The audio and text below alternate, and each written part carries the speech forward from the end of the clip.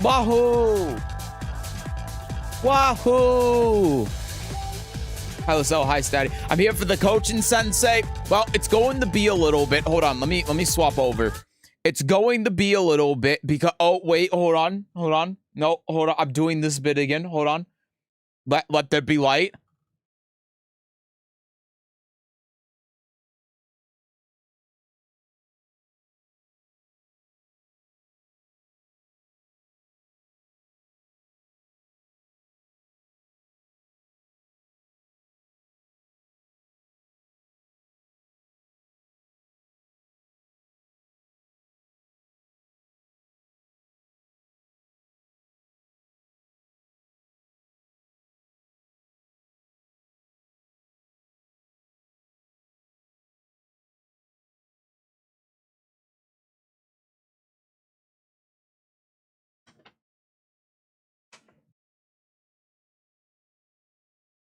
Okay, I'm done with the bit. Hello. Okay, hi everyone. Hi. Yeah, so we're watching the Bandai Namco Summer Showcase first, and then we're going to do coaching.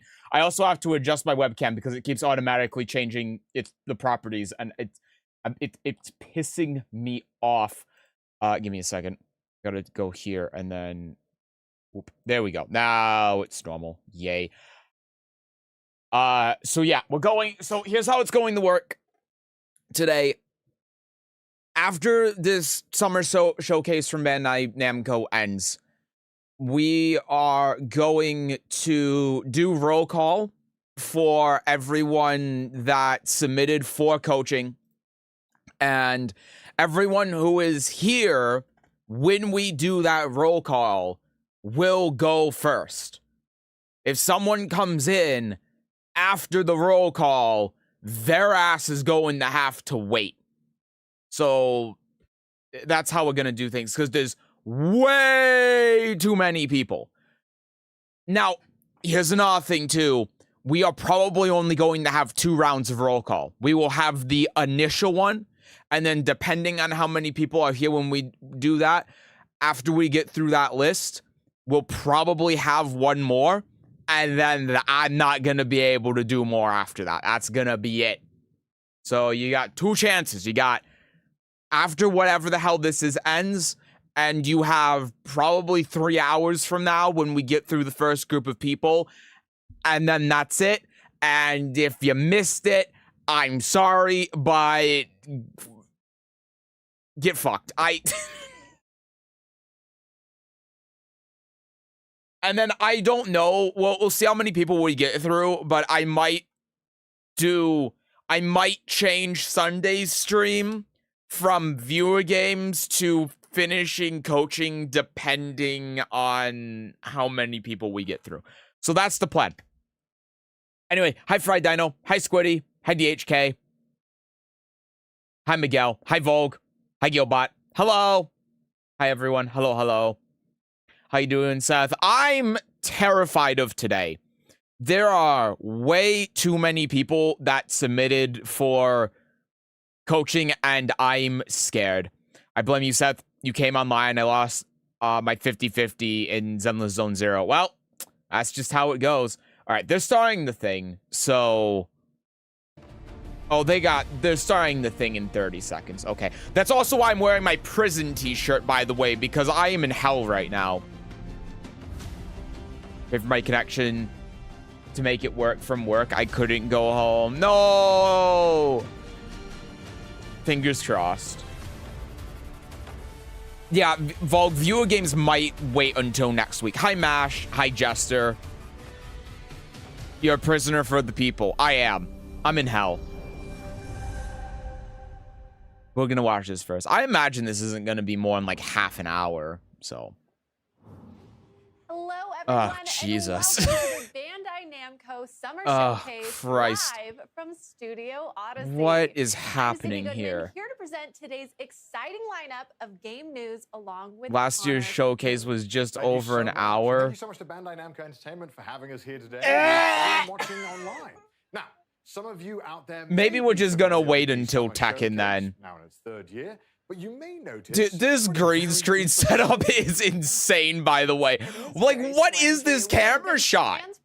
What is this? Why do they have it zoomed out this much so that we are seeing, like, Bandai Namco TVs, Bandai Namco banners, the Bandai Namco truck? Oh my god!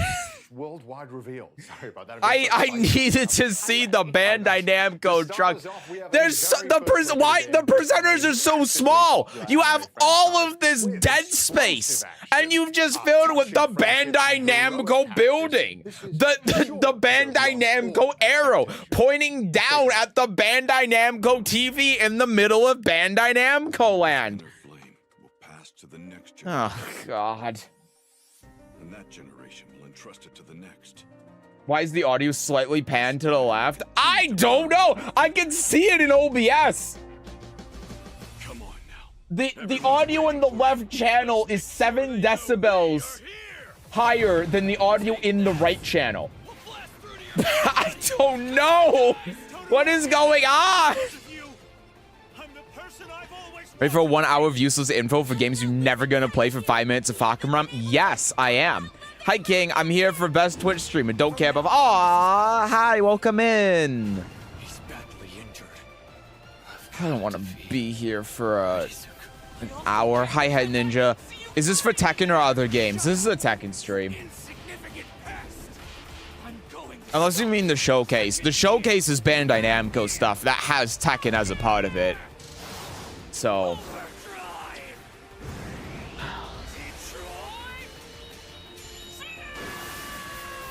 I'm trying to catch up on the chat. Tekken Death Stream was responsible for balancing the stream. Yeah, maybe. I didn't see anything that happened there, by the way. What happened?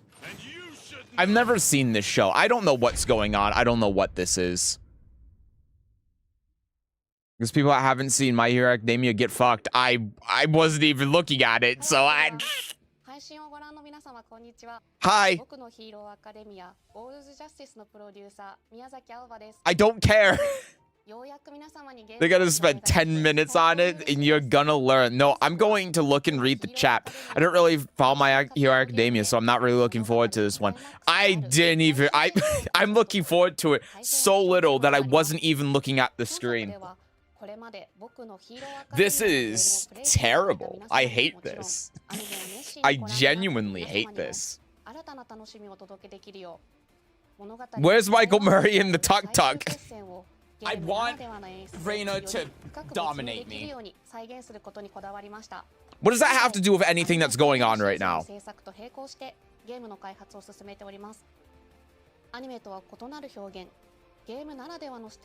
My Hero Academia fell off hard. It's a snooze fest game. Well, I imagine it is. This just looks like another generic Bandai Namco anime tie-in game, and they're never good. I'm sorry, but you know it's the truth. None of these games are ever good. For some reason, they keep getting the license to these anime, and then they make games out of it, and it's always trash, but it always sells because it's the license. Where's Soul Calibur 7? That's what I'm saying. I'm waiting for Okubo to show up. Okubo works at Cry Games now. He's the CEO. Spent all of their budget on getting Michael Murray a tuk-tuk in Thailand. Yeah, dude, thinking about it, how much do you think that cost him? Flying Michael Murray out to Thailand and renting him a tuk-tuk. That's his own tuk-tuk in Thailand. I was hyped for the Bleach game and it was ass. Yeah, there was also... Dude, I mean, this is just a shitty arena fighting game. Are you looking at this?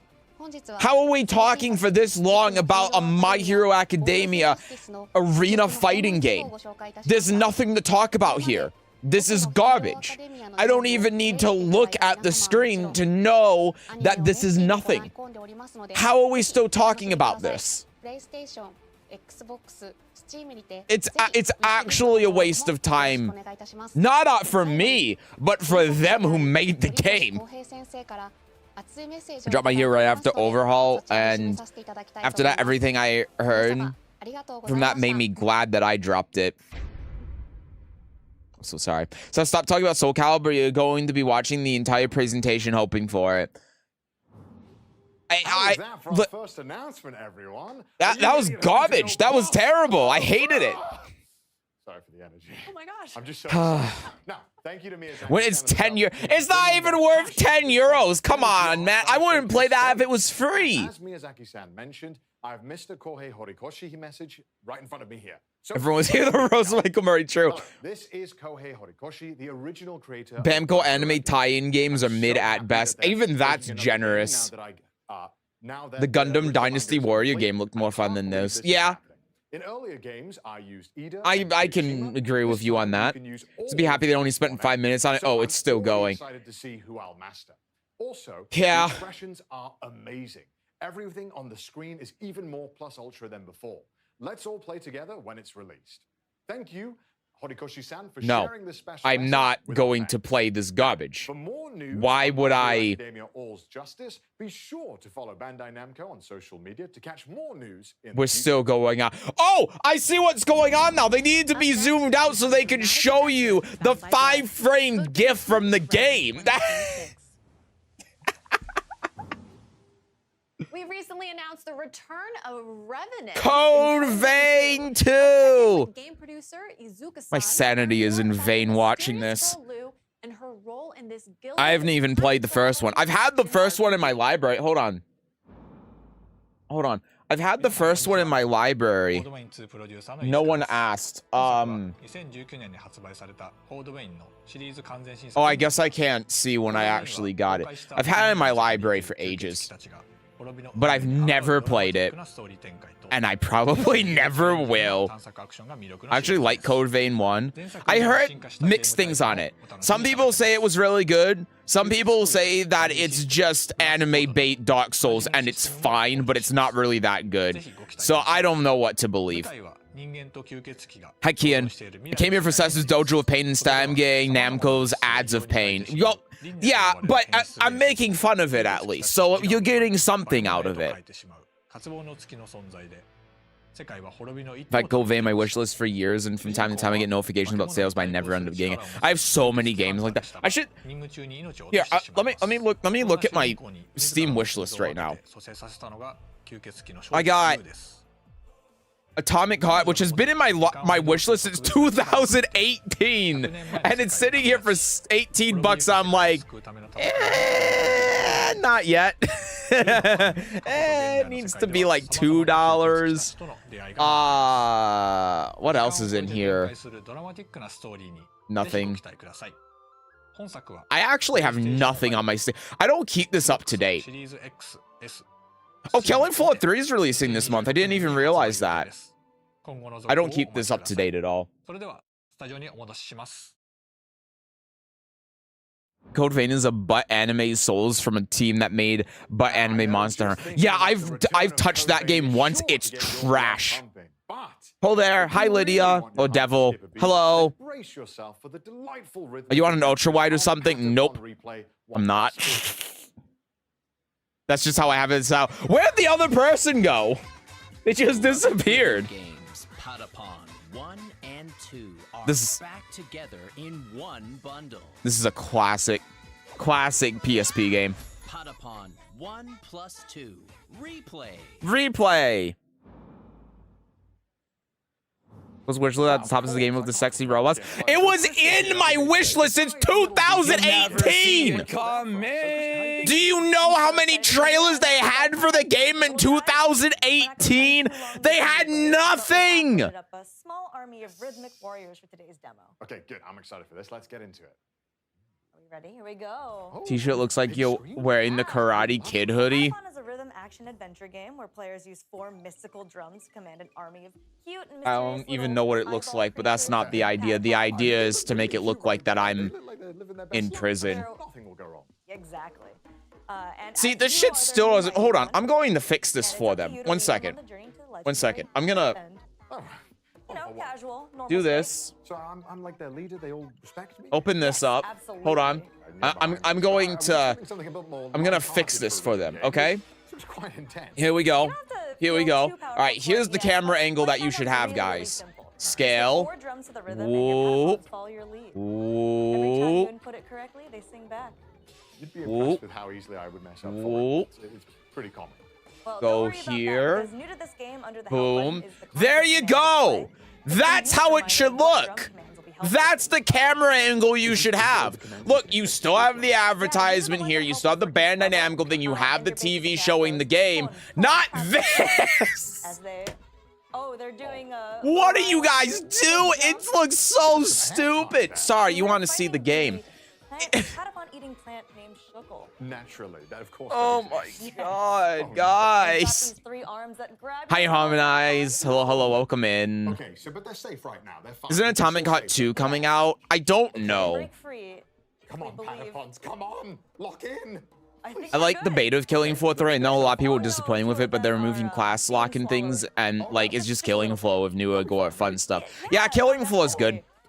Don't worry about it. I didn't get a chance to play the beta, but Can be buried and then your Patapon because I didn't get into the first one and I forgot about it. But it's Killing Floor.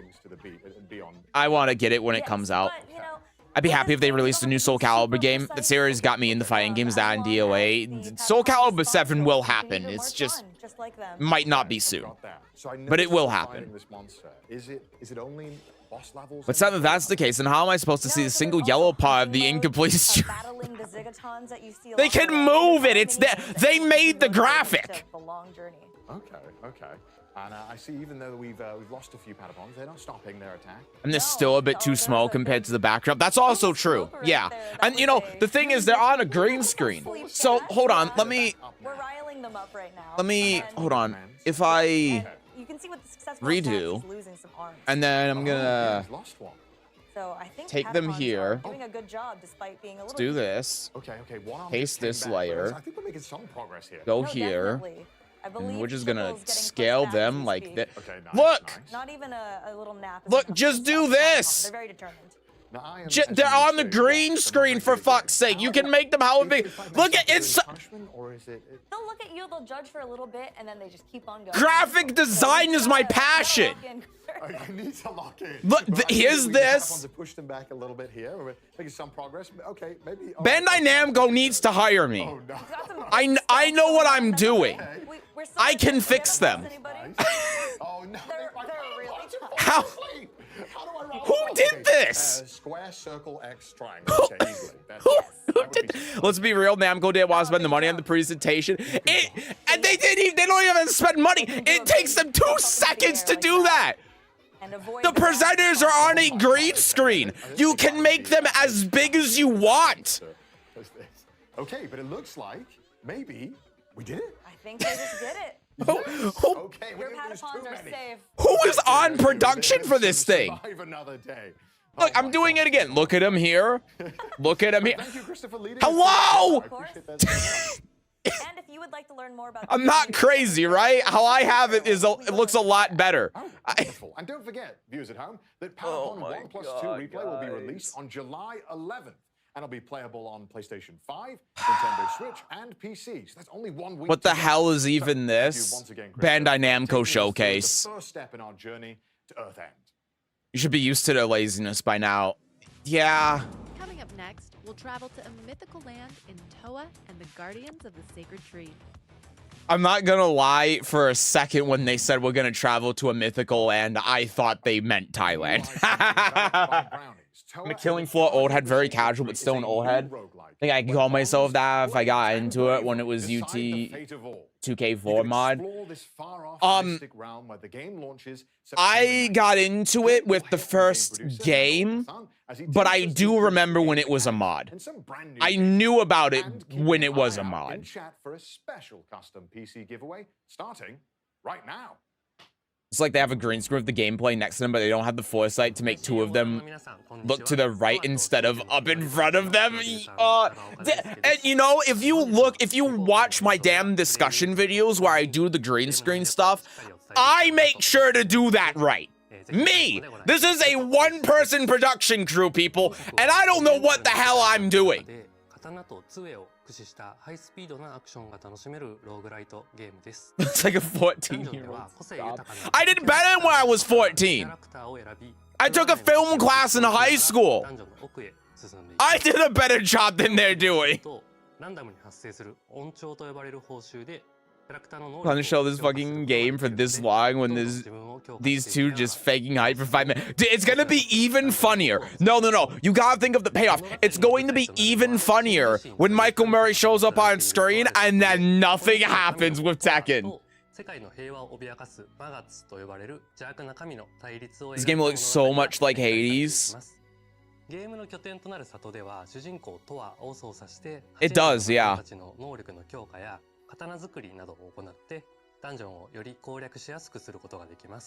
Then they look like giants on the street. That wouldn't be realistic. Bandai Namco saying that, like, I don't know what a close-up is. Oh, man. Bamco about to become the new Ubisoft?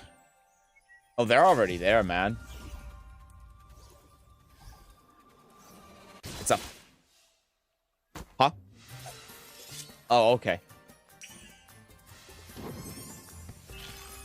Hey, at least it's not an anime arena fighting game. You know, it could be worse. Thinking about, how is the first thing that they showed, their like premiere game to kick this off, an anime arena fighting game? This is My Hero Academia. I don't care. No one's gonna buy it. No matter what, we plunge onward. I shall end you. With all my might. Falling asleep here. That's not Hayes' game I played. Was the fucking Teenage Mutant Ninja Turtles game originally released for the iPhone on Apple Arcade? That sounds... Okay, I don't know the state of mobile games. I don't play games on my phone, so I guess I don't have a frame of reference. To me, it sounds awful, but I don't mind hard copying gameplay shit. If the next 10 Final Fantasies play like some variation of Expedition 33, I'm happy. Oh yeah, same. No, if Final Fantasy like 17 played like Expedition 33, I'd play it. I'd be down with that. I think people will buy this game for casual anime watchers. But it's such a waste of money. Is Bamco making bad games only right now? They always have. Have you seen Tekken? People will buy and then drop it immediately. They're still chasing the Ninja Storm for success. Well, yeah, exactly. And that's why I don't get why people still buy the arena fighting game garbage. Because that's how it always is. They buy it, they play it for 10 minutes, they put it down, never play it again, minus $60. You don't even get anything out of it. Reminds me, why do you cap your games at 60 if you have a higher refresh rate screen? I don't. This game actually looks interesting. I don't even like Hades sort of games. I haven't really been paying attention, I'll be honest. I've just been talking. They haven't shown me anything that's grabbed my attention yet, so... The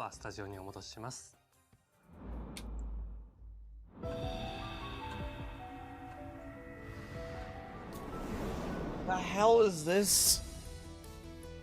What is this shit? This is some Yu-Gi-Oh shit. This is the end of season 0 of Yu-Gi-Oh. Hey Yugi, wanna play a game of Dungeons and Dragons with your friends? I promise I won't kill all of them. Smile.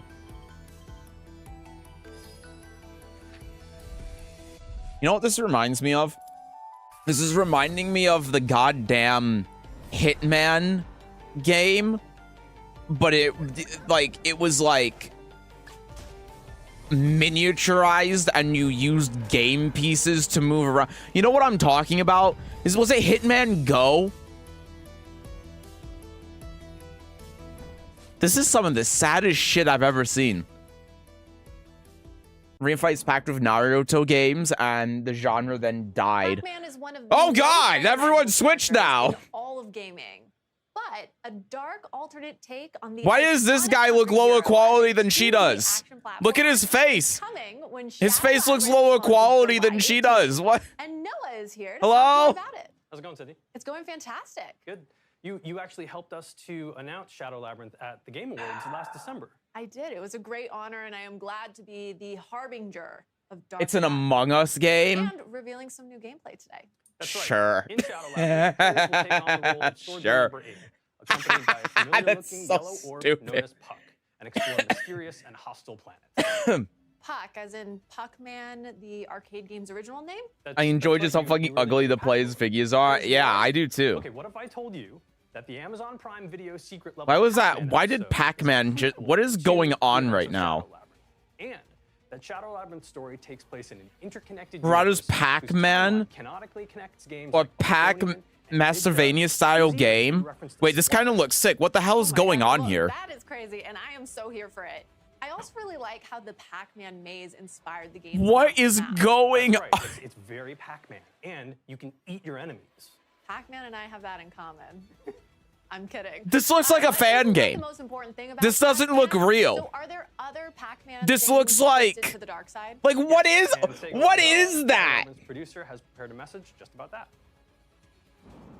This doesn't look real. 皆さんこんにちは。皆さんこんにちは。 Hello? 7月18日発売。 Who made this? プロデューサーの相沢です。今年はパック Sorry, I'm crashing out. メ I- イクインパクトがテーマになります。 It's a Metroidvania, but called Pac-Man for the aesthetic. I'm not gonna lie, I'm kinda interested in AI generated. パックマンでおなじみの敵キャラゴーストたちを再解釈したシャドウラビリン It's your first time seeing the Pac-Man game Harara's been talking about for a long time. I haven't seen this, no. それではスタジオにお戻しします。どうぞ。 I want Nina to pin me to the ground and stomp on me. This reminds me of that Winnie the Pooh game or Winnie the Pooh movie after Winnie the Pooh in public domain, That's right. 45. and they made a horror movie out of it, Being the year of impact, it was and the it's right just time to bring dumb players and bad. Except this is experience like never official. before. Perfect. Well, I'm excited to see it because Aizawa-san mentioned Okay. some exclusive gameplay. That's right. Let's jump into it. Sure, let's take a look at Perfect. this. I'm Well, kind of on interested, that, actually. Where in the game are we?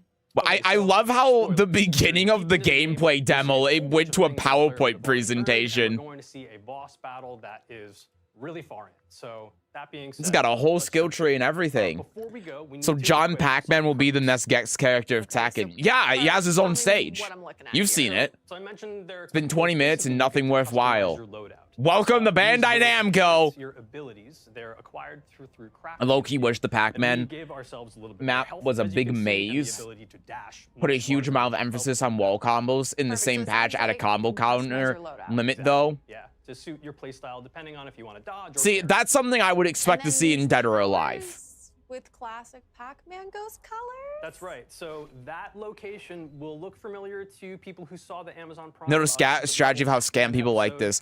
Like, even how very this familiar there. looks like a fan Each game. of those colors, of course, corresponds to the 4. But ghosts. look So in at this game, they're known Pac-Man. as the G-hosts. The It's G-hosts. like There's halfway to G-hosts live dropping in 2D. right now. That's right. But Parasitic you're the organisms Brazil. can Hold encounter on, no. I gotta read this. I gotta read this AI generated text. You're the Bragza. The Bragza that was producing. Insert acronym here. Parasitic organisms What the hell? based on Blinky.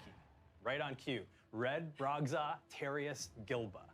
Oh my gosh, that's a mouthful. It is. Bragza is basically an in-universe term for a core, and Terius, final, Gilba, hand. So there you go. And this guy is really powerful right off the bat. This is not it. On the combat field. This is. You have to be super precise. Look at these animations. I'm seeing red and blue.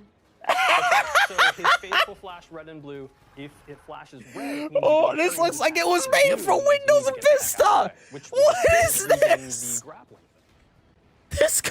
Perfect. Well, okay, let's talk a little bit about the bottom left corner. There's red flashing, there's a blue. That's right. It looks so on the left, bad. we've got our Don't be harsh. It's an itch.io game. Oh wait, hold on that point. It does look like an itch.io game. Of this game. It makes you super What is that? What is it? Wreck house. What? It's time limited. That meter on the top left that just expired was our Gaia. What the fuck is going on? I want to stay on Gaia for a second. So how do we increase that meter? So throughout the course of the game, you can kill enemies, but you can also stun them and then eat them. And then Every time I see an animation, these animations look worse than the original Sonic. Back into super OP mode. Okay. Do do do do do do do do do. Bro, what do you mean this looks peak? That's right. So Oh yeah. you would have seen- Did so it can the be the case Oscar depending on what guest you character with the want. giant hands bring you to that conclusion? Like, how can you have eyes and look at this and be like, guys, it's what I always wanted. It's Pac-Man from Tekken with his own game. The boss will turn white just like that. Perfect timing. To allow us to Made with AI. No, I think that's actually an insult to AI. This is with our active grappling hook. And then awful. Look, like all you seeing is he's doing one of these. Look, he's doing this. Right. So the red bar This in is. the top left. What is this move he's doing with his hands? Look, I think he's going to do it after this charge. Larger, smaller chunks. What is this that he's?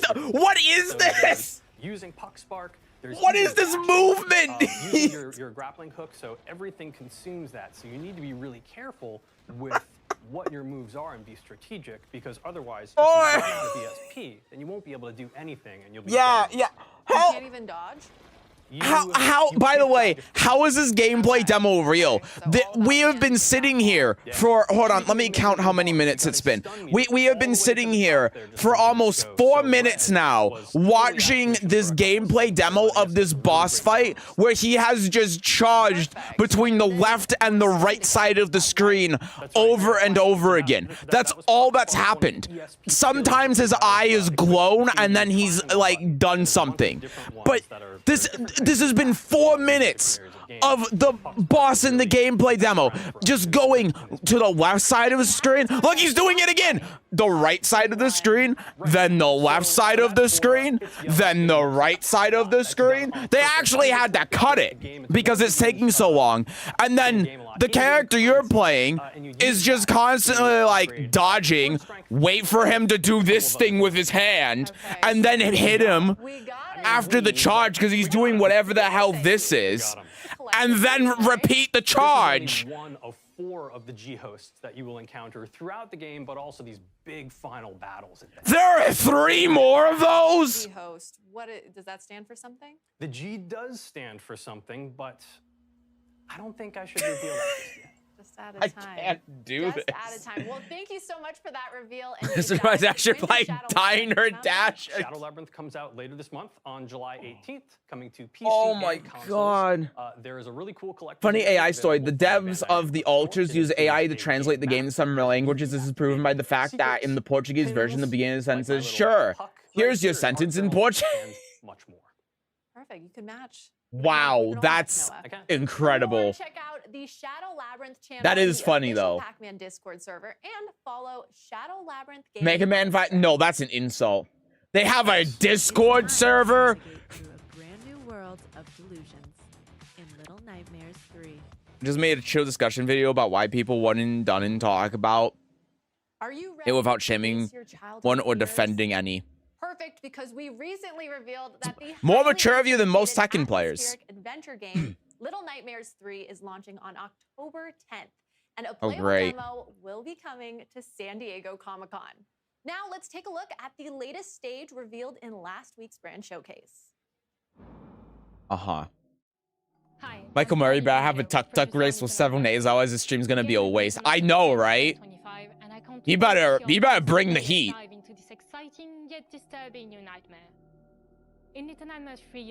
I am Pac-Man, and this will be your ghost eating them. It's crazy how they managed to make a gameplay demo of probably the worst gameplay demo I've ever seen, actually.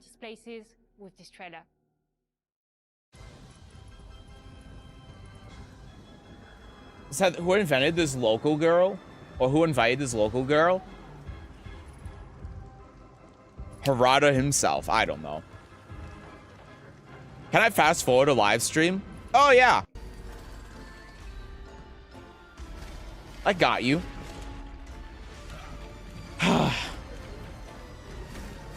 Comments are being a bit toxic towards the one and done. I was thinking of deleting the video. Hee hee.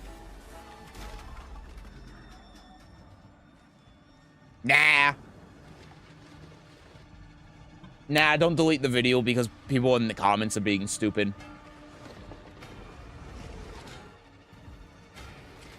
Me personally, I'm not saying that I recommend this, but me personally, I tell them that they're wrong. But that's just me.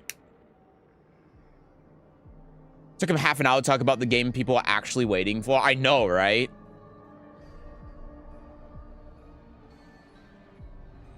Can we do a Skyrim timestamp real quick? Yeah, sure. 1 second. I'm just gonna wait. Let me pull up the menu and I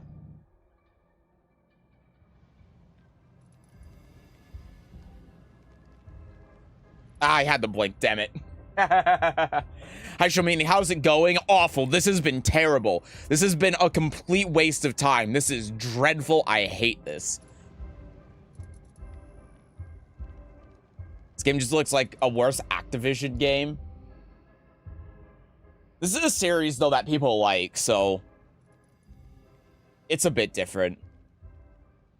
Literally, my take on TNS. Yeah, I saw you had to go against Tetsu and Richie, I think. Yeah. In everybody's golf hot shots. Thank you, Krista. We've got Krista Could be worse. Soul Calibur mobile game. Nah, I don't think that would be worse. Nah, actually, they did one before and it was awful. Yeah, no, that would be worse. And before we start, are you a golf fan, Connor?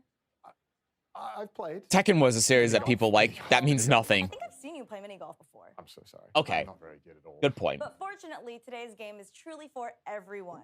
Everybody's Golf Hot Shots is a return to form for the long-running series. I'll be the judge of that. We have a number of different modes. Yeah, this is a game for everyone. It's golf.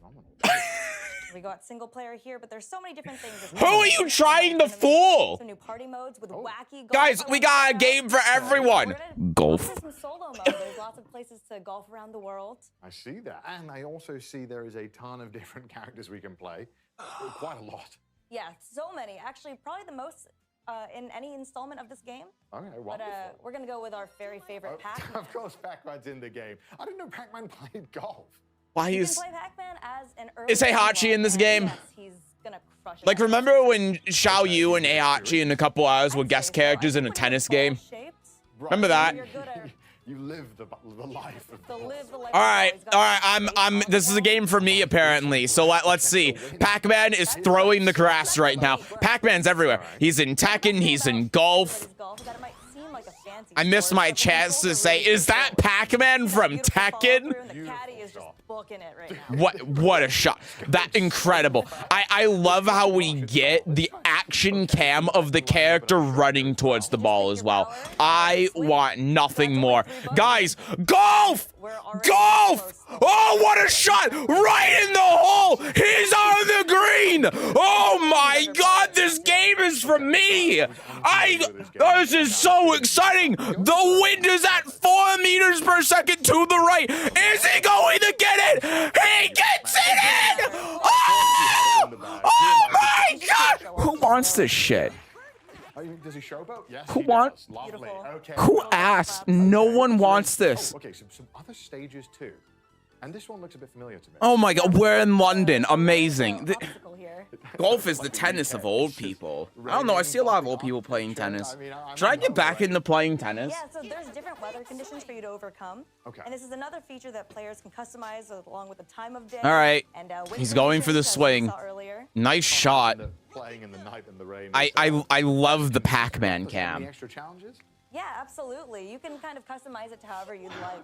And it seems Pac-Man from Tekken Cross Street. He's living his best life. He needs to get his setting. Oh, and to adjust for the trees and any obstacles in the way. Looks like we're putting some spin on the ball right here. And it looks like lined up just the perfect what a shot. That was perfect. Look at this. Look at this beautiful spin that's on this ball. Look at it. He didn't get it. He's trash. I wanted this golf game with Pac-Man from the Street Fighter X Tekken. What a good game. Did you know he was a Mishima? I didn't actually. That's crazy. I didn't know that. What interesting lore. Thank you for that. The next one's gonna be better. Yes, I do believe Pac-Man has a little surprise for you. 70-year-old investor remembered his grandchild playing Wii Sports almost 20 years ago with do that. It's hit with the kids. Except you're not actually swinging a Wii remote controller. Wait, sorry guys, I gotta get hype. Oh my god, was that a hole-in-one? Holy shit, did Pac-Man do it? He's going to the Grand Championships. He's going to the Esports World Finals in Saudi Arabia. Oh my god, the Pac-Man player did it. Pac-Man, always the bottom tier in everybody's golf. And he's managed to do it today here on the grand stage. Nintendo Switch and Steam. So it's time to become golfers, gamers. Please get this shit off of my screen, please. Grid-based tactical combat RPG. I think that the neighbors might call the police. All right, get ready, pilots. The ultimate robot anime clash returns. Jesus Christ. With over 20 featured series, this grid-based tactical combat RPG will be ready. At least golf video games, it may divert people from destroying myriads of kilometers of their land for playing the most boring sport ever. Well, you're not doing it with video games. What is this shit? You're doing it with those golf simulators where you get the giant projection screen that you hit a real golf ball into and then it simulates golf. I'm cringing so hard right now. God. Went for FromSoft, this company would have gone under a decade ago. Well, also remember that Bandai Namco makes Smash, so I think that's a big moneymaker for them. Oh, look, it's a game made in 2003. 鍛え抜いたロボットで構成した自分だけの部隊を率いて様々なミッションを攻略していきます。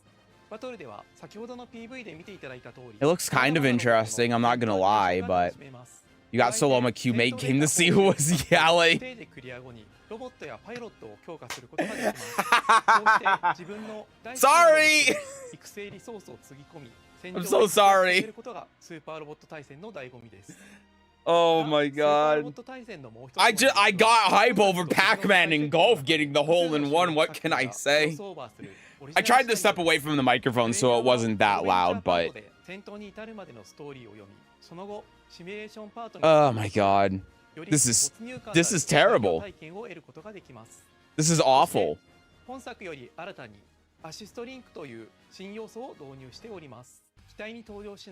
I'm losing it. I'm really going to be losing it when we actually get to coaching.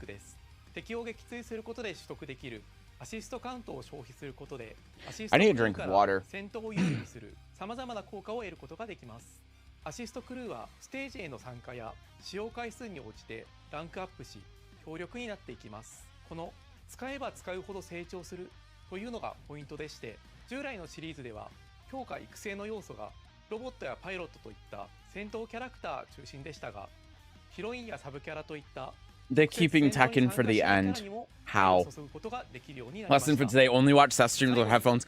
You're just now figuring this out. Pre!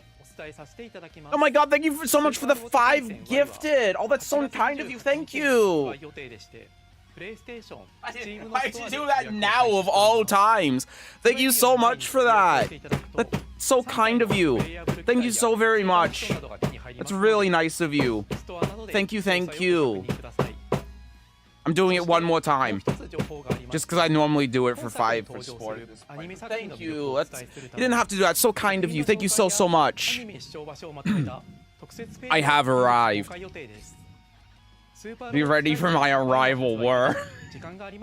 Hi, welcome in. Thank you. I'm gonna go for a smoke. That's too much. Listen, it could be worse. Whatever they're showing now could be Tekken Mobile. No, that'd be fine. I told him you were reacting to Pac-Man Golf. I think that just raises more questions. That's... Hi, Kakarot. スーパーロボット対戦 Y を手 Oh に my 取っていただきたいで god. す。ご予約よろしくお願いいたします。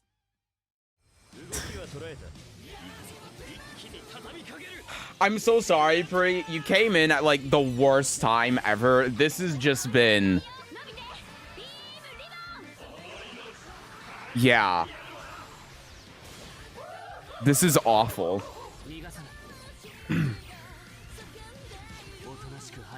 I have a headache now, by the way. I've been in and out, hasn't looked fun. No, it's... I think I would rather just be doing coaching right now.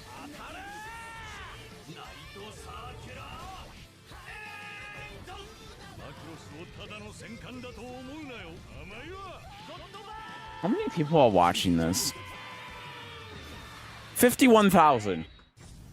There are 51,000 people that are currently watching this.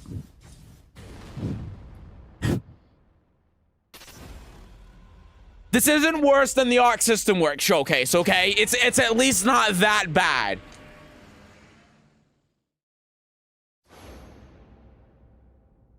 But yeah, this is bad. Tekken Mobile X Dawn of Mishima. Okay, with a name like that, that might actually be more hype than this. A Tekken gacha game? Yeah, that would. An upcoming single-player open-world dark fantasy AAA RPG. In case you missed it, we have the team from Rebel Wolves here to share a bit more. They got Godzilla and Super Robot Wars Needle. It is Needle, but I just don't care. When the girls in the trailer say something beam, I am not paying attention, to be honest with you. I don't know.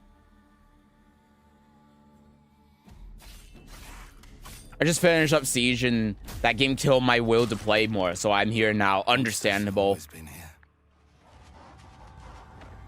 watching from the shadows. And when we were at our weakest, they came out into the light. We feared for our lives. But we should have feared for our souls. This kind of looks interesting. The vampires didn't come to kill us. No, they came to rule. To turn us These are X devs from CD Projekt Red. That makes me more interested. Not me, though. They tried to change me into one of them. But I became something else instead. It sounds like Witcher music, doesn't it? This actually looks neat. Well, it took 43 minutes, but we're finally seeing something that actually looks cool and I'm interested in. Amazing. Good job, guys.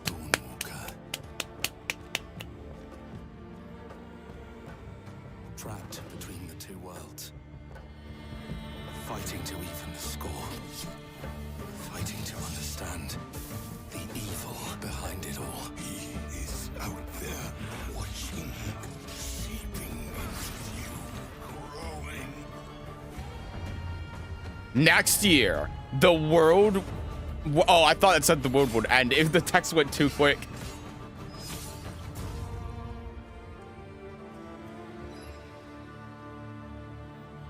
Okay, that looked neat. Hi all, my name is Dominica and I'm the creative interested. lead here at Rebel Wolves. I'm Matt Shinkle, producer here at the studio. We'd like to tell you a bit about our upcoming game, The Blood of Dawnwalker. Fucking RAM revealed yet? Nope. Open world RPG set in medieval Europe. We're still waiting. Pandora, a remote valley where old legends are becoming real and vampires are For a change, this is okay. Yeah, I don't think I really care about the story that they're trying to Dawnwalker is caught between two worlds.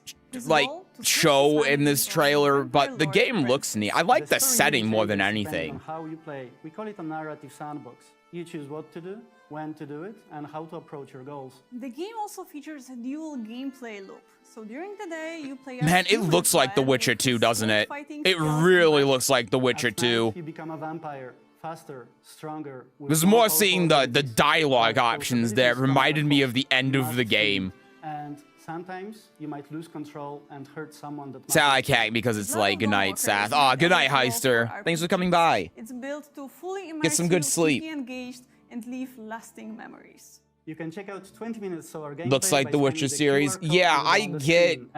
I can see hints of it. We're just getting started with the Blood of Dawnwalker, and there's much more we can't wait to show you. Want to play Gwent? Remember when Gwent was an actual card game that they made? I don't think it really did anything. It was just there. Year and 8th mainline entry as a franchise. Oh, thank fucking God, we're finally here. All right, Murray and a tuk-tuk. Today, we have Michael Murray here to give us a deeper look into the lore of Seth and I'm, the latest character addition to Tekken 8, coming to early access next week on July 7th. All right. Hello, this is Michael, producer of Tekken 8. Hi. Tekken 8 is the latest numbered entry in the legendary 3D fighting game series, delivering the most exhilarating and intense battles in the franchise's history. Today, That's I'd like not to true, introduce but the okay. second additional character of Season 2, Bakamura. All right, here we go. Bakamura is a national hero of Thailand and an undefeated Muay Thai champion. Oh, sorry. He made his first appearance in Tekken 7, instantly standing out with his towering physique, over 2 meters tall. Yeah, which you had to shrink down, and then you broke his head hurt box. These patterns are known as Lichtenberg figures, or lightning scars, said to have been etched into his skin when he miraculously survived a lightning strike as a child. When you said character Also known as the title overview, Thunderstruck, he is known for his overwhelming power and high fight IQ in the I know they're not gonna say anything, but still. Tuk-tuk! The Murray tuk-tuk! On his back, Bakamura bears a sakyant, a traditional Thai tattoo with spiritual meaning. This intricate design We was finally personally got designed by a there. revered monk residing in Thailand. Each of the two sections, upper and lower, carries its own distinct significance. Traditionally, sakyant normally are kind of a ward that protects the fighter, but it also has various meanings, which could be strength, courage, health, or even success. So particularly the tiger itself is usually used to symbol courage or strength. We hope players will take note of this detailed element, as it embodies the deep cultural roots of both Thailand and Muay Thai. Interestingly, the same monk actually performed a blessing ceremony to pray for the success of Tekken 8. Well, I don't think they did a very good job. For motion capture, the team worked with Nadaka. I think that the blessing they gave Tekken 8 was, I don't think it worked. I think you should have found someone else. 鉄拳ファンの皆さん、こんにちは。スポーツジムの石原奈々です。よろしくお願いします。 I'll take note of the plus By frames. incorporating Nadaka's movements, the team is able to deliver animations that truly capture the authenticity and impact of Muay Thai. Yeah, we learned one thing. It's not, the win post isn't exclusive to Brian, yeah. So Nadaka, after actually doing the motion capture and then seeing the actual character, what did you think? そうですね。初めて自分モーションキャプチャーをやらせてもらったんですけど、ムエタイ特有の一発一発重みのある攻撃とキレのある攻撃っていうのが忠実に再現されていてすごく感動しました。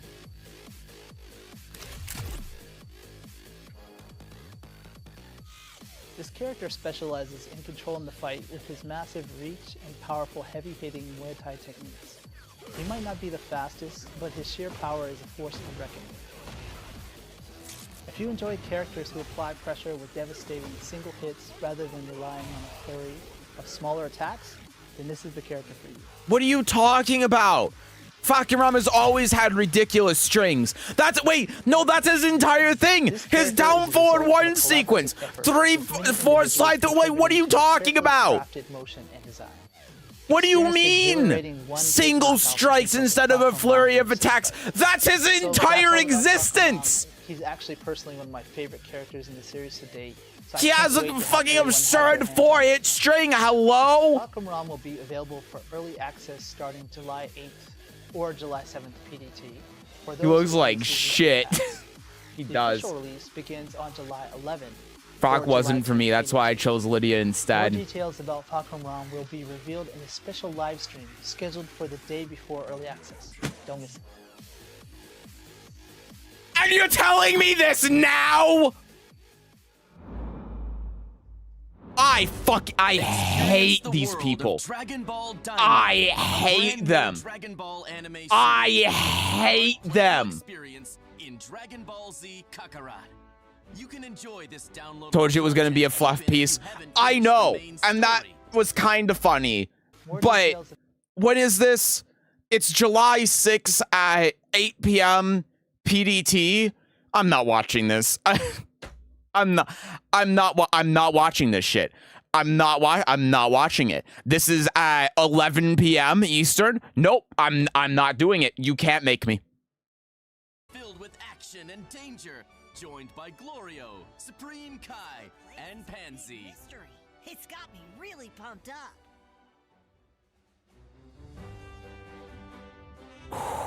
I'm already refusing to acknowledge the blatant elephant in the room of everyone hating his self-insert. I wouldn't say it's a self-insert. Come on now. But Seth, you learned about the tattoo lore. What more could you ask for? Listen. Was it the 3rd of July? No, it said the 6th. It's Sunday.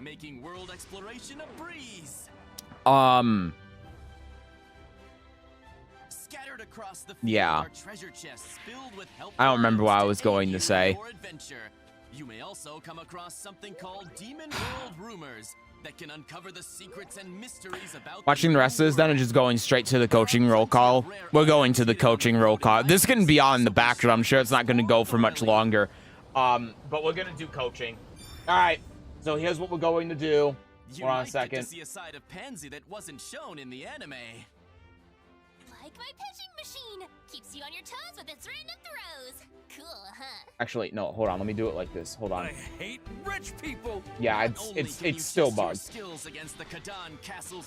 I gotta go. I gotta pull up the Google Docs that Lissetto was kind enough to do for me to make this whole entire thing easier. Enemies will use attacks that can cause status effects like burns and poison. So get ready to strategize and take on more. Hold on. I'm going to make a copy of this. Here, I can put this back up while it's going on. I have this in another monitor. Make a copy. Glorio, Supreme Kai, and Pansy each bring unique make a copy. I'm making a copy so I can just write down who is here and who isn't here so I can sort it and not fuck things up. All right, here goes. Keep up the Okay. All right. Thank you again for that, by the way, Lissetto. That's so helpful. Thank you so much. Hi, Burner. How are you? Hunting and other familiar activities from the main story are still I've been better. I really like your hair. Oh, thank you. I've been better. This entire showcase from Bandai Namco has been mind-numbing. Okay. So, everyone that's here for coaching, make sure I'm not leaking DMs. I'm not leaking DMs. I'm doing roll call. So, everyone that submitted, hold on, I'm closing this thread. Huzzah. Okay. Agents unravel a mystery through time and parallel That was so loud. Up next, we take a deeper look at Digimon Storytime Stranger to learn more. Wow, this is garbage. Okay. I'm ending it. So, everyone that's submitted for coaching for this month, what we're going to do is we're going to call roll call if you are here or not. I need to disable stream mode so I can see everyone's names. If you are here right now, you are going to be put on the list, and I guarantee that we will get to coaching for you today. Unless there are like 15 of you here, then in which case, well, that might be off the table. For everyone that's here, we're going to go in order of when you submitted your Tekken ID. So I know Statty's here, so Statty will go first. I know Gilbot is here, so Gilbot will go second. Shomini is here. Shomini will go third. Colonizing Japan's here. They'll go fourth, but they also said here, feel free to skip me, so that'll be up to them. And then past that, I think I saw Fried Dino. I don't know if Fried Dino is here, but I know at least those four are here. So they're definitely going to go. I'm gonna, hold on. I'm gonna fill this out here. So I'm gonna make those 3 green. Colonizing Japan. I'm gonna make yellow. All right, is Fried Dino here? Okay, this is gonna be a little bit difficult. You guys might have to type a couple of times for me to make sure that I get you. But okay. So Devil, you're here. All right, Devil, I got you. I think that this is private, right? Yeah, this is private. So I can actually just show the spreadsheet I have up right now so I can make... this is going to make it a hell of a lot easier. Okay, if you don't see your name in this spreadsheet, then say something in the chat. If you don't see your name highlighted green in the spreadsheet, say something. So I need to know if Fried Dino is here, Love, Alpaca, Crod Pulp, Shaha, Sphinx, Jester. I know I saw Jester. Sovdove, you're here. Who are you in this? What's your name in Discord?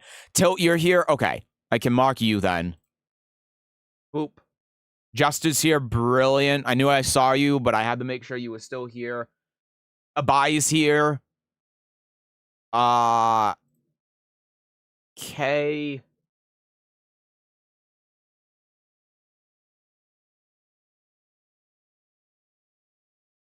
She's not on the list. Ah, fuck. I'm here, but I've got a thing at 6, so maybe put me yellow if I miss it. No worries. Okay. Yeah, if you got a thing at 6, we'd probably get to you, like, right at 6 p.m. So it's probably going to be a little bit late, but with how many people are here, I'm probably going to do this again on Sunday instead of viewer games. So... I mean, she was just saying here. Okay, I'm losing my damn mind. Ice cream's here. Okay. Done. Yeah, I'm so used to Sophie being in YouTube chat. But I'm not crazy, right? Sophie isn't... Oh, she was just saying hi. Hi, Sophie. Hello. I'm sorry. I'm so confused right now. I'm dying.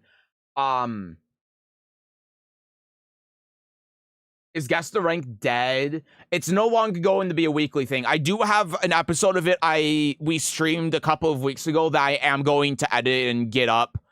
Hopefully by sometime next week.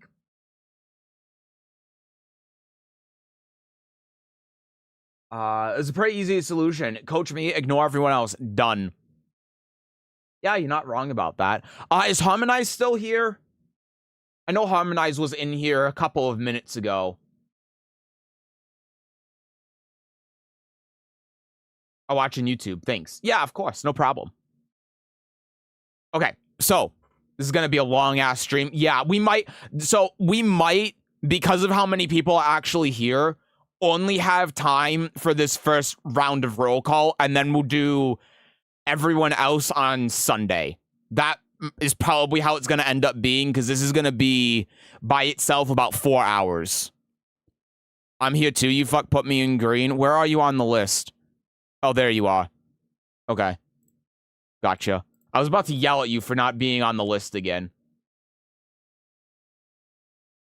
What's happening, by the way? We're doing roll call for public coaching. So how we're going to do it is everyone that's here, we're going to do coaching for them today. And then everyone who's not here, we're going to do we're going to have another round of coaching for Saturday. Online coaching for free. Damn, man. Thank you on behalf of everyone. Someone shouts 100. Yep, it's all completely for free. We do this once a month. Yeah, I have a separate list I made on my own so I can show the link without it getting without other people seeing the link, if that makes sense.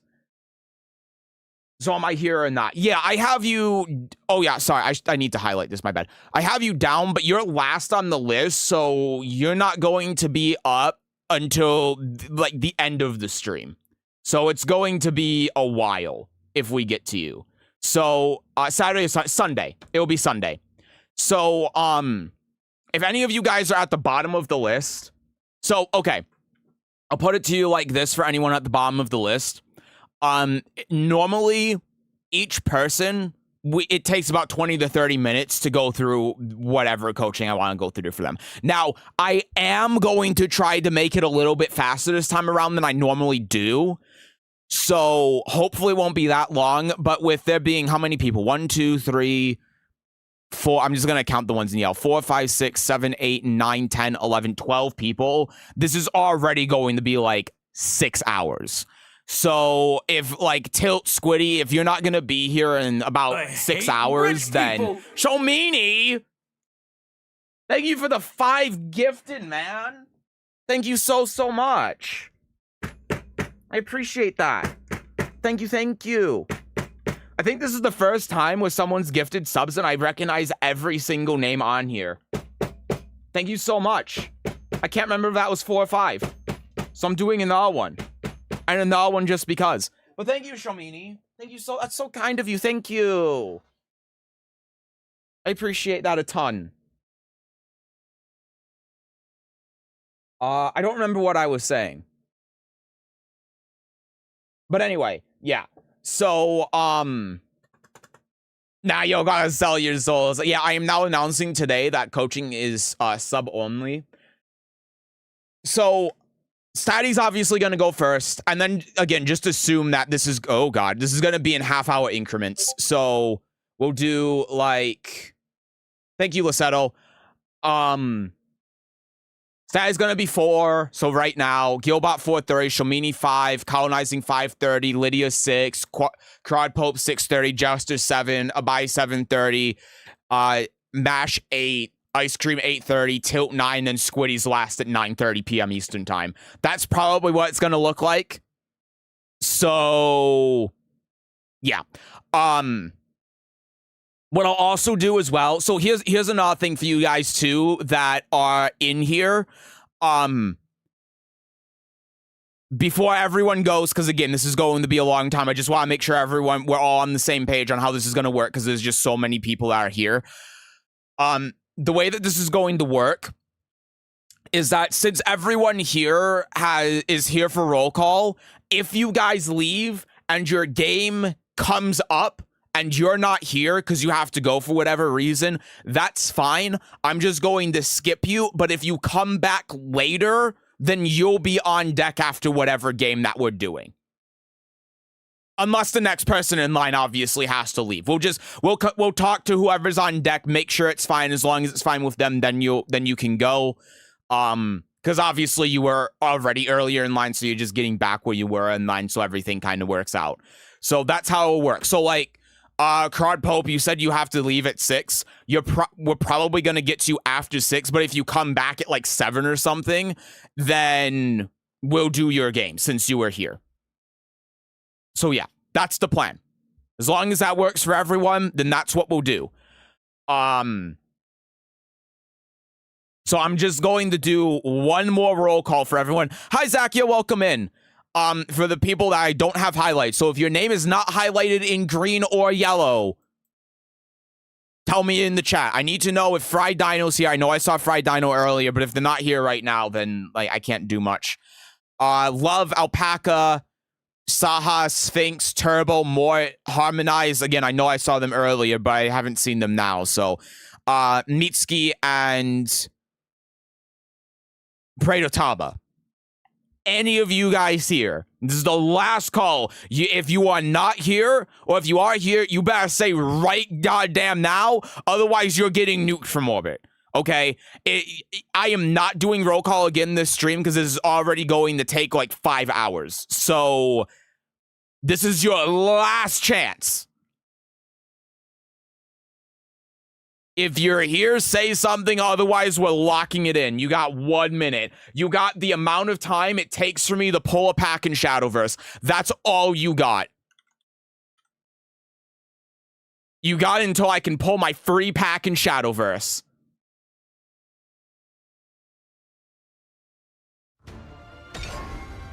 You better be quick. that public coaching every day? We're going to need public coaching week at this rate. I feel like that, if anything, that would be worse. Hi, Latino. What's good? How's it going? It's going all right. Why is this gold? Okay. That's a good card. Damn, I thought it would be something special for it being gold, but it's just a gold card. I guess I've never noticed the gold. This is a good card, though. This is a staple. So I'll take that. I want to build Forest as well. All right. We're done. That's it. That's the cutoff. It's locked in now. It's locked in. That's the end of it. So, again, everyone here, you guys will do another roll call on Sunday, and then we'll go through it on Sunday instead of viewer games, just again, because there's so many people. Everyone that's done roll call, you guys are in. So you guys, as long as you're here at some point in the stream after we get to you, you guys will get coaching.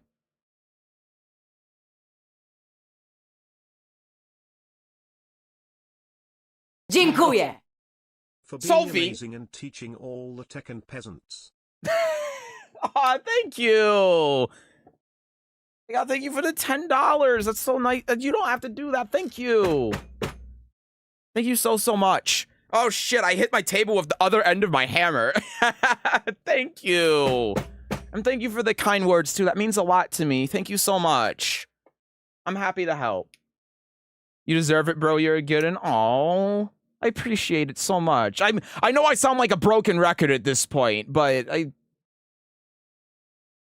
want to convey how thankful I am. Really nice of you. I appreciate it a lot. Yeah, Hamintei's got work, so YouTube vid for him. Okay, that's what I figured. That's fine then. Maybe he can come by on Sunday then. So, all right, we're gonna get into it now. So let me turn off the display catcher. Let me launch the game. Also, so everyone knows, let me also pull up the spreadsheet I have from Lissetto as well. I do have my my second monitor on right now because doing this with only one monitor would be a complete pain in the ass. And remember, why is this thing bugged? I don't mind it popping up twice. It just gets me. My computer does have a tendency to crash while Tekken is running while I have my second monitor on. So if the stream goes down for a second, if anything weird happens, just keep that in mind and refresh, because I'll have to like restart the stream or something, but it'll be fine. So anyway, all that's out of the way. I'm going to launch the game now and we'll get into it.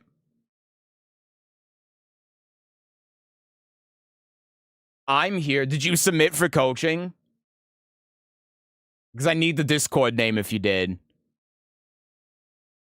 The stress organizing this for multiple people and probably multiple characters, let alone your meticulous care for how you make sure everyone gets a fair turn. Fair turn. Thank you once again. We appreciate you. No problem. I'm happy to do this. Specific replay numbers, list numbers of games people asked for specific ones. Statty and Gilbot edited specific games after I made the first list. I didn't catch it, so I ignored the sheet not asking. Okay, thank you.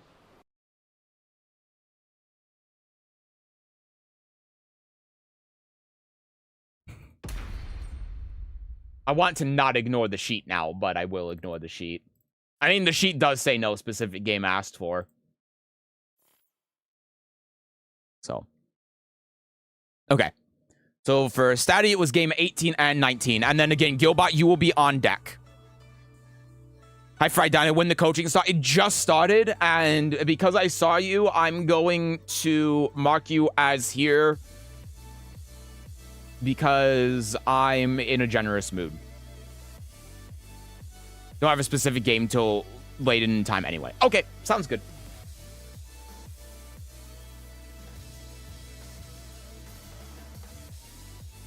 Discord name is you are not on the list. You are not on the list. If you are not on the list, then you're not getting coaching. You okay. Also, for anyone that's new, For anyone that hasn't been here before when we do coaching, this is the last thing before we get into it. I know there's a lot of housekeeping and a lot of stuff to talk about. The way that we do coaching is that we do this every month. I have decided that it is, we are doing this the first Wednesday of every month. There's no more every other week like it was before. There's no more 3 weeks. It is the first Wednesday of every month. That's when we do coaching. After we do the public coaching stream in the Discord, I put up a thread for the next public coaching stream in the events channel. Hold on. In the events channel. This one. Here we go. Boop, right here. There's a thread. You click on it. You put your Tekken ID in here. And that's it. That's all you need to do. But you have to do it. Jinkuye. I'm just here so I don't get fined. You just got taxed for 50 bits though. Thank you for that. You just got fined though. But that's it. But the only caveat is that you have to put your Tekken ID in before the public coaching stream for that month starts. That's it. So you can't submit for public coaching now because the stream already started. But at the end of this stream, if you're in the Discord, in the events channel, throw your Tekken ID in there. The earlier that you do it, the sooner you'll be able to go when we actually get around to it. So submit early and do it after the stream ends. That's all you gotta do. You don't have to do it. You don't have to donate. You don't have to sub. You don't have to buy any snake oil. Nothing. All you do is join the Discord and you put in your Tekken ID before the damn stream starts in the next month. That's it. Okay. Jinkuye. I just want to say I didn't know you had a Discord. I'm just here so I don't find. But you just got fined again. Thank you for the 100 bits. One of my lights unplugged. Oh no. I feel like the damn IRS right now. Sesujin's List is one of the best Spielberg movies. Stop. Oh my god.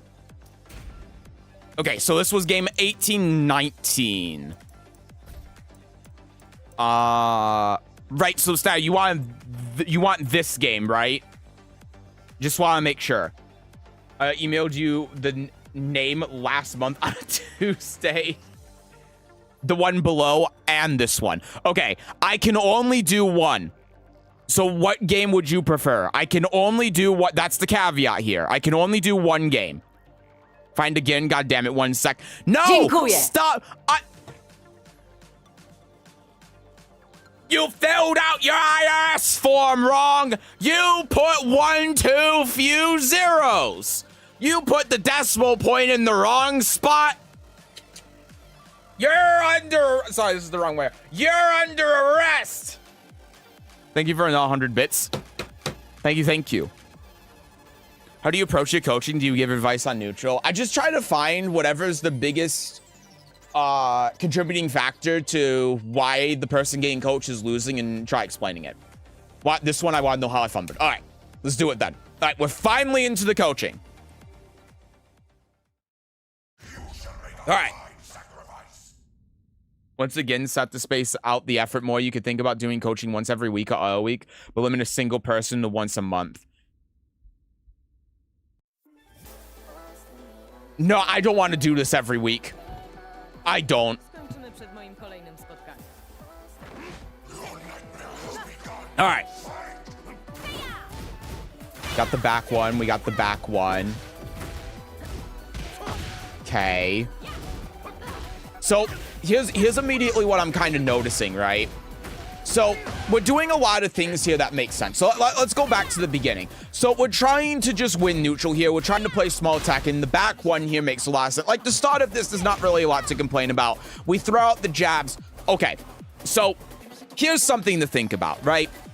So when we do the 1-2-4 here, we're trying to do this to try sneaking that low in and getting a little bit of extra damage in, right?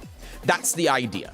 But what I want you to consider here when we're playing the small Tekken game is why are we playing the small Tekken game, right? Why are we doing these jabs? Why are we doing all of these things? So when we go here, we do 1, 2. This is good, right? We do this, and this catches out the Fong doing back 1. Brilliant stuff. Really well done. But here's what I'm going to say, though. We're doing the jabs not for the damage, but for the +4. So if we go here and then forward 2, look, he crouches and then we win that interaction. We back 1 here. Wow, he actually fuzzy ducks that. That's crazy how that ends up working. So let me try delaying this a little bit for the sake of example. But look, we do that. We can get this. And it's all about starting the momentum game, right? It's all about starting the neutral. That's what we need to be focusing on when we're playing small Tekken. We're not there for the damage. Because look, if we do this 1, 2, and then Fong ends up even getting hit by this 4, look, we are at +3, and we're doing 15 damage. What does that 15 damage matter in the grand scheme of things? How is 15 damage winning you the game? And the answer is in Tekken 8, it's not. The thing that's actually winning you games is frame advantage. That's what's doing it, because you can do so much with frame advantage. There's so many things you can do with frame advantage to be able to continue to carry your offense. You know, like if I'm the Fong, for example, this isn't just for Lidia, but this is also for Fong. Like if I go with Fong here, do this, and then let's say we do, oh, come on. So we take this +7, and then we go, I'm trying to demonstrate this. Oh my God, it's core circle forward 1. Hold on. And then we do something like this, right? And now look, now we got back turn pressure, and I don't know how to play Fong, but we go here, we go like here, go in the stance, and then we do stuff from there. And look, like he's already taken off half health just doing those couple of things. And on top of that, when he goes here, this is plus on block, right? And then he can do something like this, and then if that's a counter hit, he gets the shoulder guaranteed for heat engager, right? That's how, and he's carrying off of all of this by just doing the wall rising 4.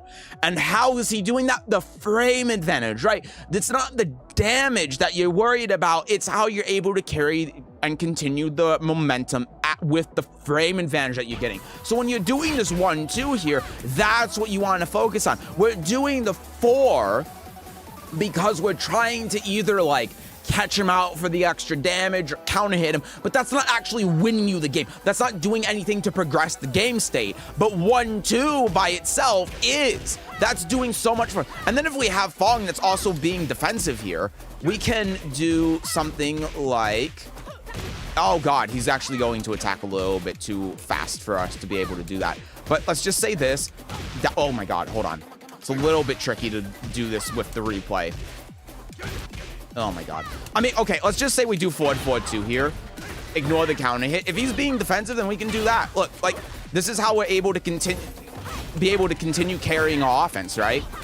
So, and you see how much damage that we're getting off of these small moves, because we're just working with the frame advantage. That's what I'm trying to get at. Bare feet Lidia custom. Would you shut up?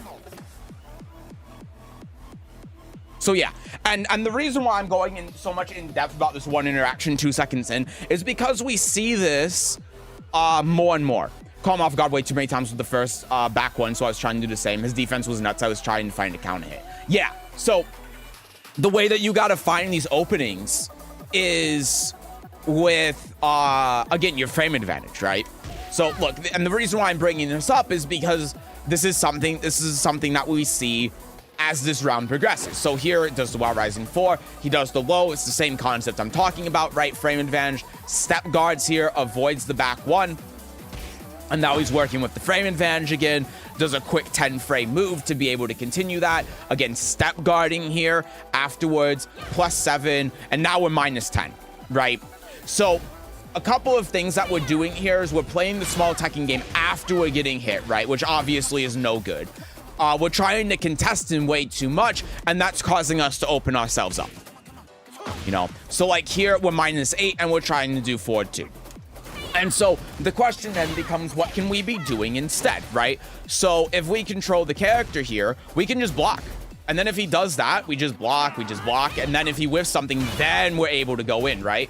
We just block. I messed that up. But yeah, you get the point, right? Because like, look what he's doing. What is he doing here that's threatening?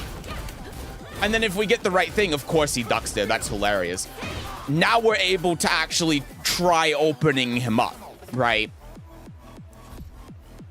And we're not taking any risk by doing this. But look, when we're like attacking in these situations, that's what's causing our health to go down. And we just need to be playing more defensive and doing more small Tekken stuff. And again, like, if we look here at the 1-2-2, what's the difference between... So after the 1-2, I should have gone for something like forward 4-2 or back 1. Yes. And this is a good example of this, right? This is a good example of this entire idea. I want you to think for a moment. Assume that 1-2-2 hits. What are you doing afterwards in cat stance? Right? What are we doing afterwards when we're in cat stance after 1-2-2 hits the opponent? Well, at a base level, and this is just for the sake of simplicity, right? Obviously, there's a ton we can do, but at a base level, we're going into stance, and then we're trying to open up the opponent with the mid and the low, right? Obviously, there's a non-mind game component in there. We can cancel out the stance. We can go in the wolf. We can do all of these things. And the way that we're able to facilitate that isn't with the damage from 1-2-2. It's the frame advantage, right? It's the +8. So when we think about it that way, what's the difference between doing 1-2-2 and 1-2? There's not, right? It's exactly the same thing. It's exactly the same situation. We're utilizing our frame advantage to open up and mix up the opponent. And then if they're being really defensive, well, then we start going in the wolf or something and we start mixing up from there. Which we can also do with 1-2, right? But the difference is that if you don't know if it's going to be a punish, then this is launch punishable, which he doesn't do. But yeah, hold on. If he knew, what's the hot kick? I guess it's up forward 4. Yeah, see, launch punish, right? But if we do 1-2 instead, hold on, let me go back and do Lidia here. -3. And so if we're -3 here, watch this. We can do 1-2 and then forward 4-2. Even still, on block.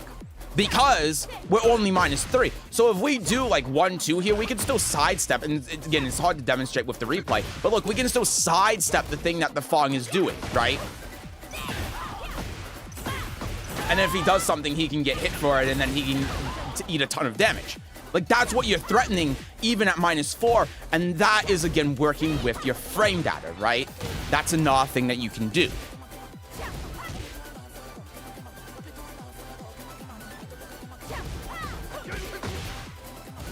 But we obviously can't do that if we just throw out 1-2-2, because then it gets punished and then we get launched. So, yeah.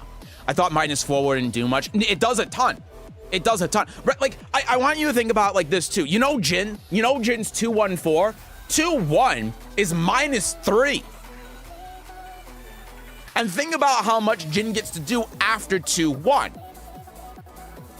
And the way he's playing around that is the mind game with the 4, right? Because of the counter hit on it. But also because at -3, you can still move around. And, you know, in fact, we've seen this exact thing from this Fong. Let's go back. Let's go back. I want you to pay attention to the Fong when he blocks a move. Like, look, sidestep block. Sidestep block. Block, right? And then he gets the punish. So you see, you kind of see how the Fong is doing what I'm talking about. All right, so 0 on block situation. Chances are the Fong is going to sidestep and block. So what I would probably do here as Lidia in this situation, look at that. See that?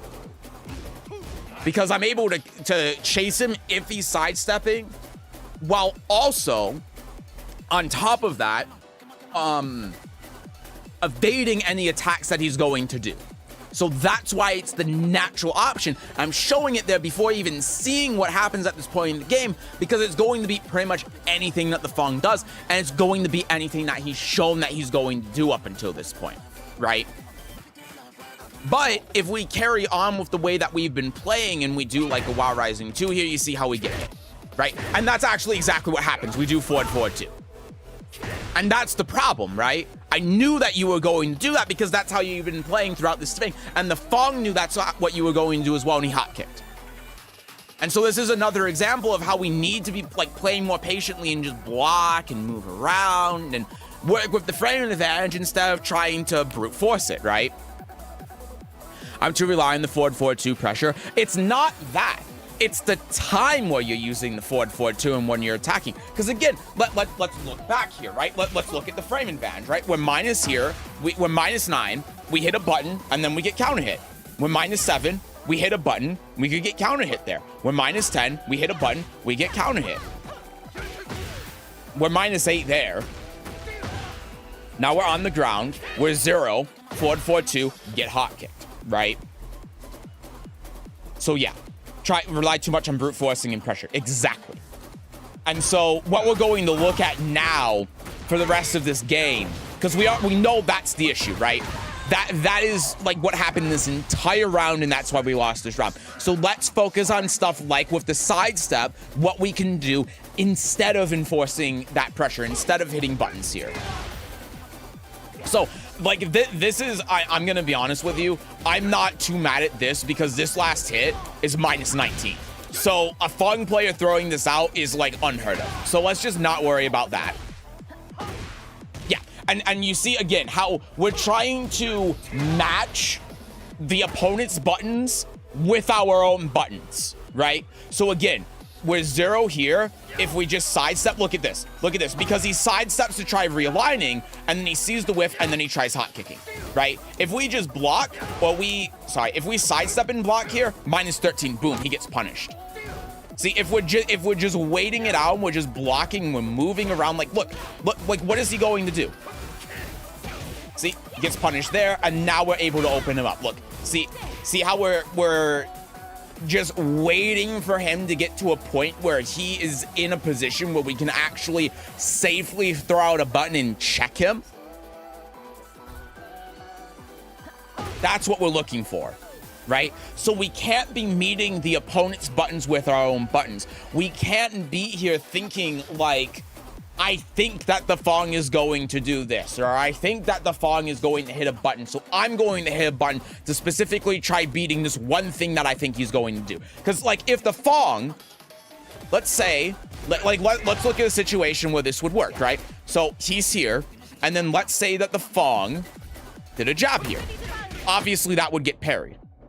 But if Fong did forward 3, that beats it. If he does hot kick, that beats it. If he does this, that beats it. If he does this, that beats it. If he does this, that beats it. If he does this, that beats it. If he does this, that beats it. If he does sidestep into any button, that beats it, right? So we're picking the option to beat a very specific and narrow set of options that the Fong player can do when he hasn't really shown that he's going to do that, and it's very easy for him to beat it and then launch us for it. But what we can do instead with those same options, right? So again, say the Fong player, again, does like jab. Let's say he does down forward 1, back 1, any of these buttons. What we can do instead is, well, instead of parrying, hold on, I gotta go back. What we can do instead is like we showed before, just step guard, right? So just step guard, boop, boop, boop, and then we get all that stuff. And yeah. I tried force mix-up pressure, as I said, I did that way too much, and Eddie got away with it. Yeah, and so what you're seeing here is a player who recognizes that you're not respecting frames and you're just like going in whenever you can. And you can't do that, right? Because that's what's getting you killed here. All of the damage that you're taking is because of that. So again, like, look, we're minus 10 and we're trying the punch parry. And he's just like, yep, I know that you're going to do this, so I'm just going to wait. You see the dichotomy? Now, that was the right putt, and she was just late on it. But you see the dichotomy between the two, right? You're playing exactly the opposite. You are trying to enforce all of this pressure and hit all these buttons, and the Fong is just waiting for you to hit the buttons and then punishing you for it. He's letting you kill yourself. And then, yeah, this is another situation. What I would have done here if I was the Fong player I would have done this.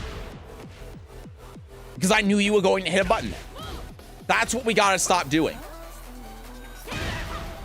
So that was a nice forward 4-2. And see, this right here is a product of this thing that we're doing. Because look how early we're hitting the 4 button. You see how early we're hitting the 4 button? We are hitting the 4 button 20 or 10 frames after we let go of the 2 button. So we are hitting that instantaneously. We are hitting this 4 button. Sorry, no, I'm counting this. It's 7 frames. We are hitting this button faster than it takes to do a full Korean backdash. We can't be doing it that fast. Shouldn't be hitting it instantaneously? No. And this is like, I tried the buffer moves. No, because like what's happening here is we're not looking at the game in the moment. We are trying to look at the game 3 seconds into the future without considering what's happening in the present. Right? So now that I've actually seen that, let's look at this, right? Let's look at this. So before the political storm input even finishes, we're trying to do an input. We're trying to do something here. Before that even finishes, we're trying to hit a button. We're not even considering whether or not this is hitting the Fangana. We're not considering what's actually going on with the game state. We are hitting buttons before the animation even ends. And that's what's causing us to get hit. And it's the same thing here, because I want you to see how much time you have to be able to hit confirm this. Because see, look how fast we're hitting this. But you're hitting it so fast, I can't even take control of the character before. Hold on, we do it here. Before you hit the 4 button. So let's do it here. Not about that much time. Look how much time I have to do that. Look at this. Look at this. I waited a whole 30 frames before hitting the 2 button and was still able to counter hit confirm it. We have to be slower. We can't be looking into the future like this. We have to look at the present. Because otherwise we get situations like this. Right? And again, like this right here, this moment, we're already trying to hit it, but we're not even considering. Like, I want you to think about it like this. What if, I'm going to take control of Fong here, he gets hit here. You just whiff. We need to be looking at the present. We can't be assuming the future. I always try to guess predict, as you said, 30 seconds into the future. Yeah, that's what's going, this entire game. That's the problem. And like, it's not even about like the frames or applying too much pressure like I've been saying before, though I think those are important concepts. The problem here is that we're just looking, like we're not considering the present. You know what Master Oogway said? Hold on, I'm gonna pull up what this old fuck said. 1 second. You need to hear this.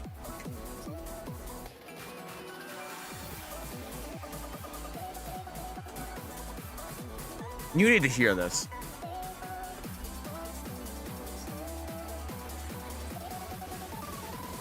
I'm pulling up a short. This might be a mistake.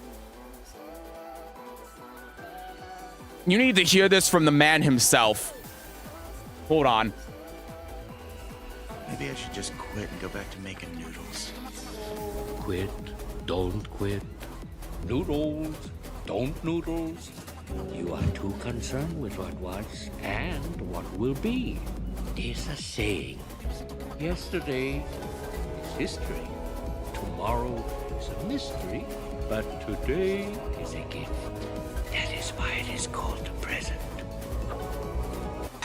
You need to listen to Master Oogway. And so now, we need to look at the rest of this game with that same mindset.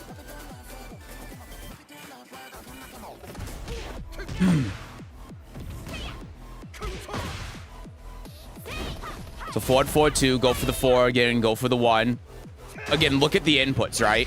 So look, You see that we're hitting a button so early and we're thinking so far ahead that we're not even considering the fact that we're going to low parry this and we're just doing political storm. And again, like, look, we're hitting 1, 2, 3. There's no consideration for what's happening on the screen right now. There's no consideration.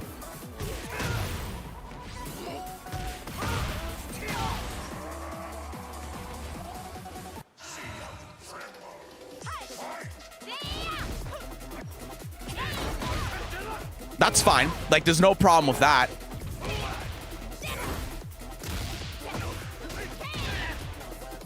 Forward 4-2. Go for the 4 again. Okay, so we canceled the stance that time. That was good. Unfortunately, we got the wrong input there. You can get, so here you can get a guaranteed down 1+2. But yeah. So there's the back 1. Forward 4-2. And again, like,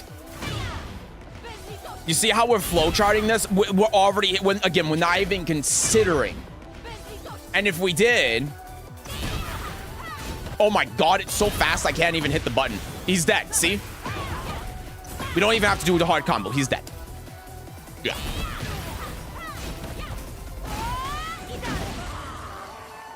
That ended up working out fine. But again, at this point, it's not about working out fine. It's about understanding the situation, right? So he's going to carry all the way to the wall here. Boop, boop, at the wall. Yeah, and again, like, so I want you to think here. Put yourself in the Fong's position. So instead of, let's not talk about you. Let's talk about the Fong. What is the Fong doing? What has the Fong been doing this entire game? What is he doing right now?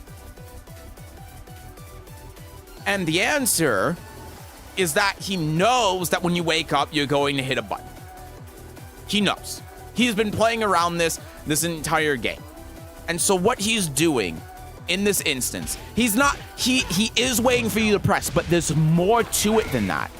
He is running up to get you in your face to provoke you to attack. He is sidestepping to align you with the corner, and then he is hitting a button that counter hits on wall splats. That's what he's doing. Because if he's also just trying to do sidestep 1+2. But if, let's say he does this. See, he needs to run up to be able to be at that range. And, oh my God. If he does this the other way, then you're not in the corner, right? You're just on the wall. So he knows you're going to hit a button. He's doing a move specifically designed to wall splat you. He's trying to push you into the corner, and he's trying to keep you in the corner. Only had to neutral block there. What you had to do here was hold back. Missing the forward 4-2 counter is just something that happens sometimes, especially when you're in the flow. It does, but the problem isn't that. The problem is that we're hitting the 4 button way too early and we're not even considering the counter hit. But yeah, so we just wake up, do this, and then he's going to do a fast button, so we can do something like that, right? And then we can start getting it. And then I guess the replay isn't going to wake up, but yeah. So there's that. Fully charge attack. And then we're done. So I don't think that there's much else to talk about here. I think you get the gist of it. But yeah. Basically, we just gotta be looking in the present. We can't be thinking ahead this much. We can't be hitting buttons assuming that things are going to happen. And here's what I'm going to challenge you on when you're playing games in the future. What I'm going to challenge you on... Hold on, I need to get a drink of water and think before I speak.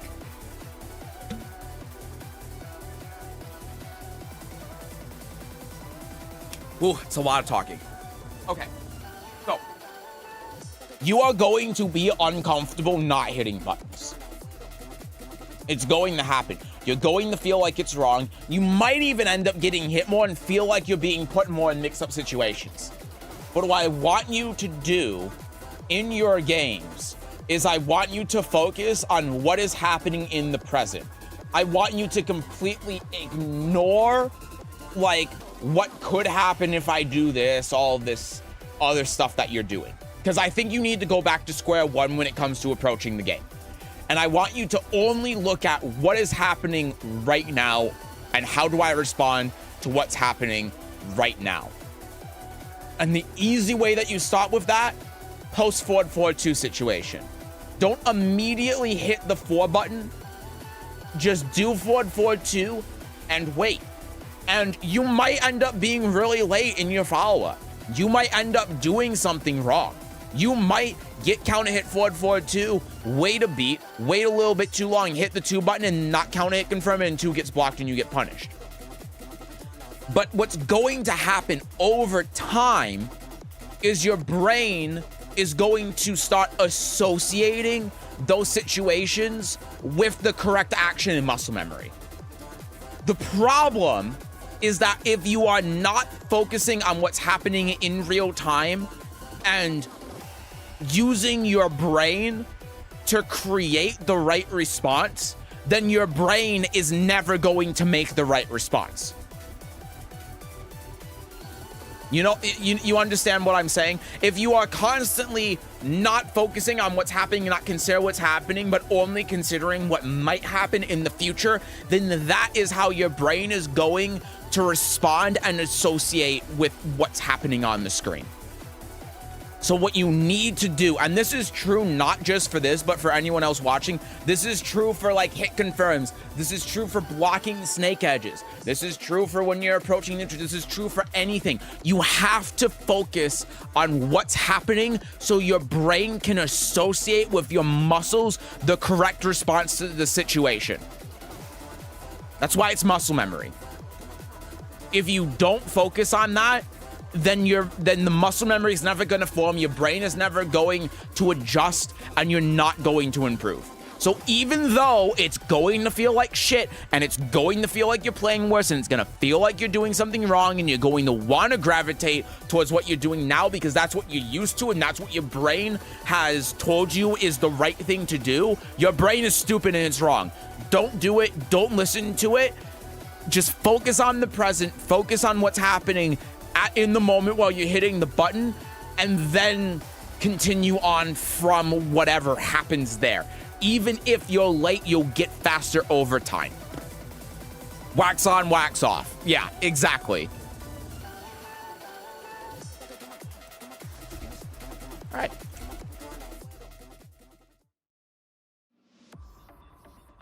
Hi, Jam. If you had to play against Tetsu, Lidia versus 10, how do you think you'll do? I couldn't tell you because I have never played against Tetsu.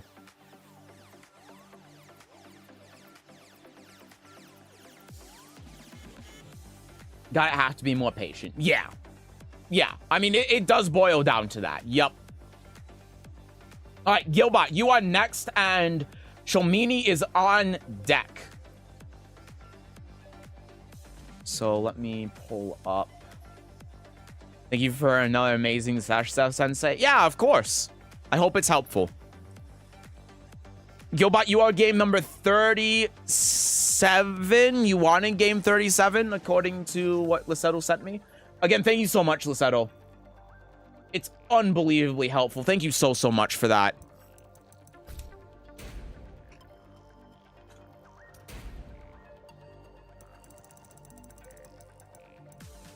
All right, this is going to be a long day. Jesus Christ, that was only one and I'm already tired.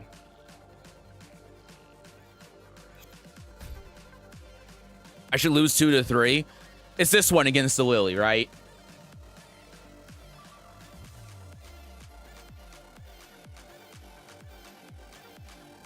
Just want to make sure before we get into it. That's it? Okay.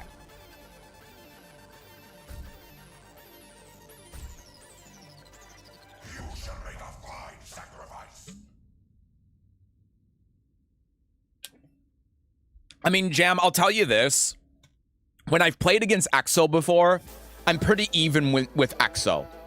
So if that gives you any sort of insight, then that's the closest I can come to giving you an answer, but I obviously don't have an answer.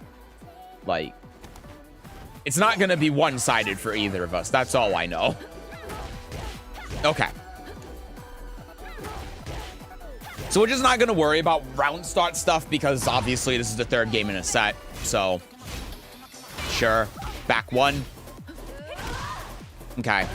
So, the first thing I've noticed, and I'm not going to talk about here too much because I'm just going to say it in case it comes up in the future, is that you're being a little bit hesitant on stuff, right? So we're not going to worry too much about the whole sidestepping thing because, you know, like you can sidestep stuff with Lily here and it's a matchup thing. It's fine. We're not going to worry about it too much. But when it comes to like this back one here, right? We do this a bit late. So after here, Lily does this back three. She's -3. And then we wait a second and then do that. And maybe, you know, that is to catch sidestep. That could be it. But then we also see it off of this down forward 1-3 here. The first hit whiffs, and then we kind of notice it whiffs, and then we hit the 3 button.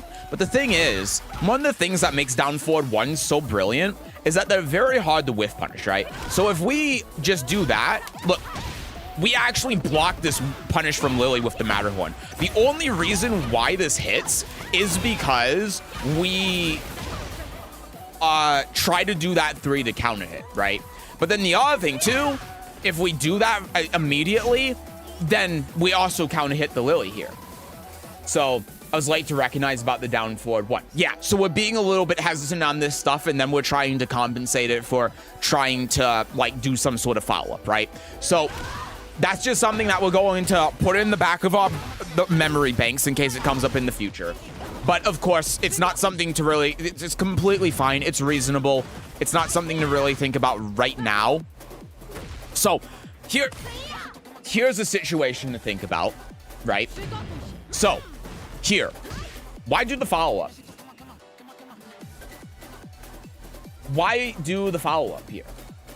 So, and the reason why I'm saying that is because one, if this is -13, right? So if this doesn't counter hit, then that happens, and that's really bad. That's really bad.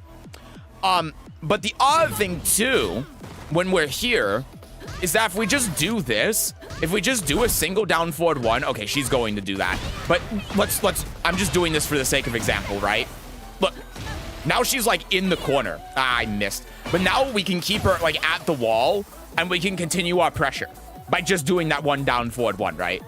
Or let's do another example here. So let's just do this 1 down forward 1 sidestep. Oh my god, the bot's going to hit a button. Ah, come on. Sidestep here, and then we do that to have them hit. I was trying to demonstrate like the mix-up we can do like that. That's kind of what I'm trying to get at. And then we can go like here, try keeping the wall pressure, right? Where the point I'm trying to make is that we're doing all of this off of the 1 down forward 1. So when we're doing the down forward 1-3, again, what is the purpose behind it? And so that's something we gotta consider as well, is like overall positioning, because now you see that the Lily has a good idea on what I'm talking about, and while on the ground we run up, we trying to hit them while they're on the ground, but they roll, and the roll here is tactical.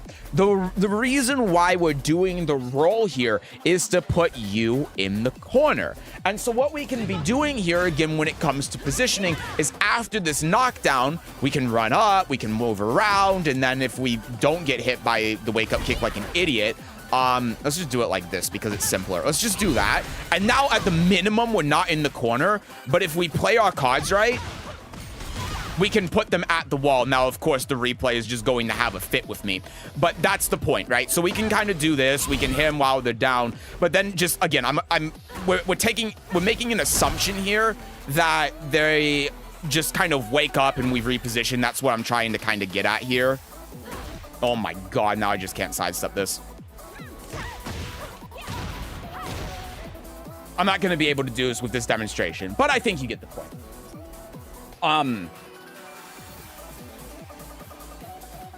I always think I'm plus and I should do something after I tend to autopilot down forward 1 to down back 3. Okay, so That's kind of what the whole point of this is, right? So we can do more with those frames. Going for down 4, one more 3 lately is the 3 tends to counter hit. Okay, fair enough, right? If you have a reason for that and it's counter hitting, then more power to you. Fair enough. So we're doing a good job getting out of the corner. Does a punch parry there. Heat smash. Nice block. That was really good. Yeah. So I'm just going to say it, even though she doesn't duck it here.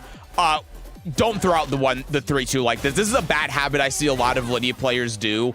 And if this gets ducked, then you just die. Also, keep in mind that any string like this that goes mid-low in Tekken is unsafe. I'm hesitant to say that because there are a lot of them in Soul Calibur that are safe and you have to jump over them. But in Tekken, pretty much any string like this that's mid-low is unsafe and you can punish it. I mean, it's a low. It's always going to be punishable. Unless you're Huarong.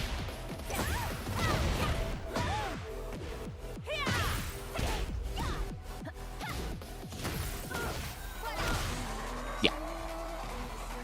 So we did another thing there too, where we're like when the Lily went in the back turn, I'm gonna go back to round 1 here.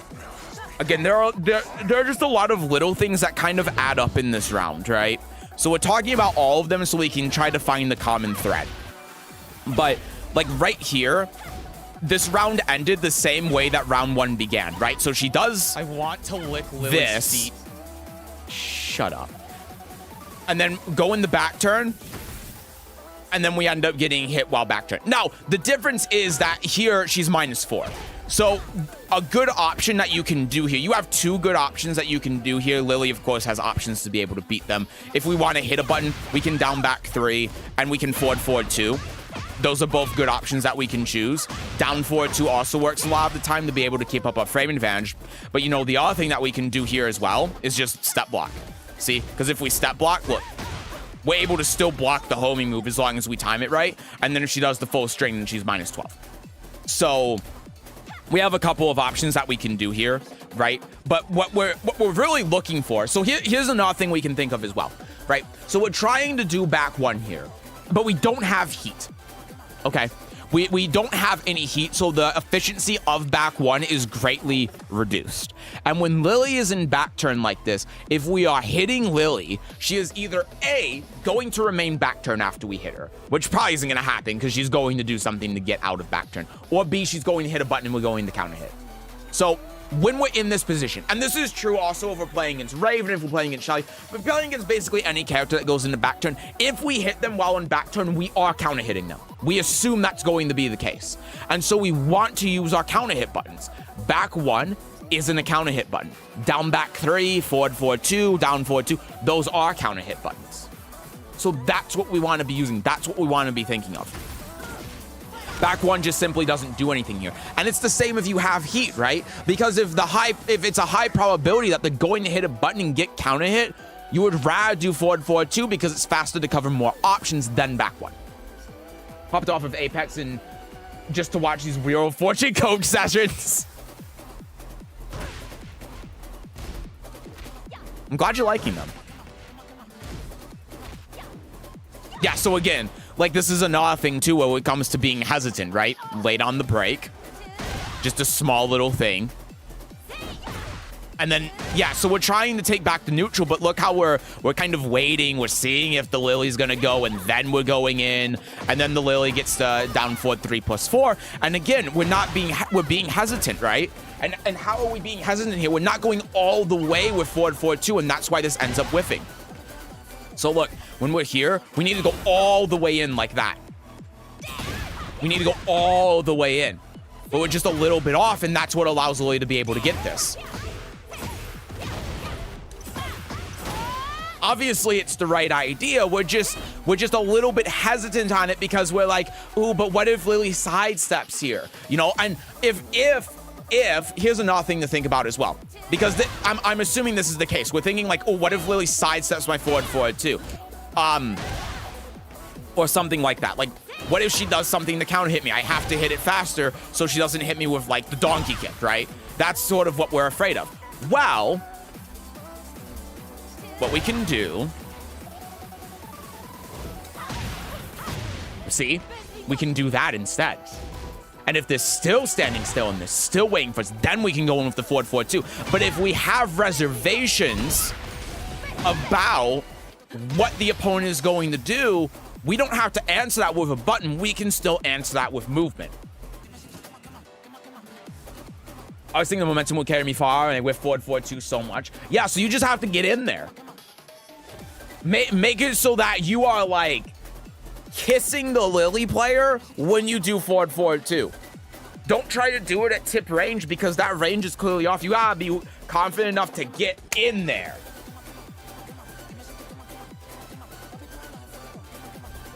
Do it again. I was making notes. Yeah. So, like, look, what we can do. See that?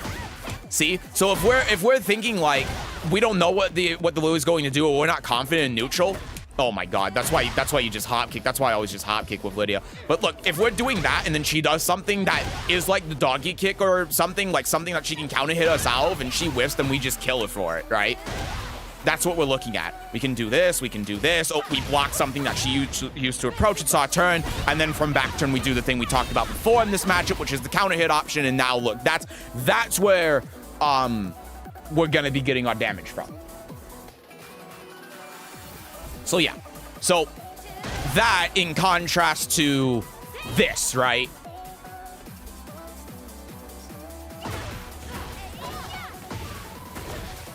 I'm gonna keep going here, go all the way to the wall. Cool, thank you. Yeah, no problem. I'm gonna go in the heat here, down forward 1-3. Yeah, so here's another thing to think about, right? So, off of this down forward 1-3, so this counter hits, right? It knocks her down. You see how this is a bit of a problem? She didn't launch you and kill you there, but you see how it's a bit of a problem. So, here's a concept that I say time and time again. Hello, I'm back, but Seth, if it's getting too much, don't do mine today. Don't want you to be tired or burnt out. Well, you are the last in line, so we'll see where we're at there. But hi, welcome back. So, something that I say time and time again, I just want you to think about this as a concept. Well, I'm going to ask you this question. No, okay, I am going to phrase it just as a statement. You have more defensive options while you're on the ground than while you're standing up. So, the Lily here, even after down forward 1-3 hit and knocked him down, was able to stand up, sidestep, and launch your one and only approach option. So, because of that, even though Lily has been knocked down, neutral is completely reset here. You do not have any way to be able to continue your momentum. You don't. But now there is an advantage here of being able to get out of the wall, right? But if we do a single down forward 1, oh my god. Look how we can keep going. You see how we can keep going? And now look, as we continue this offense, did you see her heat bar go?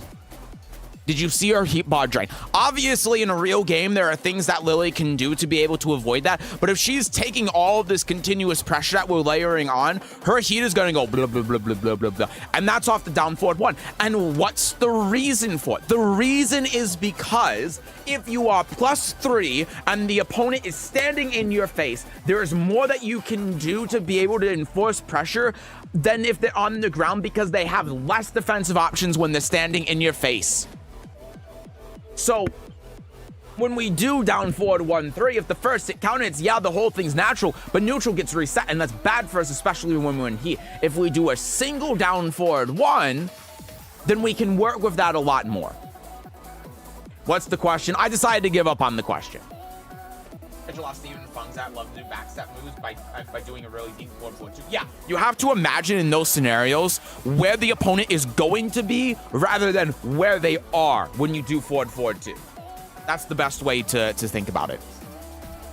Yeah, and then the other thing too here, so when we get these plus frames, So we're relying a lot on down forward 1, right? But think about the options that we have access to. So we could sidestep or sidewalk here to try getting Lily to the wall, right? And that can get us wall spot in this specific instance. With the move that Lily is doing, we can, this is going to be very tricky for me to do, forward 2.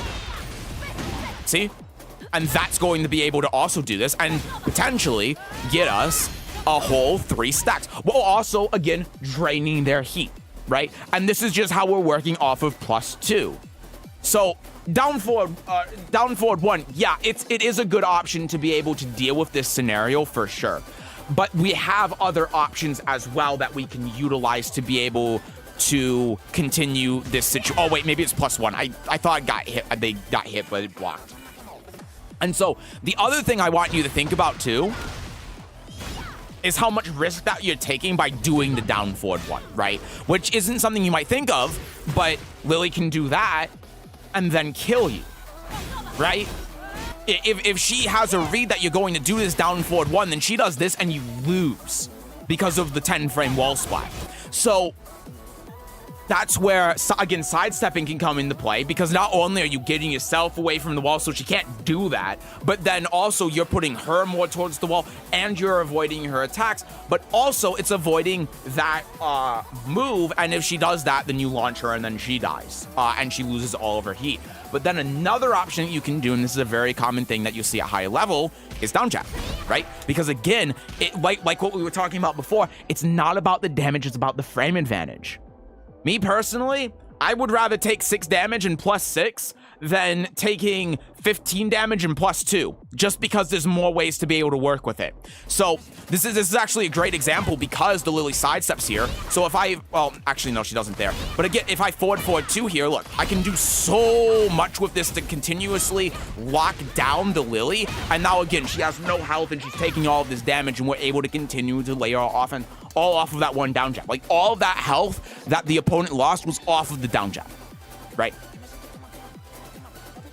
So those are all things to think about in this scenario. Yeah. 10-frame wall spot, Jesus, I didn't realize that. Yeah, and there are a lot of characters that have that. Like Jin has that, for instance, you know? So those are things you gotta be wary of when doing that. It's about the prize advantage. Yeah, it's about the balloon animals at the end of the road. Hi, Sphinx. How was the Bandai Namco showcase? Terrible. It wasn't as bad as Arc System Works, but it was close, which is sad. But hi, welcome in. So Sphinx, I know that you submitted for coaching. If you saw the coaching list, there are way too many goddamn people. So I did roll call when we started coaching, which was about an hour ago. And the people that were here for roll call, which was like 12 people, I'm doing today. So if you come by on Sunday, we're going to pick this up again on Sunday to do everyone else. We'll do your coaching then. Just want to give you a heads up on that.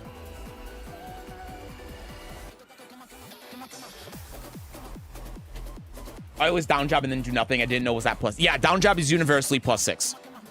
It's really good. Hashem may be the best one considering his damage. Yeah. His is pretty good. So we're still able to get the stack here. We're still making it work. We're doing that. And again, we're deploying our house. So that's good. That's good. And see, this is another part of what I'm saying about being hesitant, right? We see the Lily whiff like an idiot right in front of our face, and I'll punish. Jab. We've got to have more confidence in how we're doing this. Not that much confidence, though. It ended up working out, but again, you got to be really careful of that.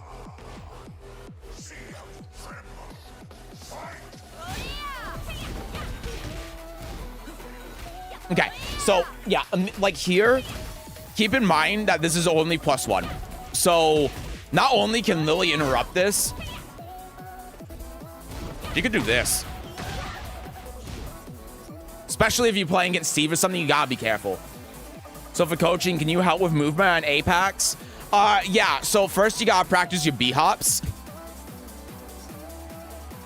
Sorry for Kazi for the first time. Hi, Miyosh. I'm so sorry.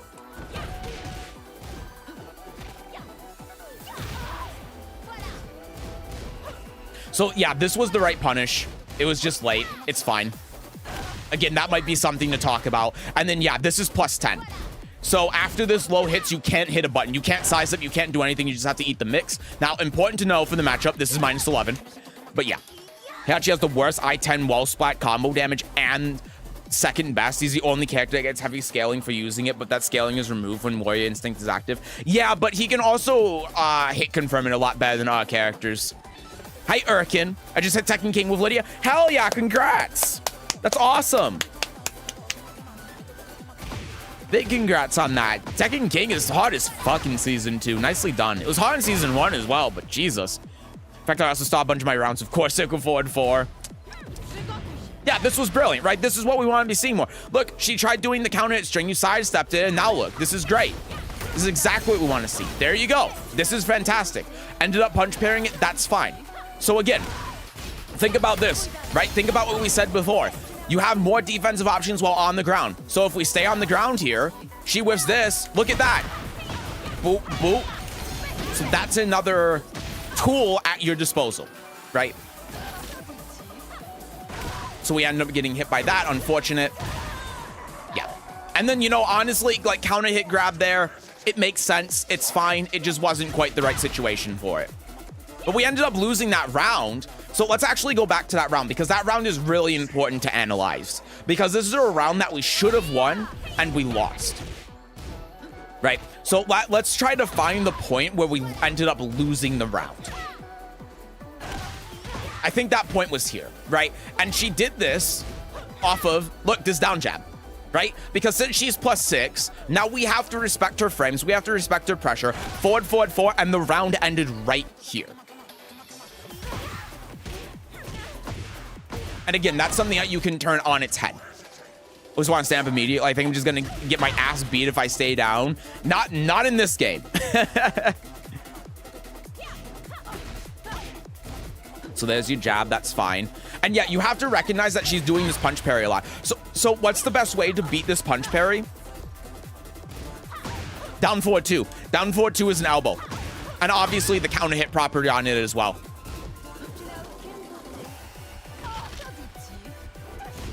Nice block. -13, not -15. Yeah, and now you notice how she's just stepping a lot, right? So we go here. Forward, forward 2. And yeah, she does the Matterhorn here. Now, I think... Oh my god. Yeah, that's going to whiff at that range. I just need to make sure, because I never do this grab. But yeah, if we like... The way that we beat this sidestep here, because I've noticed in this round that Lily's sidestepping a lot, we run into her, right? So this is another thing like in that first round where we gotta think about like, we gotta just get in so far that we're like kissing the Lily.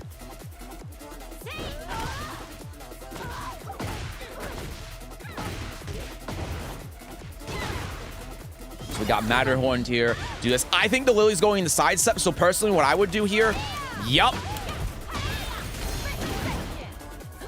And then she dies. And why did I have that read? Because of how she's been playing this last round. The way that she's adjusted in this round is she knows sort of your timing now for when you're going to do like your back ones and your forward 2s. And this is a situation where she thinks that you're going to do it. So that's why she's trying the sidewalk. So I like, she's being pretty predictable about it, and you just have to take advantage of that. Yeah, because you do the down forward 1, right? That's the reason why she sidestepping, because she knows that you like doing this down forward 1. She knows that you like trying to do this move to lock down the situation, and that's why she's using sidestep. And that's kind of why I was telling you about before the last time you did Heat Burst, where I was saying like you can sidestep to reposition for the wall and everything, and then that'll get you to avoid the low that she did before. She's just doing that same thing I told you about, but she's flipping it on its head. Course, go forward 4. Yeah, that's what I did. So that was good, right? That down 2 was good. Unfortunately, we just didn't end up getting the full follow-up here. Yeah, because we did the 2 late. And again, hesitated, right? We're not confident that we actually recognize the counter hit situation, and that's why we're hitting the 2 late, and then it leads to this situation. Now, we're still able to convert off it fine, thankfully. And we ended up playing the round really well at the end there. But yeah, we just, again, we have to be more confident in our buttons and the choices that we're making. Good break. Yeah. And then again, like, we are here. We wait a little bit. Down forward 2 whiffs. Lily's like, yeah, I know. And then hot kicks. I think Soul Calibur 6 is worth 10 euros on PS5. It's on sale and I have no clue if I should buy it. Depends on where you are in the EU.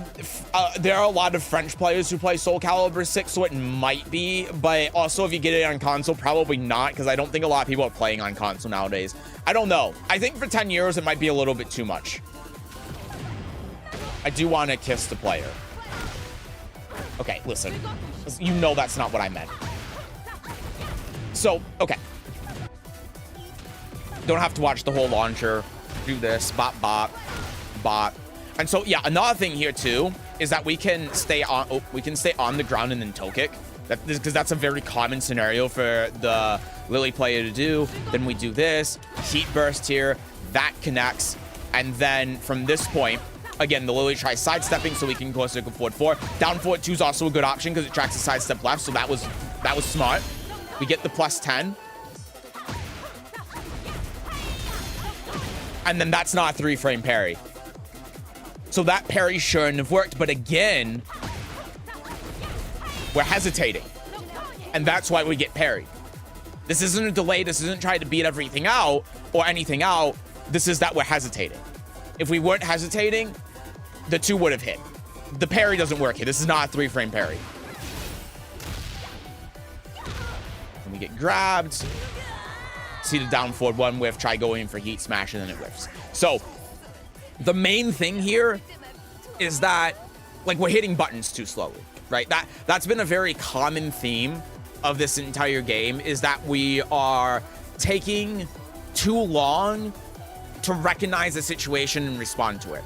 And so this is a double-edged sword, because on one hand, obviously we need to focus on making those button presses better and be more confident in ourselves and recognizing these situations, because we are recognizing the situations. And when we are having sequences like not this round but the round previous, then we are like doing all of the right things. We're making a lot of good decisions. We're just slow. But on the other hand, it's like I was talking about with Statty, you have to do the thing in order to build the muscle memory. So I think what we need to do is when we go into the future with our games, we need to recognize and we need to be conscious of the fact that these situations are happening and I'm being too slow. And we need to speed up a tiny bit. Now, we don't want to be speeding up too much that we're doing like the 3-2 and stuff, but we need to be speeding up just a little bit so that we are taking advantage of the situation. And then the other thing is too, we have to be confident, right? So there's an element of it we need to speed up, like with the whiff punishment and stuff, right? And that's going to take a while. Don't need to focus on that too much. Just make sure that you're doing the right thing. Shut up. But what we also need to do... Oh my god, I lost my train of thought. Ah, shit. Let me get a drink of water. I've completely blanked. Yeah. So what we also need to do is be confident in our button presses. So like off of the counter hit situation, off of down 2 is an example, right? We're doing Wild Rising 4 and then we're waiting and then we're like, oh wait, it hit, so then we're hitting the 2. That's an example of something where we need to be more confident and just speed up what we're doing, right? But then there's also other instances like when Lily whiffed the Divine Step and then we punish with a single jab. We can't do that. Because we're not, if we do that, then our muscle memory is going to be they whiff and then we jab. And we're going to be able to do that really fast, but that's not really doing anything. So even if we just whiff punish and we recognize and we go 1-2-2, be confident in doing that full 1-2-2. Besides the confidence thing, Divine Step's a big field. Yeah, that's the thing where she like jumps in the air and then slams down a feet, and if it hits, she stomps on your head and then kicks you in the air, that thing. But then besides that, the frame situation with stuff like when you were doing the down and forward one and such, right? Keeping in mind the situation like when they get knocked on the ground, how you're approaching in neutral, how you work with the frame advantage, and just thinking about the frame advantage in general and how you can convert off of those plus frames. And thinking about how you're converting off of those plus frames too might help you with the muscle memory and the confidence thing I'm talking about before, because when you're working with the frame advantage, everything that you're doing is kind of on you, right? And you're not really responding to what the opponent's doing. You're doing moves to counter what you think the opponent is going to do, right? So we're not worried about reacting to situations. We're not worried about like making sure that we're hitting things faster. We're just focused on being confident with our button presses. And so that might be a good avenue for you to be able to build up that skill. Frames in Tekken have been so rough to learn, but I'm working out. Yeah, it's a lot to take in. It's really tough. But you know, I gave you a couple of situations there, and so you know you can look back on it, and those are the really generic and easy to understand things, and those are the building blocks of how you can continue to improve on those frame advantage situations. So, yeah. Anyway. That's what I got. Thank you for submitting. All right. Chomini, you're up next. Oh, I forgot there's a little status thing here that I can click. Done. Done. Chomini, you're up next. Oi, oi. Hi, Howell. I love your coaching. Oh, thank you. I'm glad. All right. I'm going to have to get up and take a break here because I am tired. But we're through Shomini. Colonizing Japan, you're on deck. If Colonizing Japan isn't here, because I know in Discord they said that they might not be here, Fried Dino, you're on deck. And Fried Dino, if Fried Dino isn't here, because I know Fried Dino has been in and out, then Devil, you're on deck. So depending on what happens. I know that Colonizing Japan said that I might just skip him because he might not be here. Let me see exactly what he said so I'm not mincing my words. Fried Down, you're here. Okay, brilliant. So if Colonizing Japan isn't here, then you will be after Shomini. Yeah, Colonizing Japan said I almost certainly won't be awake when you start the stream. So yeah, I'm not seeing them in chat. I haven't seen them in a while. So I'm assuming that you'll be on deck, Fried Dino, and then Devil, you'll be after that. Breaks a healthy king, get up and do your thing. Yeah, I need to stretch to avoid the blood clots. I need to try. Well, I mean, we have it set now as the first Wednesday of every month. So as long as you submit your Tekken idea in the Discord, you'll be good to go for next time. Hi, Meatski. A bit late, but tried to get here as fast as I can. So here's the thing. We already have another 1, 2, 3, 4, 5, 6, 7, 8, 9, 10, 11 people in queue ready to go. So what I've done, because there's so many people that have submitted, I'm having a part 2 of coaching on Sunday. So if you come by on Sunday, then we'll definitely be able to get to you. But today, I can't. Because there's just too many people. I'm not going to be able to get through this entire queue before the end of the stream. So I apologize for that. But there's just so many people that submitted this month. It's insane.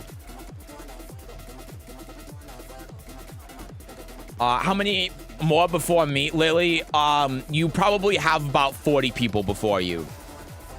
I'm assuming how many people are going to submit for next month, because your ass didn't submit this month. So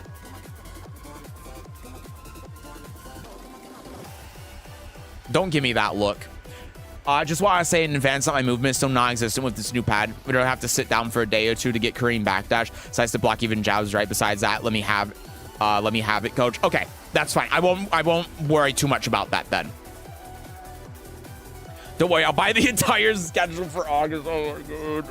Stop. No biggie, take your time. Yeah, I want to make sure that everyone gets a good and fair coaching session, so. I've just watched this showcase. Basically, no news. We have to wait until July 6th. Yeah, announcement of an announcement. The Tekken Classic. All right, let me go take a break. I'm kind of hungry. I might get a snack as well. I'll refill my water. I'll be back in about 5 minutes, and then we'll do Shominis. So to give an update here on what we're looking at time-wise, Dino, you're probably going to be at 6 Eastern time, so about 40 minutes from now. Devil, you'll be at 6:30. I don't know if Crod Pope is still here. If they are, then 7, Jester 7:30, Abai 8, Mash 8:30, Ice Cream 9 till 9:30, Squiddy 10. So that's the that's sort of the schedule we're looking at. Thank you, Sal, for the 10 bits. I'm kissing my opponent's next turn. Yeah, I join. Okay, don't do that because you don't want to get a sexual assault charge.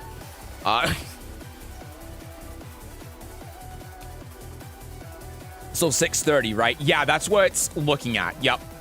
Because Dino will be after Shomini, so it's probably going to be about 45 minutes to an hour before you're up. 9 p.m. for ice cream. Yeah, around there. Here you go. God damn it, I'm getting more tax. Thank you for the 100 bits. Appreciate it. Thank you. I'm going to use that to buy packs in Shadowverse.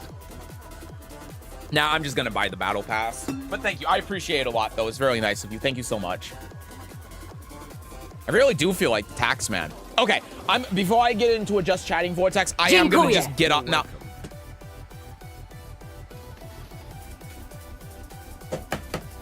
Thank you for another 100 bits. I feel like I'm being bullied with bits right now, but thank you. I don't know what I did, but I appreciate it a lot. Thank you so much.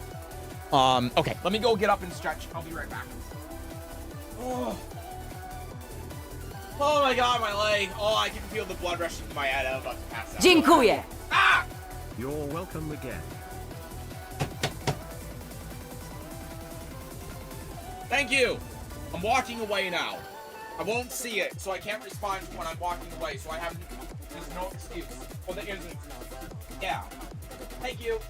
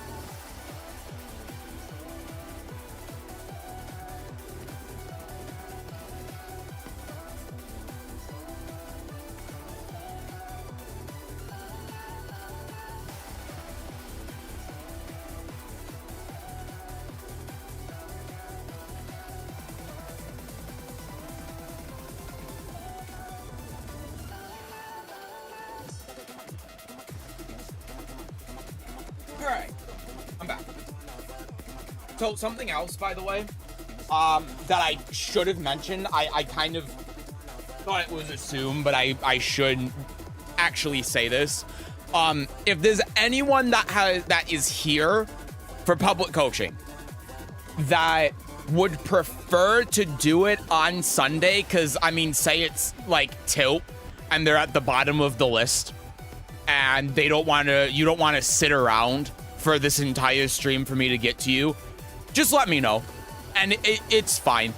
I'm not I want to be clear. I'm not trying to like push you to say, yeah, Seth, I'll do it Sunday. If you want it done today, or if you prefer to have it done today or whatever, I don't care. You're here, you're here. I'm more than happy to do it, but I also just want you to know that option is open. It's not just because you're here, you're locked into the day, and then everyone else is on Sunday. If you would prefer to do it on Sunday, then we can do it on Sunday. So just, yeah.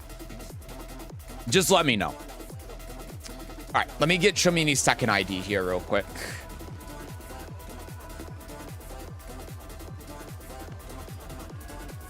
Can we do mine on Thursday? Oh my God, stop.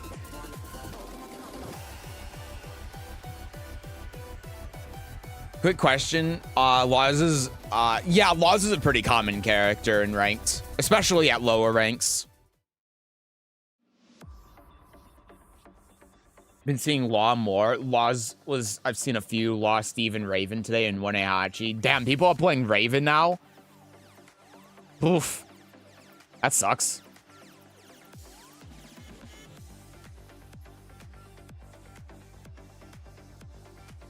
Did you hear about Austin Ash being banned from IESF? Yeah, and it's like, I don't know anything about the situation. Basically, what I kind of read is that he was banned because he took steroids, but those steroids are just like steroids he takes for working out, and they don't actually enhance your performance. So why do they test for that and ban you for that? I don't know. It's weird. But yeah. Anyway. Dziękuję. Pre! I have returned. Hello. Thank you for the 100 bits. I'm taking more taxes. Thank you, thank you. Appreciate it. Every dollar goes a long way. Thank you so much.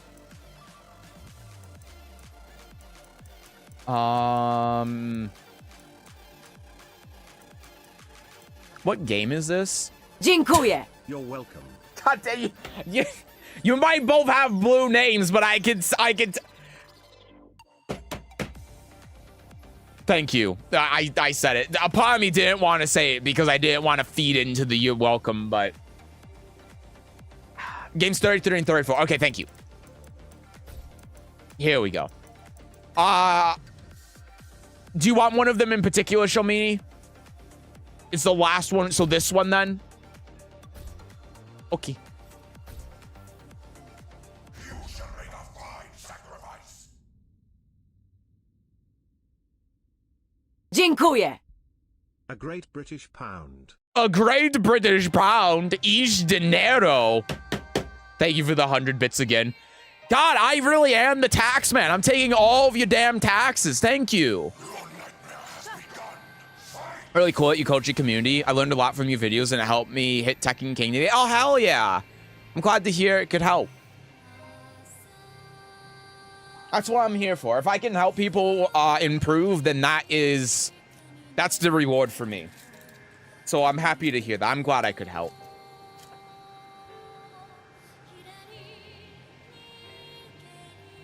You know all my bullshit at that point, so I actually had to play Tekken.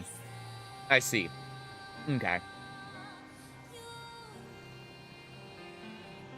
Sorry, I got popped up. I got the cinnamon roll popped up. They're really good. I like them a lot. Just trying to get my food in my system, though. I'm a little bit hungry. Okay.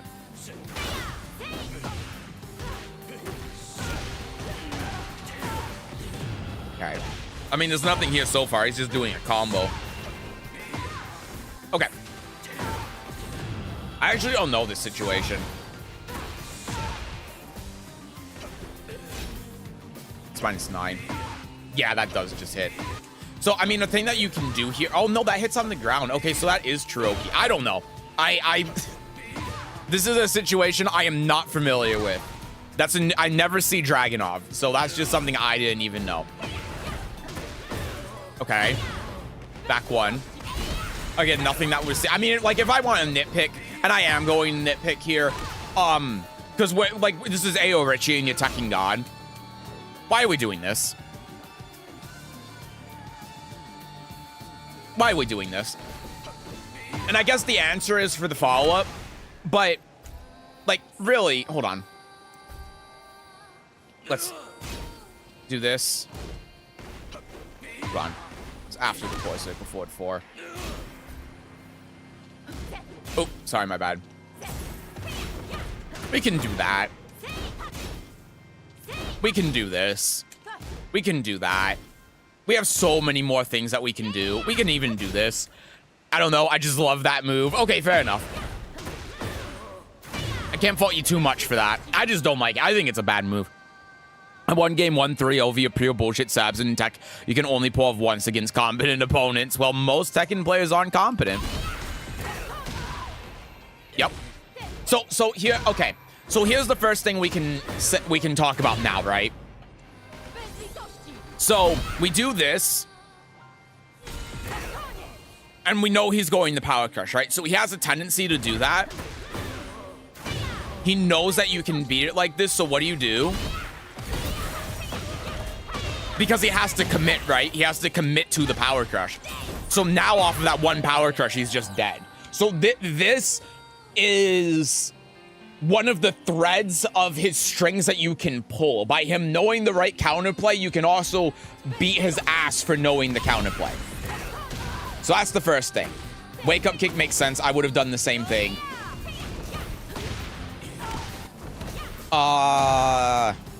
Something I don't like about this sequence. I don't like how we're, like, committing to the WoW Rising 1-4 here. Now, it ends up working out here, but it's because he tries ducking the high, right? So here's another thing you can think about as well when it comes to the WoW Rising 1. So we do this. Oop. Oh, I'm controlling the wrong character, my bad. Oop, sorry. See that? See how we're able to actually fish for counter hit here? And the reason why this is only -3 on block. So we have that mental frame advantage if he ducks under this and tries launching it, on top of obviously having the high min mix-up, on top of being able to just keep the frame advantage. So if he tries heat smashing here, he's getting counter hit, right? Hell, we can just do like this and then do like a down forward 1 and then keep this pressure. And look, all of this small Tekken is adding up in leaps and bounds, right? All of his health was just, that was 102 damage in like 5 seconds just off of that one sequence where we're just doing small Tekken stuff. WoW Rising 1's really good for that. And then also just remember in the situation too, I'm sure you know this, but from, oh, I guess he is going to duck under this, but, so that makes this a little bit awkward, but yeah, we can get the front crouch mix up there too. So, yeah, and then like, I like this sequence. I do, because we're denying him from being able to use heat. So this was good. We do this, now he's out of heat. Now again, like the thing is just like block. Because like with the health being so low and you both not having heat, one good hit is going to win it for either of you. So when that's the case, these little bits of damage aren't really going to do too much at this point. So you're just, again, looking at, like, using the frame advantage, you know? Yeah, and then this is a case, right, where we're, like, out at this range and he's waiting for us to do something and we're just, like, political storm. And I'm guessing that we got baited out by pressing forward here, but this is where something like back 3 would come into play, right? Because if we do back 3-4, see how that reaches? We can keep the wall pressure. I mean, really what I would be doing here, personally, is I would just be trying to keep the wall. Because one good back one at the wall here and he's dead. So that's what I would be personally trying to do. I'd be doing this, and now, like, this is a very difficult situation to win from. So I guess, like, what we can talk about here is thinking about all of the factors of everything that's going on here. Thinking about the rage, thinking about the lack of heat, thinking about the position and the wall, right? It seems like that when we do this political storm, at least the way that I see it, is that right here, the only thing that's going on right now in this game is Dragunov is your opponent. That's it. We're not thinking about the health. We're not thinking about us not having heat. We're not thinking about the wall and how we can utilize the wall. We're just thinking about Dragunov's the opponent, and I saw him press forward. And that ends up putting us in a really bad position, because now look, he gets this, and then frame advantage. He doesn't do anything with the frame advantage, but not gonna lie, that was the case. I'm a damn guru, man. They should make a TV show about me. And the forward 2, we got lucky with the counter hit because he made a really poor decision there, and I can't even begin to understand why he did that. But what I want you to consider, see, I'm gonna give A.O. Richie coaching now. So what I want you to consider is a scenario where he does this, and then, oh, sorry. Oh my God, please. Okay, hold on. Oh my God, man, I can't beat it with the replay. What I'm trying to get at is if he does something like this, then you're dead, right? What I'm trying to get at is if he actually, like, carries the momentum well, then he's just going to blow you up. Unfortunately, I'm not really able to do that because I don't play Dragunov, and also these buttons are kicking my ass. This 2-2 specifically is kicking my ass, but yeah, this is maybe a better scenario. So if we just do like all this small Tekken stuff, we do this low, we do this, now it's not working for some reason, but look, all this small Tekken stuff and we just die off of that one punish. That's what I'm kind of trying to get at. And so that's what I'm kind of talking about when it comes to thinking about the health situation. Because what we're looking for two things. Obviously, if we hit like a hot kick or something, then they die. That's just, that kills them. But if we're able to get even a small poke with something, that can get out of hand very quickly.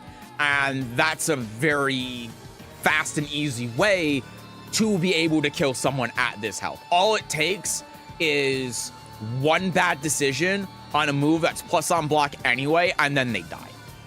So, King J says that Lydia's the most broken character in season 2. Do you agree with him? Lidia is like top 15. She's not even top 10.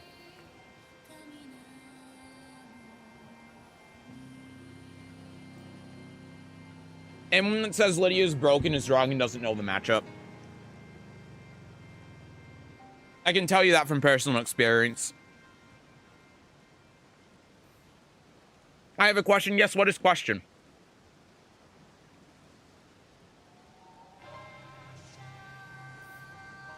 Lydia is broken. Thank you for the self-report for proving my point for me. Appreciate it.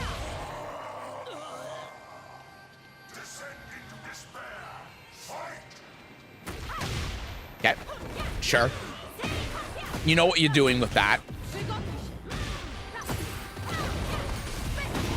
Okay. Yeah, man. So, like, right here, we gotta punish him for that. Oh my God, I fucked up the input. But yeah, we have to punish him for this. Even if we just do a 3-2. That's hilarious how that doesn't even work. But yeah. I guess we kind of try punishing him with the heat smash. But obviously that's not like the right punish, you know? And now that's just putting us in this situation where we lose off this down back 3. And, you know, this is something that I do too. And this has happened to me enough times where I've gotten to a point. This is a lesson that I had to learn the hard way. But when you're in this position, down back 3, like a lot of people will block it here and it just doesn't do enough. You just want to do this. Oh my fucking God. Because look, they're almost dead, and now we can just from crouch low and then kill them. Or like how we can do this. Like look, bop. Look how much damage we're doing off of that. That's 93 to 43. That's 50 damage off of that one low on top of having Oki. And then if they get counter hit, then they die. There are just so many better options that you have than down back 3 at the wall here. Again, this is something that I learned the hard way, but really, it's just that, like, down back 3, you almost never want to do at the wall. As someone that used to do this, why can't I hit this? You just don't want to do it. What if said person is a Reina main? What would happen?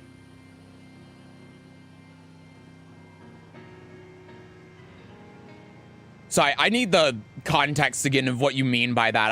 I don't remember what you're referring to anymore. I'm sorry. Lidia indeed do be broken, just like the rest of the game. So look, here's the other problem too. Look how much Gray health he's recovering from this. So we can't just think about too, like getting launched by the down back 3, but we also have to think of the Gray health situation. So when we do this whole thing, keep in mind that when he gets this launcher, that down 1+2 has been invalidated, our combo has been invalidated, all of this that we just did has been invalidated because he has 74 chip now.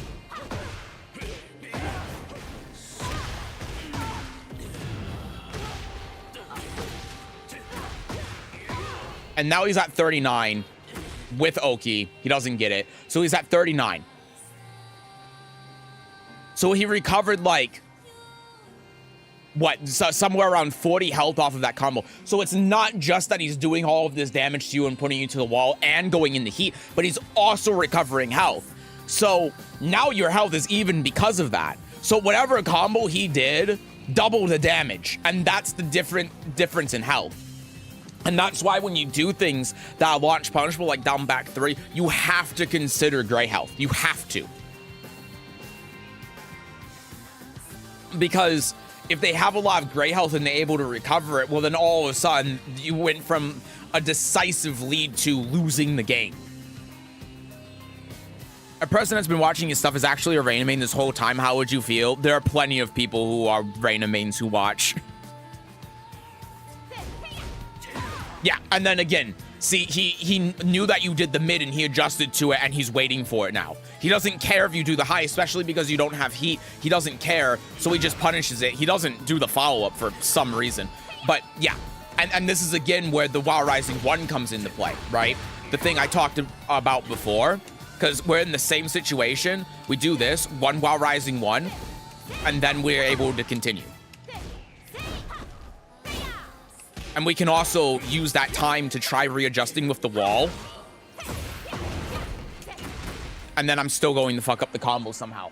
But that's why that While Rising 1 by itself is so good. You know, I mean, even if we just do one like this and then try sidestepping, look, we can do that. So it just gives us so many possibilities and options we can do on top of course, being able to do the from crouch low from here. Of course, that the replay is going to block it again, but still, you get the point. Retrospect down back 3 was a lot of risk for not much possible return. Yeah, and so, like, this is something that I do a lot more with Lidia, and I think is really good at high level. Do the from crouch mix it when they're at the wall. Because you have this whole dynamic that we're discussing right now with the While Rising 1, but then also from crouch down forward 3, you saw it does 50 damage. It's a 50 damage low. It's insane. It is a launching low essentially at the wall with Oki. It's crazy. So instead of doing down back 3, that's what you should do. And if we're thinking about it like, oh, but what if they hit a button? Well, then that's why you're doing forward too. That's why you're trying to counter hit them if you think they hit a button. You're not doing down back. Like, think about like this. If they're at the wall and you're doing okay, and you have frame advantage situation, and you think that they're going to do something, you're going to get counter hit, what are you doing at the wall? Are you doing down back 3? No. Like, that's not why you're using it. You're not using it for the counter hit. You're using it purely for a low to try opening him up for the mid. If you think that's going to be counter hit, you're doing forward 4-2 or down 4-2 to wall spot them. And so if you're only using down back 3 to use it as a low, then you're better off using from crouch down forward 3. It's just bad. Because if they're not hitting a button, then you have the time to be able to set that up. And another thing that you can do as well, if we go all the way back in time here, is if you have this frame advantage and you think that they're not going to hit anything, then you could just do this. Like, look at that. See? Oh.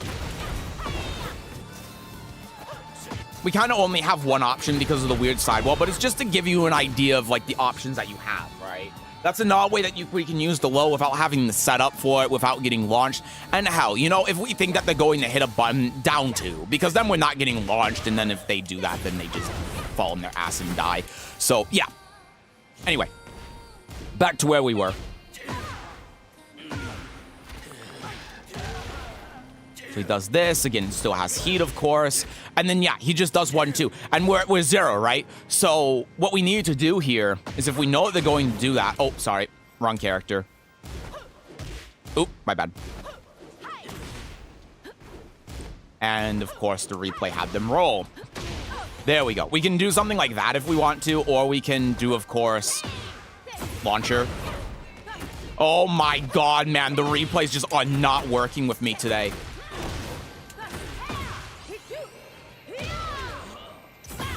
Sure, jank-ass combo, but it works. So we gotta be careful on that Wild Rising 1. And, you know, it's important to also... That's...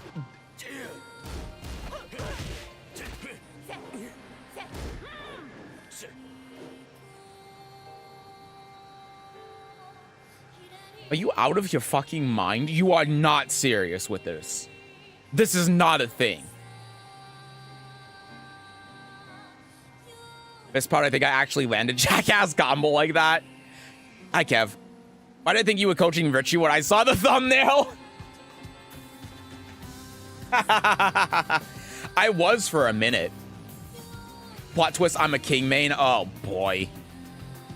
So, yeah, I mean, like, this is... I think that a big thing that we gotta think about here is, like, finishing these strings. We don't have a need to finish that Wild Rising 1 string. We don't have a need to do anything out of stance. And even with this forward 3, you know, we do forward 3 here. Oops, sorry. We can just do this. Maybe if we do this instead, it's better. But we don't have to finish that string. We don't have to take the risk here. Even though apparently there is no risk against Dragunov, which is so funny. Yeah, that was a great sidestep. Oh my God, it's the same combo. Oh, that's so funny. So yeah, 1-2, nice down jab, scramble situation, jab, jab. Okay, so let's go back here and see how we can navigate this small Tekken situation. So this is going to be a little bit tough. This is definitely going to be tougher. But we get the -9 situation here. So, you know, off the -9 situation, here's the first thing, right? When you have the -9 situation, we don't want to play small Tekken. We want to play big Tekken. And this would be a good spot for us to use, like, down back 3, right? Because now we're going to put him in rage. Now we have the ability to, like, go back here, play neutral. And now it's like if he doesn't come in on us, then he loses. And then we can try in the last couple of seconds to threaten with, like, forward 4-2. If it gets counter hit, then he dies. If it doesn't get counter hit, he still has to deal with the situation after. And that's going to be able to continue to run the clock, right? So that's one point where we could have done that. We just need to get one hit on him and then do something to run away. And that's this is a rare situation where that's where the backstep can actually come into play. Now, if we continue on here, we do the 1-2, down jab, right? So now we've been down jab. Now he's the one that's able to do this. So he's going to do this low. Health's about even. He has the health lead by a couple of points. We do forward 4-2 afterwards. This is really risky because he's +4. What I would do instead, personally, is I would do this because we still have time on the clock, right? So we can start running the clock a little bit. And of course, I'm just going to fuck it up here royally. But, oh my God, man. But yeah. If we get something like a power crush here, if he keeps jabbing and he does that, see, that's what I'm trying to get at, then we can kind of do the same thing. And that's another way we can win the small Tekken situation, right? So we need to keep in mind that even though there's not a lot of time, there is still time. And the interaction that's going to put us in the lead is going to take half a second. So that's what we have to think of. So for every second that there is, we have 2 opportunities to be able to be at the advantage to win the round. So we don't have to do things immediately. Right here at 8 seconds, we're hitting forward 4-2 because we're like, we have to do something to get this to work. But Richie is kind of doing what I'm talking about, where it's like, it's not a big deal and it's not worth getting counter hit, because even though 7 seconds doesn't seem like a lot, it's still plenty of time with how this situation is right now. There's no heat, there's no rage, so... And the health is very even. There's only a difference of 3 points, so it's anyone's game right now. And that's why, again, he's just doing these jabs, right? He's trying to stop you from making the interaction, does that, hit confirms it. And you see how even though we got hit here, the situation that lost you the round happened right here, in the span of about half a second. That's what ended up losing the round.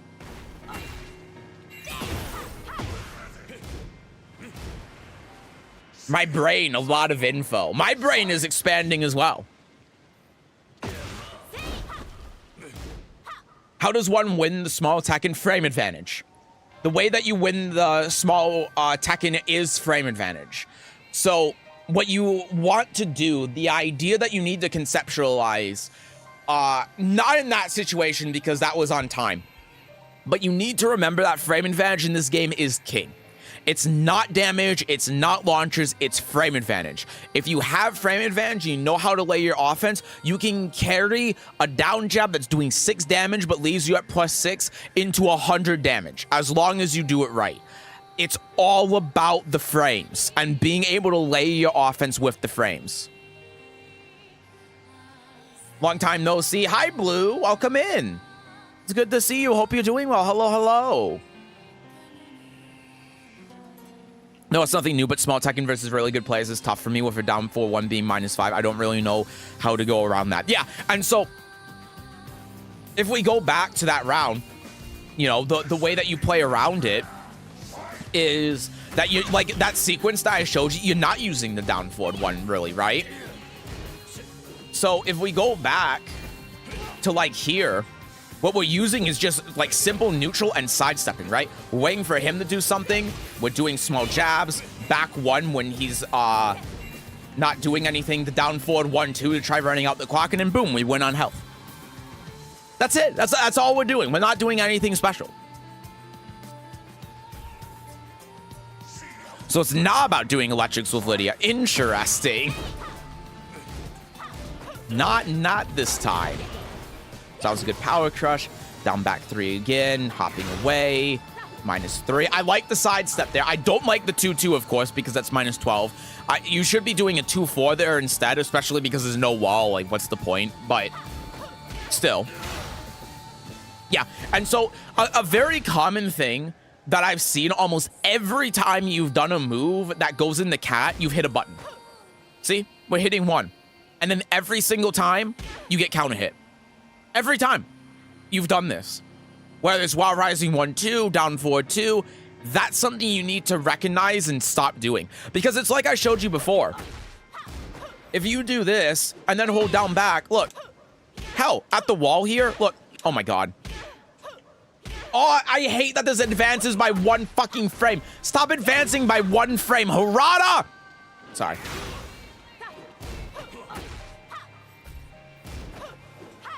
See? Look. Oh my god. I guess the wall isn't close enough. But yeah, we could do something like that. There we go. We can do that. We can just duck under the high because he keeps jabbing. This is what he always does. Just ate a tuna sandwich. And then that's going to open up our options in the future for Cat as well. That's going to mean that he's going to stop maybe doing like a mid, a down forward 1 or something. And then that's when Cat 3 is going to actually work. Okay, we're using Power Crush again, trying to take frame advantage, taking plus frames, down back 3. So again, like this is another point, even though it hit here, check this out. Amazing. But look, we sat for the from crouch down forward 3, and then he dies. Whereas if we do down back 3, he doesn't. And hell, if we want to set it up differently, he dies. If he's being defensive, which he has been in these situations. Cat on Black versus Drag is an invite to get 1-2-1. Yeah, exactly.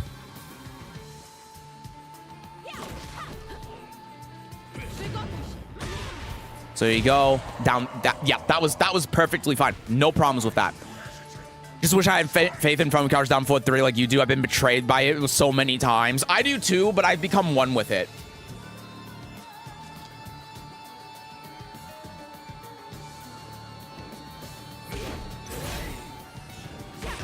Good duck. Good punish as well. Unfortunate, but that was all fine. So, yeah, again, like, the problem with this is that... Hey, LaSalle, can you ban someone on YouTube, please? Thank you. The problem is that... we're forcing the stance mix-up situation. Thank you, Lasato. We're forcing the stance mix-up situation too much, right? So one of the things with Richie, when he's been in these situations after like forward 2, he's been defensive, right? And if he hasn't been, he's just been jabbing you. So what we can do in that case, instead of doing this, is we can do this. Well, he hit a button there, but you see how much damage we're getting off of that sequence? Whereas 1+2, it's like, well, that doesn't really do a whole lot. Other thing that we can do, of course, is this. Right, we just have to stop doing things in stance, because this is cat and it's in horse. But look, he's dead. He died in 8 seconds. Potentially, of course, but still. Even though I don't like the forward 3, if you like the move, I'm not going to say, like, even though I don't like the move, you shouldn't use the move if you like it. Even though I think that they're just better options. Like, I mean, Christ, I was the guy that was using Red Poppy in Season 1 when it was -14 and you couldn't charge it. So, you know, like, I'm insane. But at the same time, we can definitely be layering this offense better. My defense, I think that was the first 1+2 I did in the entire set, but I get what you mean. No, and that's fine. But it's not about it being the first horse 1+2. It's about recognizing what he's doing and just choosing a better option out of it. Because, like, what is this 1+2 doing to win you this round? Nothing, right? It's not, this isn't doing anything. But if we do Wolf 4, or we do back 1 out of stance, those things are going to be winning you the round. Those are going to be winning you the game. Those are actively working towards achieving your game plan and winning the round, right? This just isn't. And the reason why is because he hasn't been doing highs or power crushes or anything that's going to get this counter. He's just been defensive. And if he's being defensive, we have other options in our tool bag that we can choose from that are going to be better. So look, see, look at this. So we down jab, he blocks it, and now we're just back to neutral. So this is what I mean by it's not actually accomplishing anything. And this is another thing I keep saying too, where like raw damage in this game doesn't matter. Frame advantage matters. Frame advantage is king. Hitting a down jab that's +6 is better than hitting that horse 1+2, just because of the frame advantage. Yeah, and then we get launched. Boop, boop. So, and then this was a situation too, I just want to point this out since we're here. Because we do the from crouch down forward 3 and we've been talking about, but obviously a little bit out of range. But from here, we could have done, oh my God, he's actually out of range, holy shit. We were way out of it. This was, I guess his backdash was really good. But we need to do it from like, hold on, let me restart.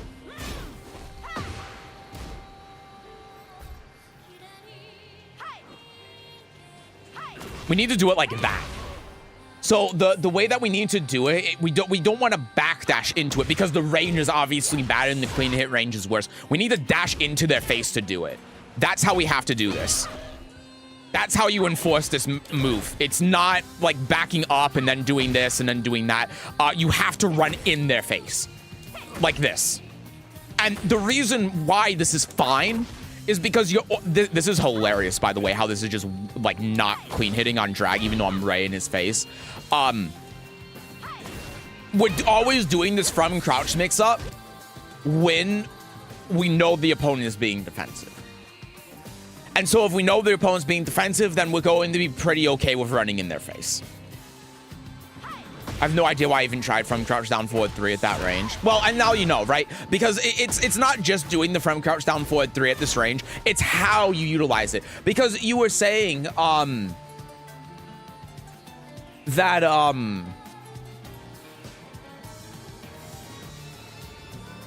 like you've been betrayed by the from crouch down forward 3 a lot, and it might come down to how you apply it, right? So the way that you apply it, like that, right? You run in their face and then do it. That's how you utilize it.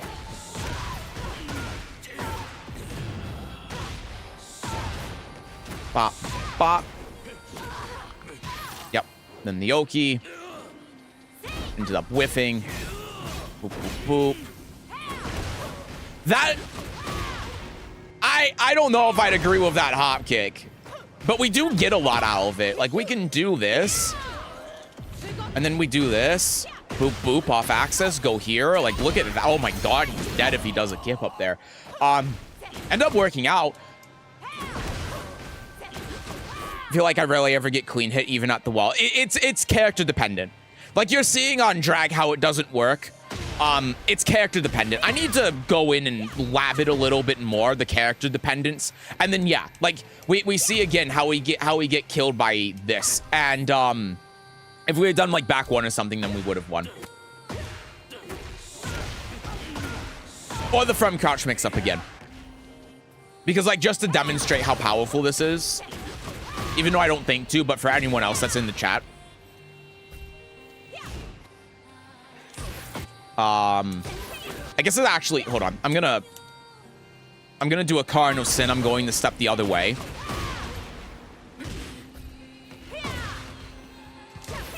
See? And then that just kills him.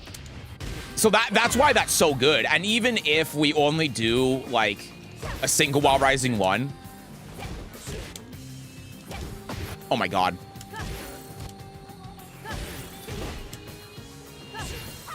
Well, my 1-frame link isn't working. But yeah, I mean, we can still lay our offense when it hits. The replays are just betraying me. I'm back. Hi, Zakiel. I saw a Flackaround video. It's just Murray vlogged to Thailand. Yeah, they hyped it up so much for absolutely nothing. Why even advertise it? Hopkick was just doing something I think I'll never stop doing. Random hopkick from neutral, also known as fuck it we ball. Well, here's another thing you can do too. Instead of fuck it we ball with hopkick, fuck it we ball with red poppy, because that move is insane. I'm bald, so I don't know much. I don't even know what that means.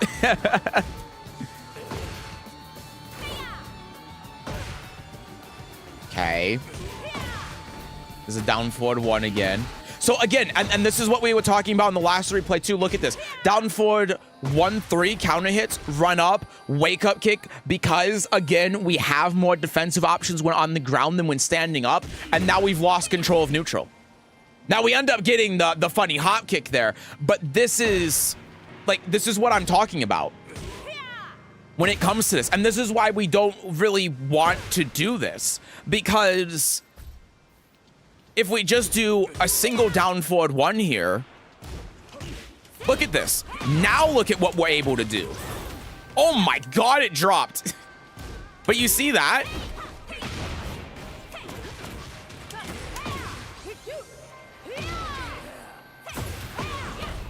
I couldn't even remember I already did the screw. But yeah,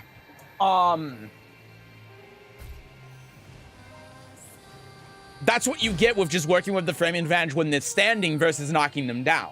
When they're standing, they have less defensive options than when they're on the ground. So that's why we don't really want to actually go for this, except if they're at the wall, because this on counter hit is actually just objectively worse for us, even though they're -10, than just doing a single down forward one and not hitting them. So, high kick is the opposite from crouch down forward 3 for me. It never betrays me. Until you got someone that knows how to grab you off heaven and earth. Okay. Gotta remember to use the forward 4-3, but yeah, we got the screwdriver attack. Down 1+2, back 1. So here's a fun thing that you can do here. After the back 1. Oh my god, he just sidewalked it. My bad. So normally the second hit of this will track unless they fully sidewalk it. I wasn't expecting him to do that in the replay. Nice break. Man, this is only -2. Yeah, so that would have whiffed. But at least with the range, you could have potentially done that. But yeah. It's only -2. That's fucking absurd. Yeah. So here's another thing that you can do here as well, that I do all the time. And I know this is rudimentary, but still. Just set up for something. The ending is so sad. It's extremely sad. But you have the right idea, but you just, like, you want Political Storm because it realigns with Sidestep, and it does the same thing as Heat Smash will in this situation on block. So again, 13 seconds left on the clock, so we're getting back to the small Tekken situation. 3+4, jump backwards. Not what you want to do here, of course, because of the health. Honestly, the right thing to do, and it was just slow. That is a sad ending. Honestly, you should have won that round at the end there. But yeah, so obviously a lot of things going on here, a lot of things to talk about, because this is so high level. There's not going to be one like unifying thing because it's high level. Usually at this level, there's not one like major problem that you have. It's a lot of really small things that we can nitpick, and you need to improve those small things for the bigger picture. But the couple of things that I didn't notice that I think stand out is like when you were hitting buttons in stance and stuff, and then recognizing when he was trying to jab you out of stance and canceling out of the stance and ducking, and then not finishing strings, right? So even though there's not one main thing that I can say, I think that's the synopsis of what we talked about, is just like canceling the stance, picking the option that wins you the round instead of winning the interaction, and not finishing your strings, and using like the mental frame advantage and with the WoW Rising 1 and such to be able to open up an opponent who's being defensive like he was. I think the gist is I gotta stop always doing strings like WoW Rising 1-3 or while saying 1-3 and always doing something out of stance. Also less risky moves when there's no need. Yeah, and you know, now that you say that, on top of that, also think about the down forward 1-3 situation we saw in this last round, right? It's the exact same thing. With finishing the string, we don't need to, because what is like, even if the first hit is counter hit and the whole thing is natural, it's actively worse for you than just a single down forward one, and we can delay the second hit so we can block, confirm, and then do the counter hit if we want to. But if he blocks it, then we get punished, and then he just carries away with the momentum. So, yeah. Surprised I didn't use Red Poppy all side. I've been spamming it nonstop the past couple. It's a really good move. I've been using it since season 1. Like I said, it's underrated. It's really good. But yeah. Anyway, yeah, how many people before me again? So Dino, you're up next. And then Devil, you're on deck, because Colonizing Japan isn't here right now. And then it's, if Crod Pope isn't here, 1, 2, 3, 4, you're 5th after that. So there are 7 people in front of you right now. I'm here, perfect.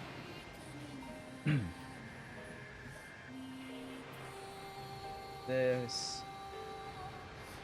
Do this on the settle sheet as well. All right. I'm gonna go take a shower since I got so much time. Yeah, Till, I was saying this before too, but if you would prefer, because you're so late in the queue, yeah, Devil, you're going to be on deck. You heard? Okay, perfect.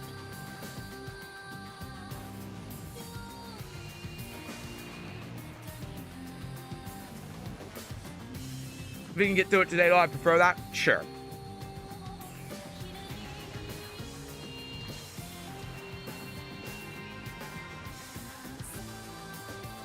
So it's been 2 hours and we've gotten through 3 people. Yeah, this is going to be a long day. All right. Back to the replay list.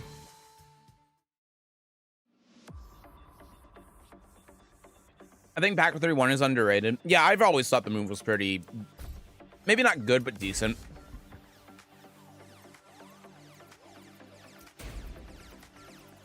I think not even Back 31, but just Back 3 by itself is underrated. Just one question that really doesn't have anything to do with this, but what can Lidia do against blatant cheaters? Been running into Ferrari Boars. Play neutral. Play neutral and smother them with plus frames. Just do back wall in the forward too. They're gonna get counter hit by it because they're stupid. Do hop kick into heaven and earth.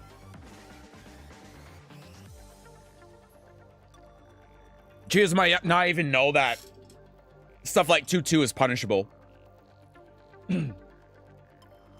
Or alternatively, because the thing pops up that's a punish, they might think that like every stance including, or every stance transition including something like down forward 2 is punishable, and then you can just block them and then kill them for doing it. Worst case, move to Sunday if you feel too tired. Yeah, also true. Do you have any strings that screws over the chainsaw for like Reina King Hachi? I have no idea. I've played against one cheater and I plugged on them, so. He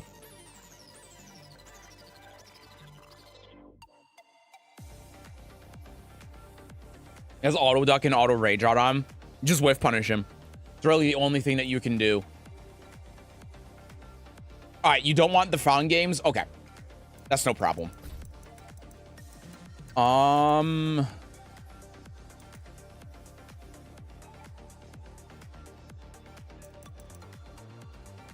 you want to do this Elisa game? It seems like you de-ranked off this Elisa and she ranked up. My first child was a lag switch Elite and I smoked him. Nice.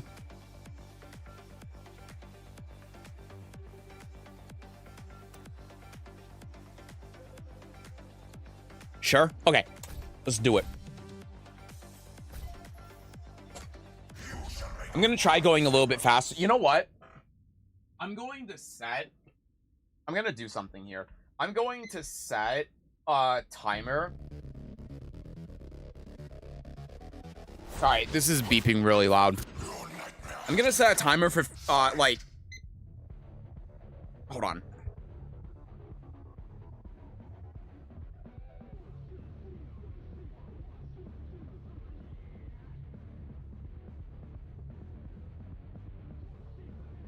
Okay, I'm setting a timer for 15 minutes. So then when the timer goes off, I know it's been 15 minutes and I'm gonna try to, like, wrap it up so we can actually get through everyone. Anyway, thanks for the coaching, man. God Destruction or Bros, here I come. Hell yeah. All right. Let me start this. Okay.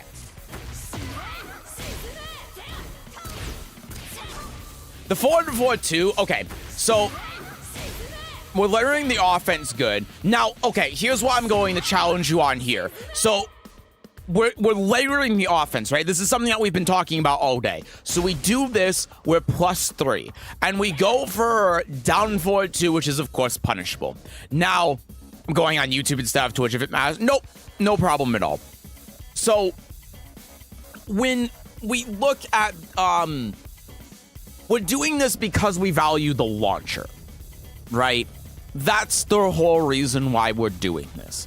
Because in Tekken, the thing that people talk about and the thing that people value is the launcher. But what I keep saying time and time and time again is that launchers aren't that important and aren't valuable. You try doing an electric. Oh, I see that from the input now. Okay, perfect. But let's still take this, let's still continue this, because it still revolves around the same kind of idea, right? Is that we're trying to catch the opponent out doing something and launch them. So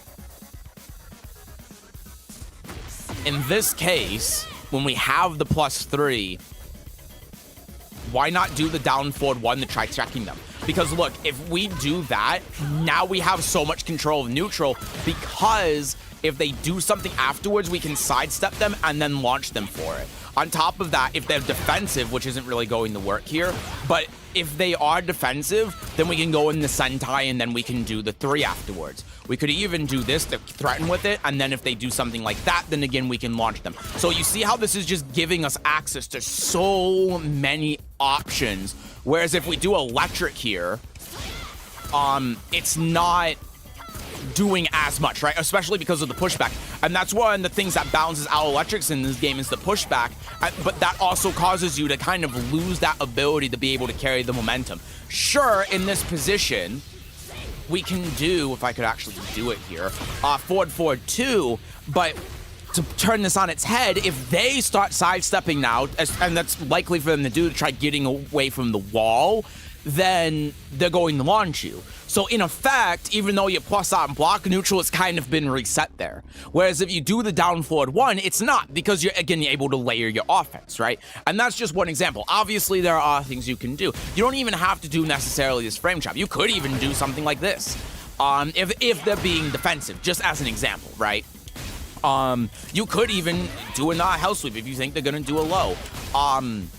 You could do this. Like, we don't have to frame trap them, but we just have to think of ways that we can continue our offense. And electric doesn't really do that, nor does down forward 2, nor does any of these launchers. You know, the caveat to doing all of this stuff that I'm talking about is that if it hits, it's not launching the opponent, right? That's the trade-off. But most of the time, that's still better than launching the opponent. What you're getting afterwards, because of the mind games and because you're able to continuously apply this offense, it's usually just straight up better than even if you launch the opponent with an electric or something. Tater tots are less valuable than french fries. Exactly. So when she does that, again, it's the right thing to do. The other thing that you can do here, so this is something that Elisa's will do a lot. After they do this, after they do this move, this first hit's launch punishable, you can just down forward 2 and then float the other hit. That's not every character, of course. Some characters vary on that, but most of the time you can just also hit the 4 button and then that's a punish or it floats them. So yeah. I hate Elisa. Oh my god, I'm always sad with playing versus Elisa. Well, thankfully, I was an Elisa main, so I know this character inside and out. So I am here to help you with this matchup. Okay, so this is a gimmick with Elisa. Not really important to know because Elisa, you never see Elisa, but I'm going to just maybe because so you remember this, you duck this because these have tracking up until she shoots. Maybe she doesn't in Tekken 8. Yeah, see, like that. That's what I'm trying to demonstrate. So if your sidestep timing is even a little bit off, sorry, I'm just too good in this matchup. But if your sidestep timing is even a little bit off, then you die. So you want to crouch under these. Insider knowledge. Wait, it's a Reina? Yeah. So that's fine. That was a great dash block, by the way. That was good staying on the ground, too. All of this has been really good so far. Working with the plus frames. And then again, yeah. So again, at least a specific matchup thing, but right here, you just, like, down forward, too. And then that's going to knock her out of the air, or with Punisher.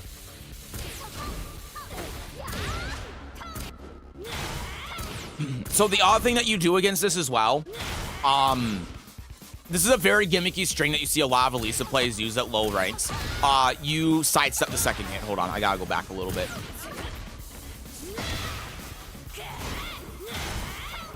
So right here, you just sidestep the second hit. Very linear. See. Extremely linear. Okay, so here's another thing too. This is a lot of matchup specific stuff, and I shouldn't be throwing this all at you, but right here, right, this is -8, so you can't really do anything here. This is +4. So jabbing is not something you want to do here, because of her counter hit options. But yeah, again, we're layering our offense really good here. Yeah, we can't be doing the 2-2 here. And again, this is another case where we have so many options. Again, I think of the down forward too, and we're kind of doing that in this scenario after the 1 as well. We're doing the same thing that I'm talking about. Like, we're doing the 1, going in the stance, doing the 4 here, going in the sentai. Like, we're doing exactly what I'm talking about. But then, yeah, we just, like, go in the stance afterwards. And then, of course, also what we can do is, if they're starting to be defensive, then we can start mixing up with, like, hell sweeps and stuff. And then we can just use all of that mental frame advantage to make it so that they have a really hard time being able to actually stop what's going on. Whereas, of course, 2-2-1 wins the game if it hits, but if it doesn't, then the Elisa kind of wins the game here. Because this is -14. So, what the Elisa can do... I actually don't know what exactly you do here with Elisa. You don't do that anymore. I don't know what the right punish is. I guess it is just that. But yeah. She gets this. And now it's like you're both even. So you gotta be really mindful of that. But obviously that's going to be more against higher level players. A lot of people don't know. And then, yeah, this is why I'm bringing up the back 3+4 in the first place, because you see how much this guy is using it. Down forward 2. Just option select it. And then he's doing this thing also where he's doing this string into up forward 3. And then we've attacked into this and been counter hit by it. So this is a situation where even though it's -6, sometimes it's better if you know that they're going to do something like that to just sidestep. Not that. But yeah, just sidestep, you know? Because if you, like, you can jab interrupt them and you can do all of these things, right? We could go here and then we could do, sorry, I did that late. While rising 4, oh, never mind. Oh, sorry, Elisa's +6 here. Jesus, I'm so used to, I don't even know the frame data on this because I never use this move and I just sidestep it. But yeah, like, even at -6 here, like, I know Fee is going to tell you don't sidestep at -6, but you absolutely do here. He's wrong. Because, look, see? This is just, like, one of those things where if you know that the opponent is doing this kind of flow chart, you just sidestep. Yeah, this is a high. It's a very slow high, but it is a high. So we were ducking under it, and then we just woke up a little bit too early. But yeah, this Elise is very gimmicky. Stay on the ground. While running 3+4 again, and we saw that before, and then back 4-3. So we're just kind of where, like, losing to the knowledge checks in Elisa's strings here. That's sort of the problem. And so recognizing, like, she's doing the down 3 and the 1. This is a high, right? So we can duck under that. And I think that there are two things to think about here. One thing to think about is that if a move, like the back 3+4, 3+4 into up forward 2 counter hitting you when you're hitting a button afterwards, that's because it's a plus on block mid-mid. Plus on block mid-mids that are just free don't exist in this game. And so if the opponent is doing something that you're struggling with, like you can't take your turn afterwards, that means there's an answer there that you don't know about. Like June's 4-4-3, 3+4, something, you know, the homing mid where she does like the backflip and then it's plus on block and then she does the frame trap with like forward 1+2 or something afterwards. And then if you attack into it, like you just get counter hit and then she gets heat engager and all of that. You know what move I'm talking about? It's a mid that's plus on block and it's homing. Doesn't make any sense, right? The reason why is because the second hit you can sidestep.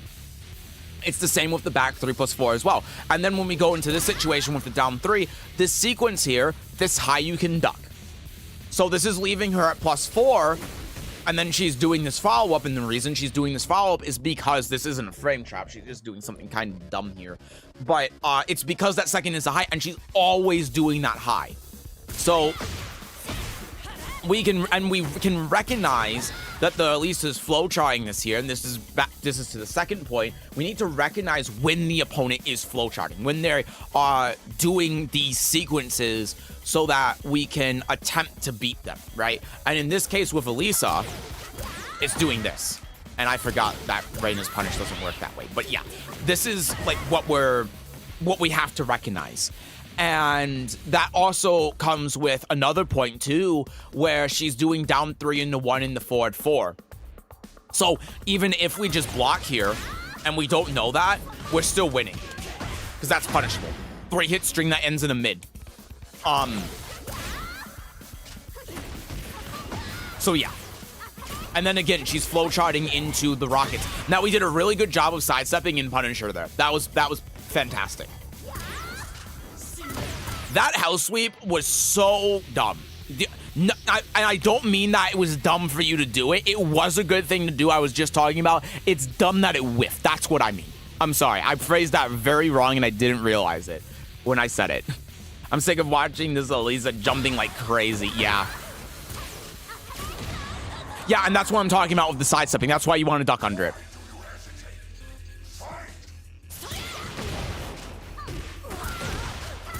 Snake edge, and then yep, down 3, and then we all know what she's going to do from here.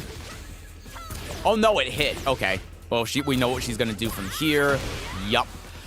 But here's another thing too. This is guaranteed at tip range, but yeah, she does that, and then we try jabbing into it. Now this is an actual counter hit string. This is 12 frames, counter hit confirmable.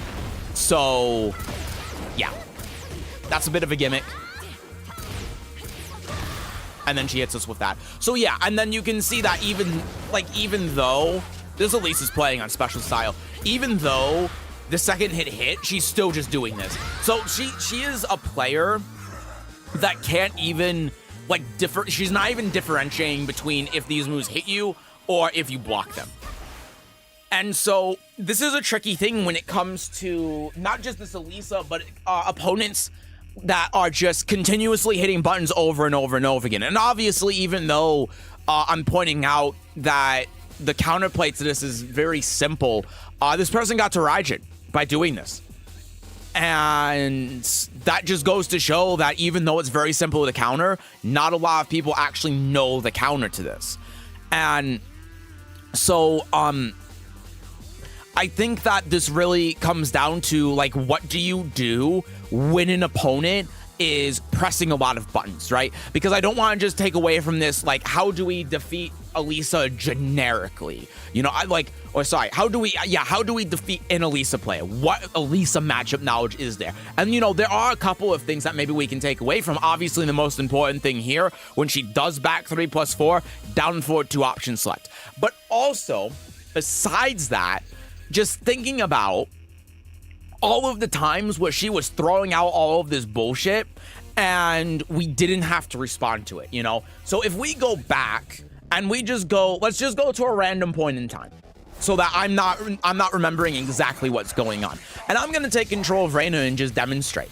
So if we go to round 3 here. Shut up. If we go to round 3 here, I'm just going to wait for the Elisa. Oh, well, actually, let me go here. Let me go here. So let's just go here. Let me just block. What is she doing here that's threatening? Like, we go in, we back up. I guess that's where we got the counter hit there. But if we're just holding back, what is she doing that's really threatening for us? Oh, we died off of that. That's what happened. Nothing, right?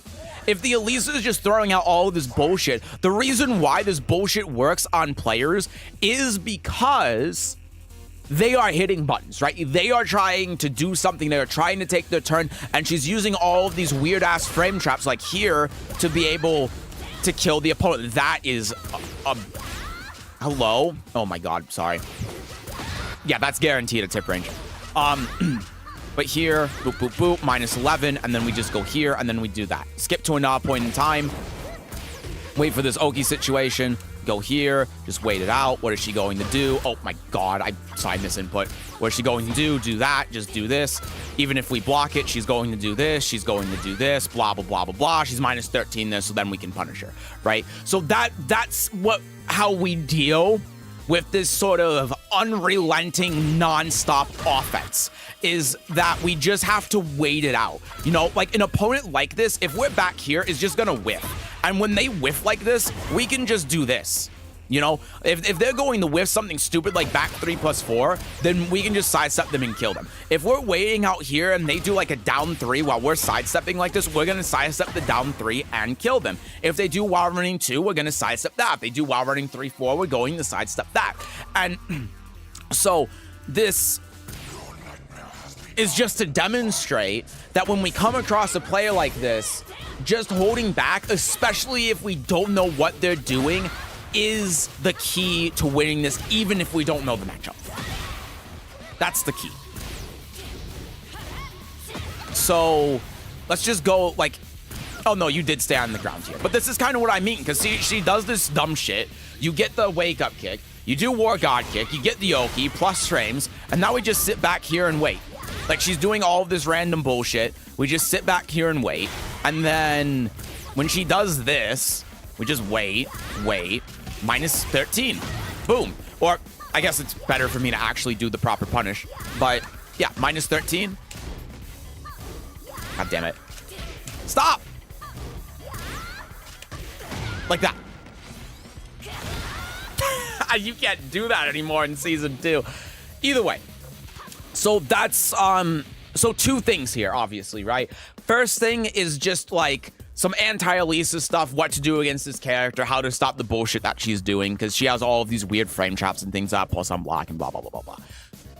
But then, yeah, the other thing is, too, when you have an opponent like this that's just constantly, relentlessly hitting buttons, putting you in these frame trap situations, and you don't understand what's going on, you don't know where exactly to respond, just block. Because it's gonna end eventually, and a player like this is relying on you doing something, relying on you hitting buttons to do damage to you. If you are just turtling and holding block, a player like this is going to have no idea how to open up a turtle. And like anyone that's watching right now can attest to this. How hard is it to open up someone that's turtling when you're playing Tekken? It's hard, right? A lot of you guys ask me how you do that with Lidia specifically.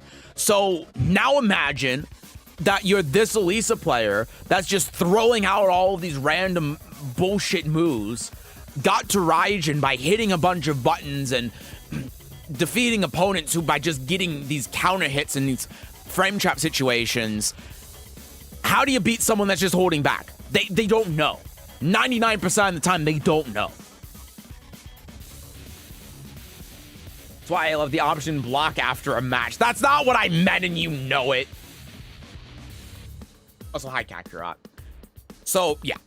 Those are my 2 big things. Don't know what the opponent's doing. Best thing to do is to just wait it out and hold back than to try playing the game. Because chances are they're not going to know how to open up a turtle, so they're going to do no damage to you, and they're going to inevitably end up whiffing something, whether it's at range and they just whiff, or you sidestep something or whatever, and then you just kill them. And then, obviously, the couple of Elisa matchup-specific stuff. The 2 main things. Unfortunately, the most common thing from Elisa's at lower ranks is the back 3+4 thing, so just know the option, select that with down 4-2 when you block the first hit, and you can sidestep the second hit. But then the other thing is the down 3 and then back up 1 string. You can duck that. It's a high, and then you can punish her. So, yeah. All right. Oh, that all right was bad. I could feel my voice going. Devil, you are up. I want mommy juke. I want milk. I'm assuming that you want the Lars game. That was very useful. I'm glad to hear it. I hope it helps.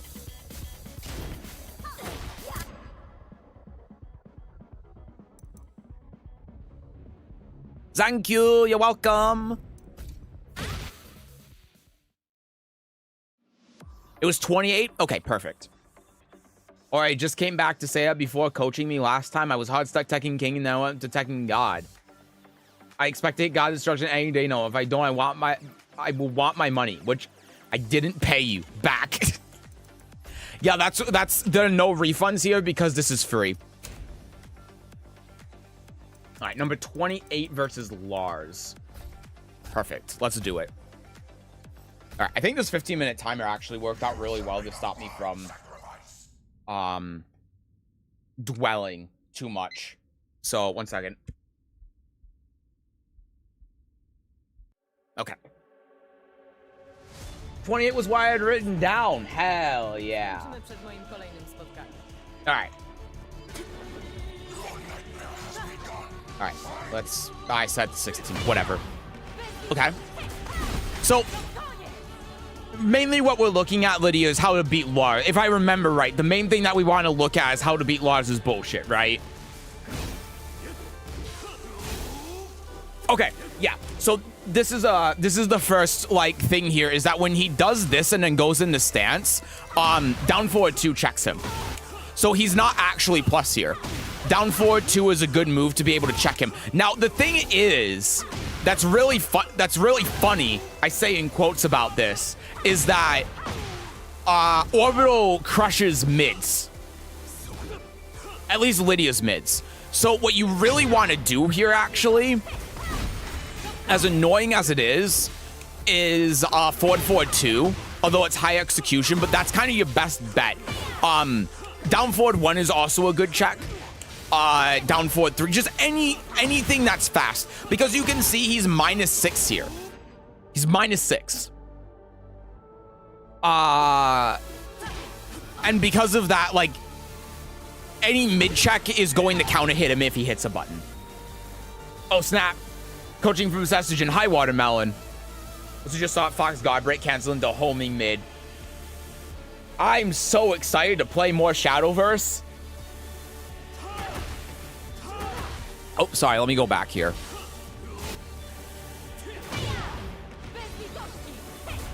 So down forward 2, right? Yeah, down forward 2. Yep. Yep, this one. The elbow attack. That's going to be your best and easiest way to be able to stop Lars from doing this. And look, even if he just does, he's not going to do it again. But even if he blocks this, then of course, you still get to go in the stance. And that's where forward 2 is better. Because if it counter hits, obviously you get the 2. But then, like, in a hypothetical scenario where he blocks it, you still get to do all of your normal horse stuff. So it's just objectively better, but it's very hard to do. It's very hard to do. So that's something you have to be mindful of. Another thing you can do as well if you want to mix him is down back 3, of course, because that's a 16 frame homing move. But the problem is, again, he can do orbital heal from here, and if he does orbital heal, then see, he can do that and then launch you. So that's why you have to be really careful of doing low and even some mids, because again, he can crush some mids. But yeah, that's what you want to do against this. This is not real. Yeah, and then this is another thing too. This is a very common thing for Lars players to do. So what they can do here is they can either do the first hit and go in the stance, or then the second hit. And so this is a really important thing to understand about generic frame data. Any string, any multi-hit string that ends in a mid is punishable, with some exceptions. But there are only a couple of exceptions. If you don't know the frame data on a move that is mid like this, you can assume it's punishable. So in this case, it's -12. So you can do from crouch down 4-2, or you can just do a simple while rising 4-2. But this isn't something you have to necessarily know with Lars. Just like keep in mind that generically, any move that is a string that ends in a mid is punishable. Think of Lidia's down forward 1-3, right? Mid, punishable. Think of her down forward 3-4, mid, punishable. Think of her cat 2-3-1, high, mid, punishable, -10. That's how these work. That's just a generic part of frame data it's important to know about. Yeah, so here we get knocked down here. And so the best thing to do here in the wake up situation is we can roll here. Oh god. We should be able to roll. Can you not roll here? Oh no, yeah, we can tech roll. Sorry. Yeah, I just didn't have control of the character. But yeah, we can tech roll here, and then if this hits and doesn't count a hit, then he's 0. So because this is essentially a neutral reset, we can just down jab him here and then stop from there. So yeah, this move isn't very good. It's also launch punishable. See, minus 16 on block, so we get full combo off of it. So let's go back to where we were. Yeah, and then you did it fine here because, again, he was 0, so doing a jab there makes sense. And from crouch down forward 3 to knock him down was good. The move he was using was toxic. Yeah, so what you gotta keep in mind with lows like this is true off of a lot of lows as well. Like Dina's core circle forward 3, Dragunov's core circle forward 3. There are a couple of lows like this that are 0 on hit. Fung's down back 3 or core circle forward 1. I think it's down back 3. Either way, Fung's down 4, I know is one. There are a lot of these lows that are 0 on block. And when you have these lows that are, 0 on hit, my bad. Yeah, Lily's down 1's also 0 on hit. So when you have these lows that are 0, sidestep is a good option. Because you see how that whiffs? You see how that whiffs? So if they try, because the problem is that if you try doing, and I'll do this with Lidia, for example, if I try doing any slow, like, homing move here, then I'll probably get counter hit out of it. Because what most of the time what you want to do here is you want to do some sort of counter hit move. Of course, we're in crouch, so I can't really do that. But that's what you want to do most of the time. But if you're doing a fast move like that, like what Lars did here, it's going to be linear. And so because of that, sidestep or sidestep block like that is a good option. And so that's going to make it really hard for Lars to do this. And then he's going to, if you do that, then he's going to have to do a slower move to be able to do the homing. And then if he starts doing that, then we can start counter hitting him with something like forward forward 2. Again, this is really difficult to do. So I don't expect you to be able to do this right away, but that's an option that we have, right? In your case, you did the from crouch down forward 3, which works. But yeah, this is why sidestepping here is a really good option, because they just can't really do much if they're trying to do fast moves to be able to continue the pressure after the 0. So yeah, that's just a generic thing on any like low that 0 on hit. It is Corsica 4-1. Okay, thank you, Lissetto. Yep, forward forward 2 was good. Okay, so here's another thing, right? So right here, Bop, only -1. Laws is only +1, which means that a good option to do here is down jab. But also, like we were talking about before, look, sidestep. See? You see how these generic situations kind of all end up being the same? Although now it's just not working for some reason, because I think it's because of the replay. But you saw how I sidestepped that after taking it over. I just can't do it perfectly because of the replay. But you see how that works?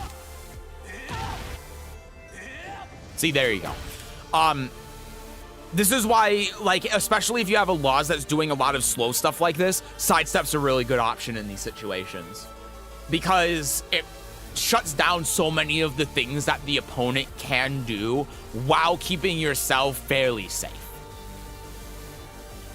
I do have a problem with sidestep. I don't use it at all. Yeah, and that's because it's just difficult to understand the situations where you use it, right? So this is one of those situations when the opponent or you is around 0. So if you watch any higher level Tekken games, what do a lot of players, high level players, pro players do after Heat Burst?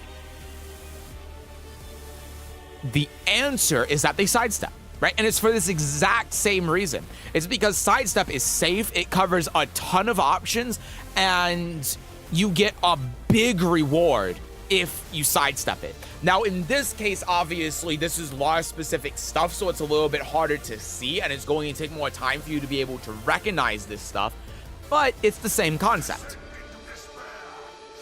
So, just recognizing these kind of situations I think I accidentally skipped to the next round, is something that can help you out a ton.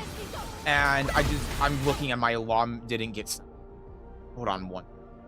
Didn't my alarm get set? Ah.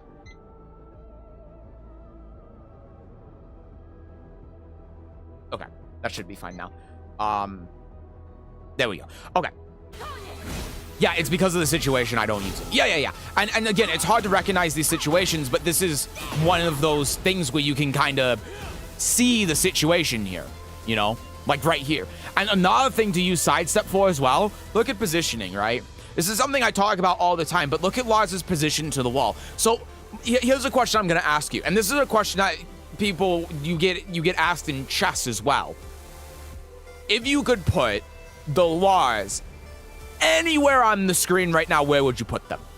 And the answer, of course, is right here. You would have the Lars's back be to this wall right here.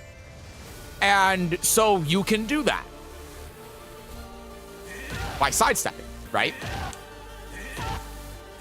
This is an actual just frame, by the way, to be able to do this. But you can do that by sidestepping. And you know, I'm gonna get hit here, but whatever. But you can see that when I move like that, his back goes to the wall while I'm also covering that option. So we don't even have to think too much about what move the Lars is doing. We just have to know that, okay, this is a situation where I can move around, and those situations are going to be when you're not like -9 or something. So basically, if the Lars does a move and you block it, then you can move. That's the generic rule. If you block a move from the Lars, which he did here, then you can move. And if you can move, you can reposition yourself so his back is to the wall. And then, hey, you're also accomplishing avoiding whatever move he's trying to do. I kind of did think of his attacks, but staying too much defense. Yeah, and so it's important to think about that, but it's also important to just think about like the generic position that you're in right now. Kind of conflicted by the sidestep after hitting Lidia's down to -4, but they're mental frame. You should. You have to. It's so important that you do. Hi, Anna Sobieska. I have a question. How can I be coached via video? Not ready for Fakum Ramen release. Via video, sign up for public coaching and then just tell me you want to do coaching through video and I'll do it. That's fine. I don't mind. I do it through video if public coaching comes around and people who signed up just aren't here. So if you want to do that for the next time that we do this, then go for it. But yeah, so we'll just keep up thinking about that sidestep stuff. And you'll also notice too, that one thing that this Lars is doing a lot is he's doing a lot of moves where you're blocking it and then he's doing another attack. So again, say here, counter hit, right? Continuing on. So block here, counter hit, it's launch punishable, but still regardless. And then again, mid, so that's going to be punishable, right? Was I send a video of my match? Whatever you prefer. If you want, if you have a video, if you have a gameplay, then yeah. But it's going to be for next time we do this, which is going to be next month, because there are too many people in the queue right now. There's just way too many. I won't be able to get to you. But for next time, yeah, absolutely. 3+4, going for that makes sense. Yeah, that's going to push him out of range, but it's fine. And that was just a grab. Yeah, so this is a move that he gets while only in heat. But when he does this, he's +9. So this is the situation where we're just talking about, like, unless you're -9, this is one of those things that is. Yeah, you can't really do anything here. You just have to eat it. But it's rare that that's the case. And then right here as well, when this hits, so we're on the ground, right? We can, hello? Oh, I'm sorry, I controlled Laws. Go here. Oh my God, the whiffed on the toe kick. But just for the sake of example, look, we can toe kick there and then get out of the pressure situation. On YouTube or on Tekken Reddit. Oh, no, okay, sorry, let me explain real quick. So, you have to join the Discord. There's a link in the description. When you join the Discord, in the event section in the Discord, there's a thread that I make at the end of every public coaching stream. Throw your Tekken ID in there, and that's all you gotta do. That's it. So I'll make the public coaching number 15 thread at the end of this stream. And then you can just submit your thing there. let's continue on. Yeah. So a thing about this move as well, just with Lars generically, is that this is -14, -13. And if he goes in the stance, you still get the punish even when he goes in the stance. You can, in fact, launch him if he goes in the stance. And also, look, he hit a button again after you block this attack. So you see how he's just, like, all of this pressure that he's doing. Oh, that might have been the God break, actually. But still, all of this pressure that he's doing is fake. Down forward 2 here is your king. And then again, like, a lot of the times with lows as well, they're going to be plus, but not that plus. So, like, this is only +1. So we have a couple of things that we can do here. We can either sidestep, and of course this low is going to hit us for some reason. I guess it loses to sidewalk left. But it's not really going to do a whole lot. Like, look, we're sidestepping so much that this follow-up is just whiffing for some reason, which is hilarious. Or we can down jab. And then look what happens when we down jab. Boop. So yeah. And then mid-mid, and then go here. And so now we're kind of having the opposite problem. Time for me to go to sleep. Good night. Thanks for the fun stream. Good night, Zachiel. Thanks for coming by. Sleep well. Where we're getting hit by these things, and then we're hitting buttons, right? We're not even hitting buttons. We're holding forward. And obviously that's like the worst thing that we can be doing, because that's just allowing the opponent to do damage while actively doing nothing. So yeah, and then we ended up hitting a button there. We tried parrying when we got hit, which is fine. But this is a situation where we don't really want to necessarily like parry, because what options is this covering, right? It's covering a select few options that Lars can do here, but obviously if he grabs his outfit or does whatever, then we die. So again, this is a situation where he's only +2, so we can down jab here. We can sidestep, although this is a homing grab, but still that's an option that we have. So yeah, like what I would normally do here is sidestep, and if he's going to grab you, then break the grab, and look, we're no longer at the wall position, so we're a little bit more free to do stuff. But again, because he's hitting a lot of buttons, we can make an informed decision and just do a down jab, or even a WoW Rising 4. Oh no, sorry, he's +2, my bad.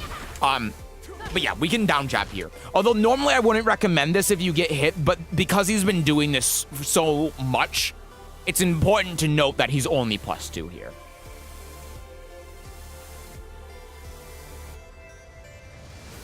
Her move was when he was Lars on the ground.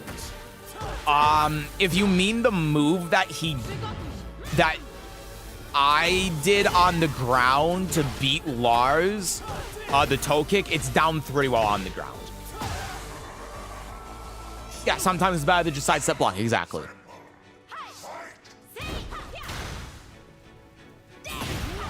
Nice forward 2. He's gonna hit a button here. I'm shocked. I'm shocked. That was nicely done, though. That was very nicely done. So if you want a combo for this, I can show you a combo for this if you like.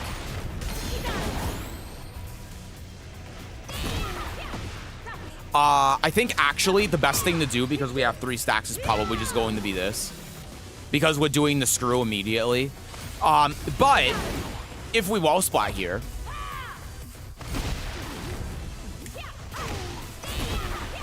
we can do this. Oh my god, that whiff, that's hilarious. Or we can just go for the 1. I think if we go into Heaven and Earth, it might actually be better to just go for the 1, because we get the 3 stacks. I don't know, it's actually a pretty tough situation because of the tailspin and the distance to the wall. But yeah, that was good. Yeah, so this is a move that's actually plus, and you can tell because of the animation. So the animation where your character like reels back and does this, that's a generic animation to show that you are minus there. The person who did the move that you blocked is plus in that scenario. So yeah, again, he's -6 here, so we can perform an action at this point. We tried doing 2-2, which is fine. Now, because he's been hitting buttons so much again, like I would go, like natural response to this situation, down back 3. And the reason why down back 3 is because 1 + 2 kills him here. 1 kills him here if he hits a button, if he down jabs, and I literally don't care. And now he's on a pixel, so even if he survives that situation, you see how like he does that 1-2 in the stance, and I can just down jab him and kill him. That pressure isn't isn't real. Hi, Virilia. Hello, hello. So that's why that would be my natural reaction to this. Virilia. Hi again, Mom. Hi again. Thank you so much for the 9 months. Oh my God. Thank you so much. I'm taking the Identity 5 money and funneling that in the Shadowverse. Thank you so much for that. I appreciate that a ton. It's good to see you. I hope you're doing well. This is what I love about this channel. I get so much Lidia knowledge. I'm happy to help. What Shadowverse? It's a card game that just came out. Non-Tekken 8 version of her with this channel. I'm glad to hear that. So, you know, I'll tell you the reason why real quick that I don't do 2-2. It's because it's punishable, right? So what we want to do instead here is 2-4, because that's going to be high mid and -8. 2-2, even though it says it's -6, is actually -12 on block. It's punishable. And both kill him if they attack, or if they hit him. Sorry, not if they attack. Yeah, I see how he's being a bitch with this move, but that was a very nice forward 2. You played that round super well. So again, we're getting hit by the second hit of that string. We just need to block it and then punish it since this is -12. We get hit by that. Yeah, and we're getting hit by a ton of lows, right? So this is kind of what we were talking about before, staying on the ground. But see, we get grounded, we go here, we can roll around, and then if at the end of his sequence, we get up, forward 4-2, bop, bop, and then we go here. So the best defense is staying on the ground.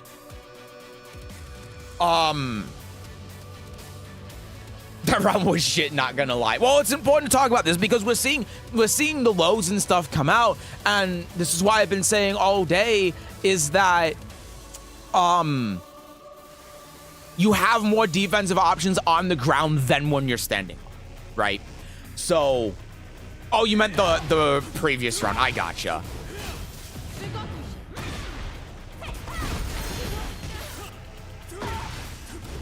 So yeah, see, we're just kind of getting hit by all of these lows, and it's off of this one thing that he does. So he does this, knocks us down, then it's like, this sucks.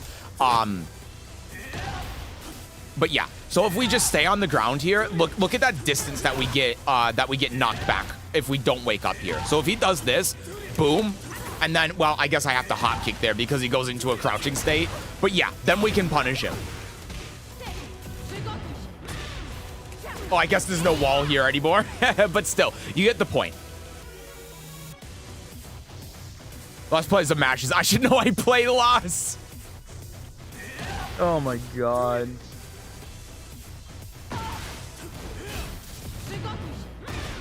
But yeah, this is a good way to get out of the pressure.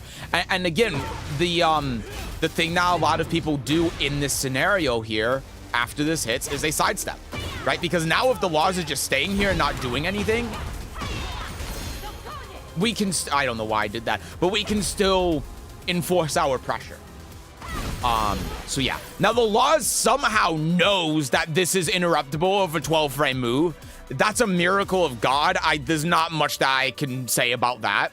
But yeah, when this hits, he does get a true mix. He's +8. You can't really do much here.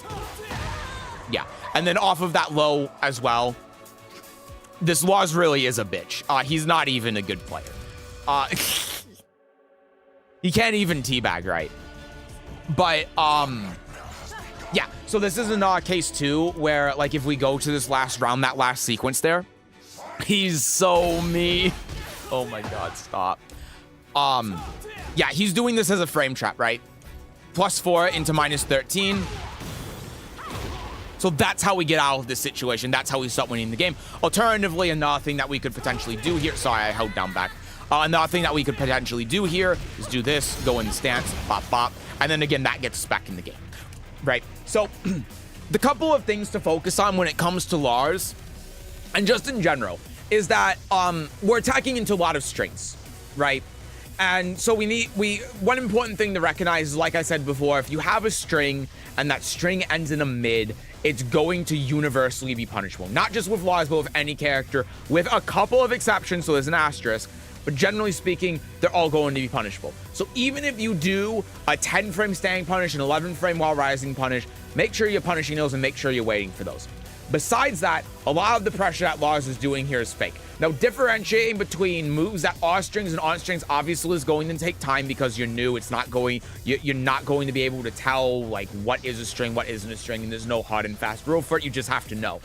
But when you start recognizing that stuff, you can see clearly from these games with this Lars that he's doing stuff and he's like -6, -7, -9, whatever, and he's hitting a knob button. So because of that, down forward 2 is your friend. Your big elbow attack that you have here, this one, this is your friend because of the counter hit on it. That's what you want to be utilizing. Those are the 2 biggest things. There are other things as well, like we talked about sidestepping, using sidestep for positioning, sidestepping in those situations where you're around +2 to -2, stuff like that. Staying on the ground to try avoiding the low because you saw the pushback and stuff. How the more defensive options you have while staying on the ground. So if you have someone like this that's just doing low into low into low into low, then just stay on the ground, eat the low, wake up, and then go from there instead of having to wake up and then deal with the mix-up situation afterwards. So, yeah. Lost players being toxic like the character, but understandable most of them are former Dragunov mains who are toxic. Yeah, it's just like Tekken 7 Leroy players. They're like, it's not my character that's good, it's me that's good. Oh, man. I play Na a lot. I use this knowledge not collapse my level. Well, and you know, a lot of the things I'm talking about too carry over from player to player, right? It's very generic. And so that might help you with remembering all of it. Or at least some of it. Fujin with both my mains, hell yeah. Sidestep need to use, yeah, sidestep, just step block, just sidestep and block. I fell asleep. Hello, what's happening? Hi, Mash. Hello, we're doing coaching. But yeah, anyway, that's what I got for you. I hope that helps with the laws stuff. Again, like a lot of it is just going to be recognizing those strings, but this laws wasn't doing the really egregious stuff that he has. He was just doing a lot of things where he was hitting a lot of buttons. Yep, sidestep and block, use your down forward 2 for counter hit. Don't let the opponent do a string that's like -9 or whatever and then hit a button afterwards. Make sure you're counter hitting them and then stay on the ground sometimes. Yup. All right. Crud Pope is next, but I don't think that they're here. So if they're not here, then Jester is next. And I don't know if Jester's here. I haven't seen them in chat in a long time. So if they aren't here, then Ibai is next. And if Ibai's not here, then Mash is next. So whoever out of all of them is here and ready to go, you're up next. It's either Crod Pope, Jester, Ibai, or Mash.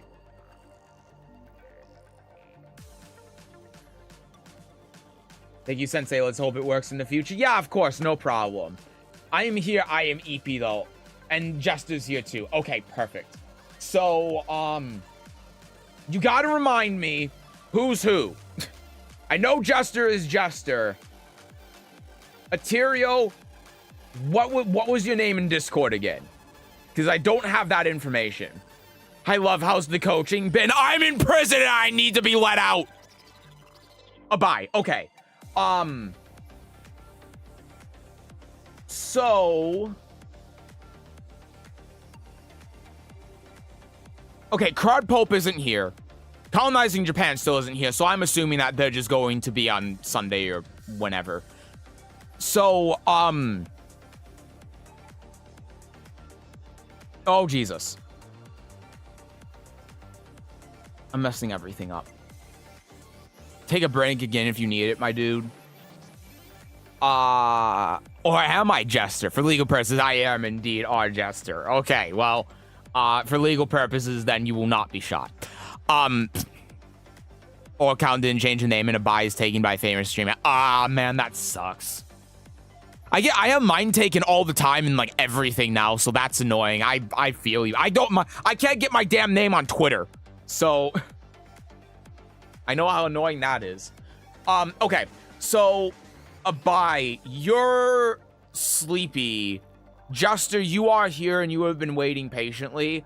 I'll let you guys decide this civilly. Right now, Juster would be up next and Abai would be on deck. Do we want to switch them? I can wait, do not worry. Okay, perfect.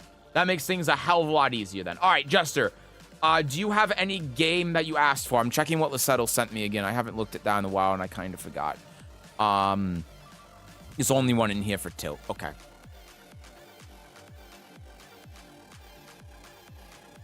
Juster can go, he can take my turn. You guys are so sweet to each other, and I love that.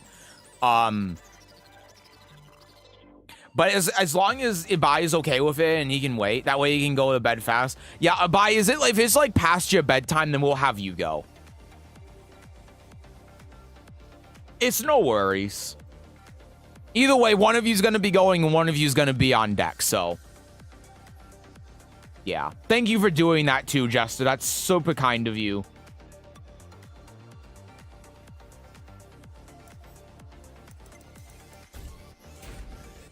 All right.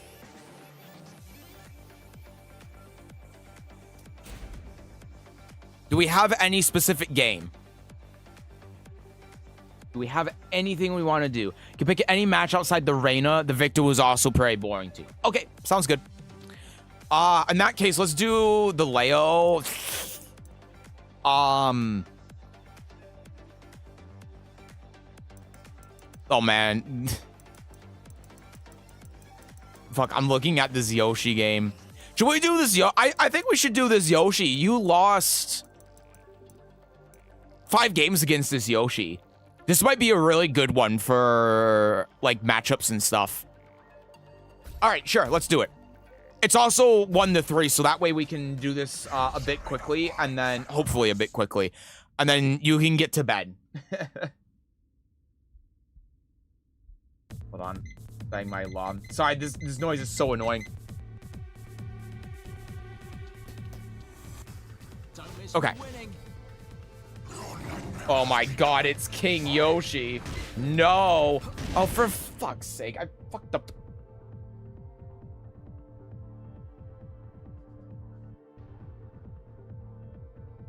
Okay, I got it now. All right. So what is going on here? I mean, so far, yeah, there's a back one. So far, there's not much that's going on. It's obviously the combo drop there. Down forward 2. So what happened here to have us get hit by the down forward 2? Were we just neutral guarding? We were trying the backdash. Yeah, so you gotta be careful of that. So, like, if I get hit here and I'm in this animation, you see how I get launched there for neutral guarding? You have to hold back. You can't backdash here. Especially because you're doing that ballerina spin and you're -14. Backdashing isn't gonna get you anywhere anyway. But that's something really important to know, is that if you are in an animation, like the ballerina spin, like, one thing I can't really do it, but you see how the animation is kind of continuing? Like, he's going like that.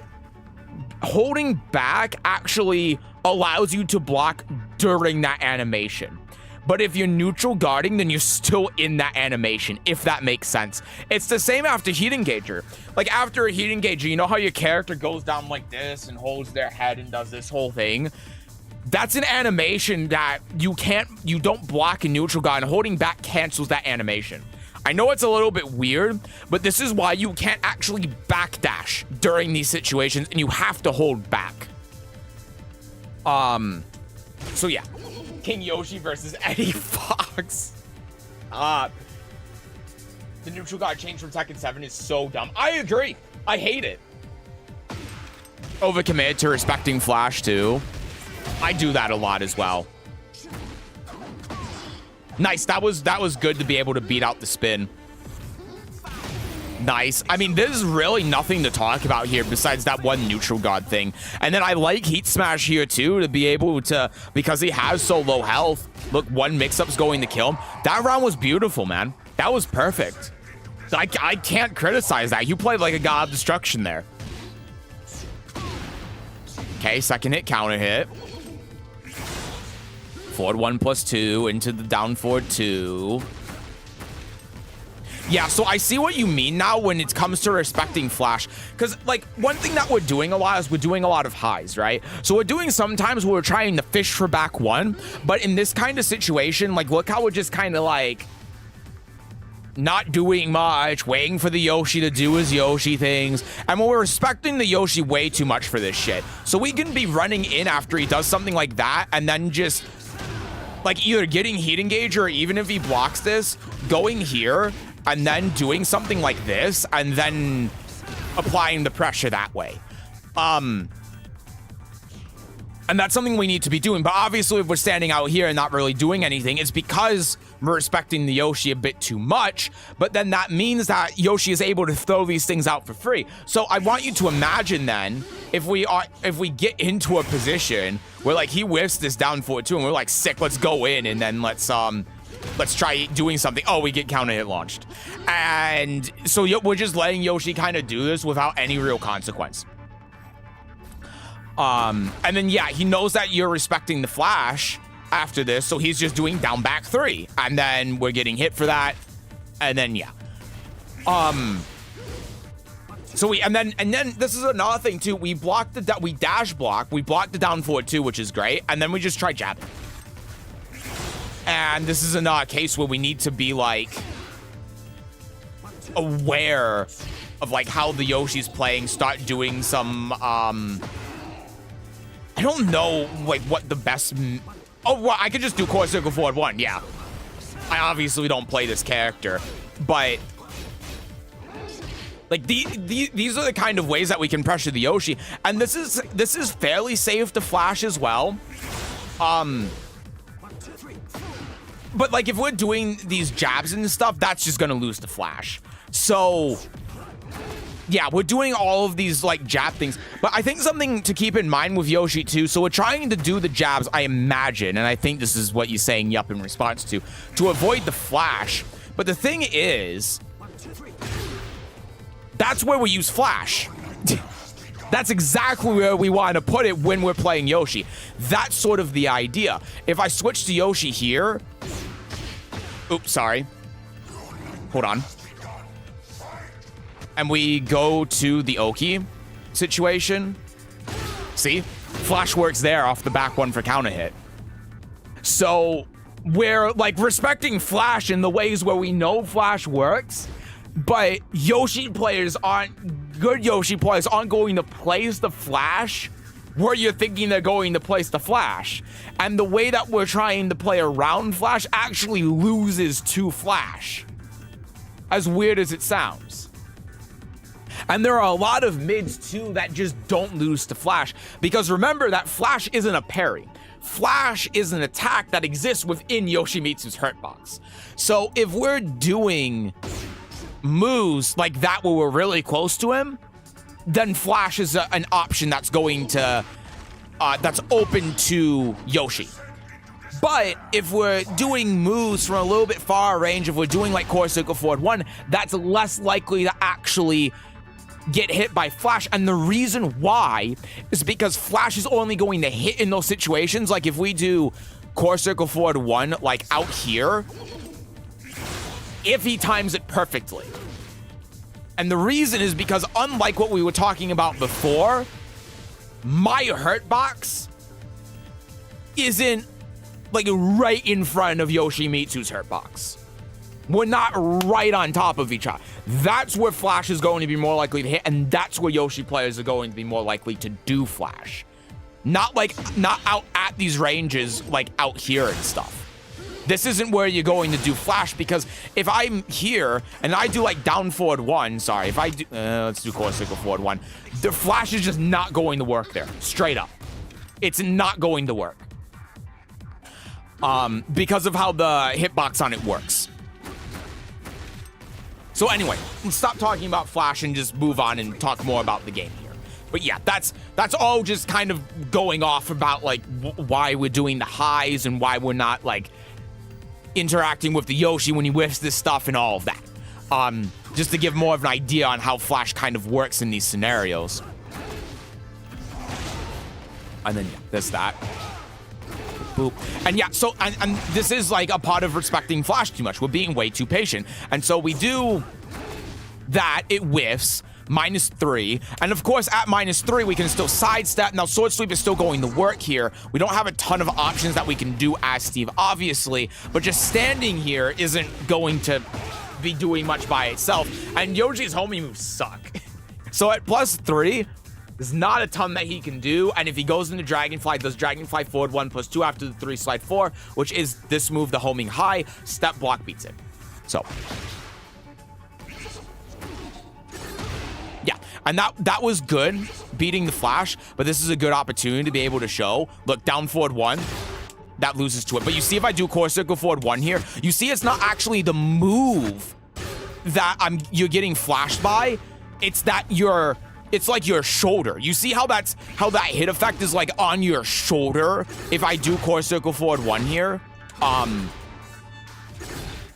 Yeah, and you see here too, like look how I'm doing this and then I'm getting hit with the damn shoulder, right? Because I'm hitting the 1 here.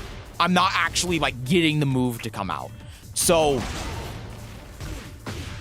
that kind of demonstrates what I'm talking about. But yeah.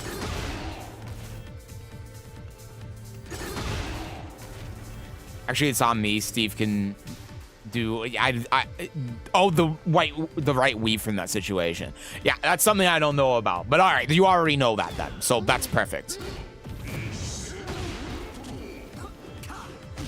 Yeah. And then he ducks. And like I don't know why, but he should have flashed you here because this is just, you see.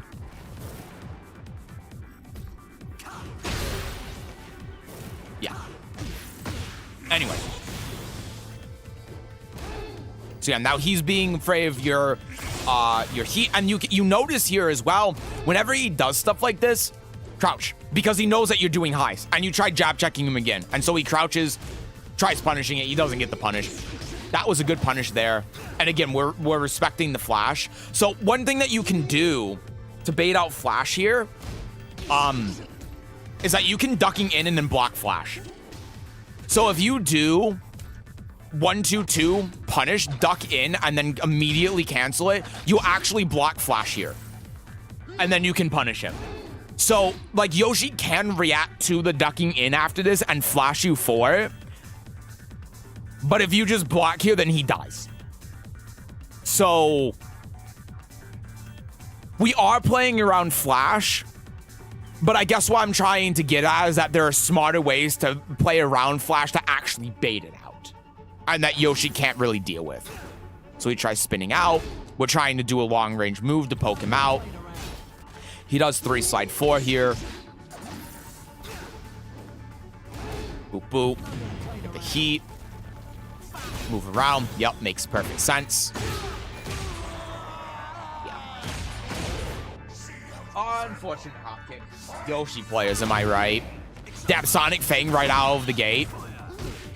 That was a great duck from him.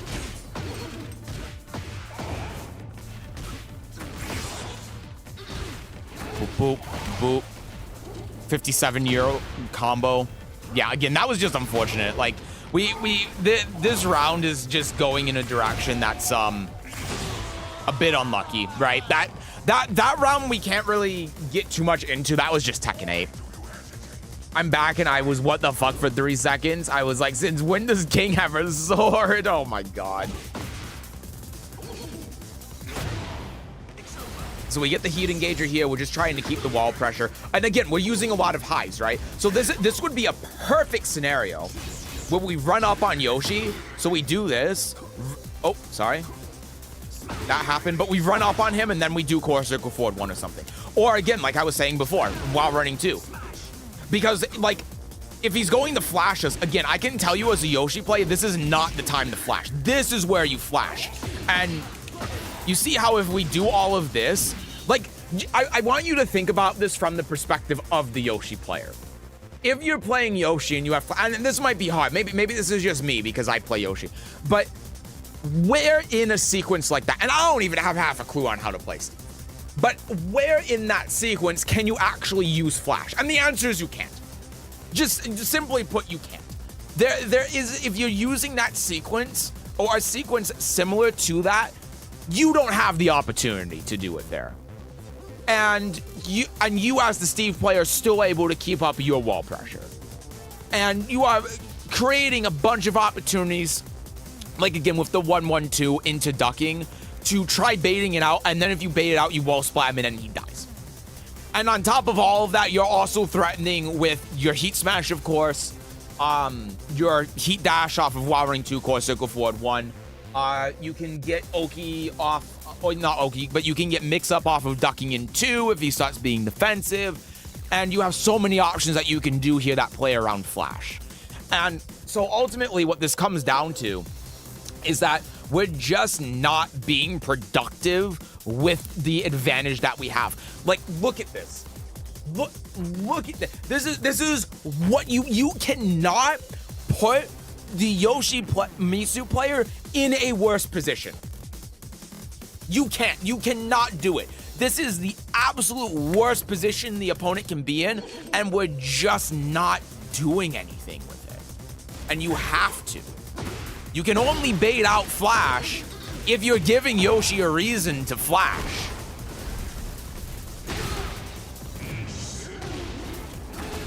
And so we're just being way too patient. We're being too passive. And we also, you know, have to be mindful, of course, of the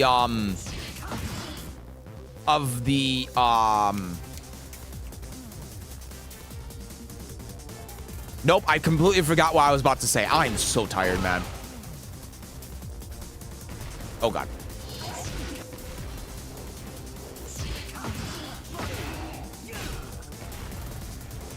Yeah, so another thing I wanted to point out too is that in this situation, Yoshi can actually flash you here if he's not in heat. But back, didn't miss my turn, right? Nope, you're gonna be at the end of the stream, man. You did not miss your turn. See the best combo, your peak hours of tech 4 hours of Tekken fundies. Oh my God. Yeah, and then there's that down forward 2 again, and again, we're just letting the threat of Flash dictate the entire game. Yeah, and you saw this, Yoshi was just winning off of, like, the threat of Flash. So, 2 main things here, right? There are 2 really important points to talk about, and a lot of this is to do with the Yoshimitsu matchup and thinking about Flash, but this can also carry over into other games, right? You have to take the offense when you get it. I want you to think, like, try and think of a good way to phrase this. But let's take 2 scenarios. Let's take a scenario where you apply more pressure, you apply more offense, and you get flashed like once or twice. Okay. Then take what was going on this game where you were constantly trying to play around Flash, and that allowed Yoshimitsu to do more keep out, down 4-2s, you weren't able to keep your position, you weren't able to keep your pressure, and every time you won neutral and got the frame advantage, you immediately lost it because of the fear of Flash. Getting hit by Flash and taking the risk, of getting hit by Flash is fine when it's giving you that advantage. The way that you want to play around Flash, the time you want to play around Flash is in neutral. It's not when you have all this advantage. It's not when you have the Yoshi in the corner. It's when you're trying to play around neutral and not let the Yoshimitsu player win neutral. That's where it's important. So this kind of idea as well, when it comes to trying to play around stuff or what the opponent is doing, can carry into other games as well. Like, just as a hypothetical example, if you have an opponent who is at like range 3, let's say you're playing against a Victor who's just at range 3 and they are constantly doing like down back 4 when you're approaching. Maybe this isn't a good idea. Maybe this isn't the right thing, because this is kind of the opposite of what I'm talking about. Man, it actually is kind of hard to think of a good situation. No, let's think about like this. Let's think about like this. Completely different scenario, because I think the Victor scenario I'm talking about doesn't. No, maybe it does make sense.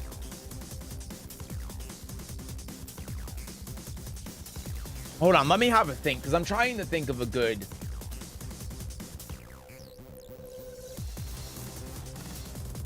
You know what? Let's.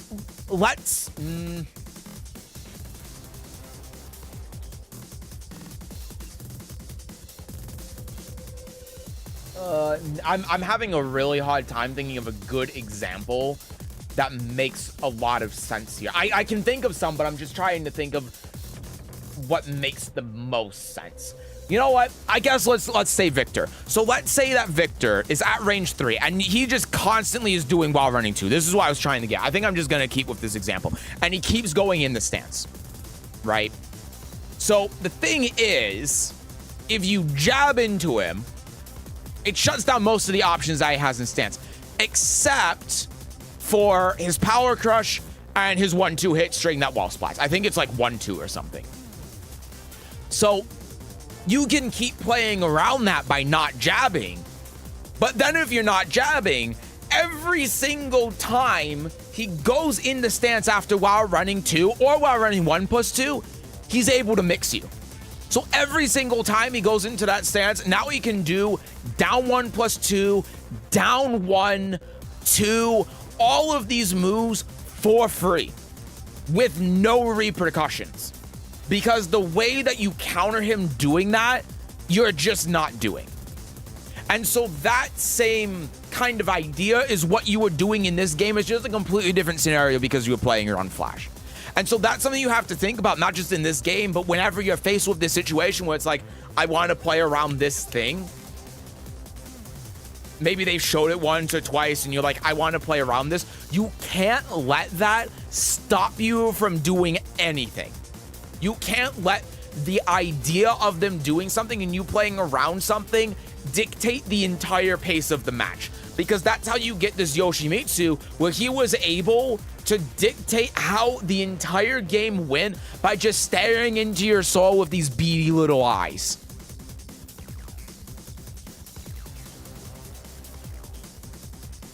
And you know, in general, if this isn't the case with just Yoshimitsu, we have to think about like whiff punishment, approaching a neutral, approaching opponent's whiff, keeping up our pressure like at the wall, keeping our advantage. Like when we get advantage here, when we get frame advantage, when we get positional advantage, that's what you're working towards in the game, right? So you have to keep that. You have to do everything in your power to keep that up. If that means getting counter hit, if that means getting flash, that's a risk that you have to be willing to take. Because if you don't, then what's the point in winning neutral? At that point, even if you win neutral, the opponent has won neutral. So you have to do it, even if you're trying to play around stuff. And like I showed in that one example, there are ways for you to be able to play around these things while maintaining that pressure. And then the thing besides that is just looking at like doing all of the highs. Because this Yoshi was ducking, and you must have been doing this in the previous games when he was hard ducking under like 1-2-1 and stuff. That's because you were just doing highs way too much. And so you have to be using more of your mids with Steve. If you're using them that much that this Yoshi player is just ducking under them, then you're relying on those a lot. And it's important to recognize that and throw in some more mids. It's been costing me a lot lately. I feel like I just can't end games. So yeah, I mean, when it comes to ending games, you know, like this is again part of like, what are you winning neutral for? And you saw that one situation where I was in the corner, where you were in the corner, and we were trying to do stuff out of the corner, that is winning the game. That is the win condition in this game, right? I guess it wasn't this round, it was the next round. But yeah.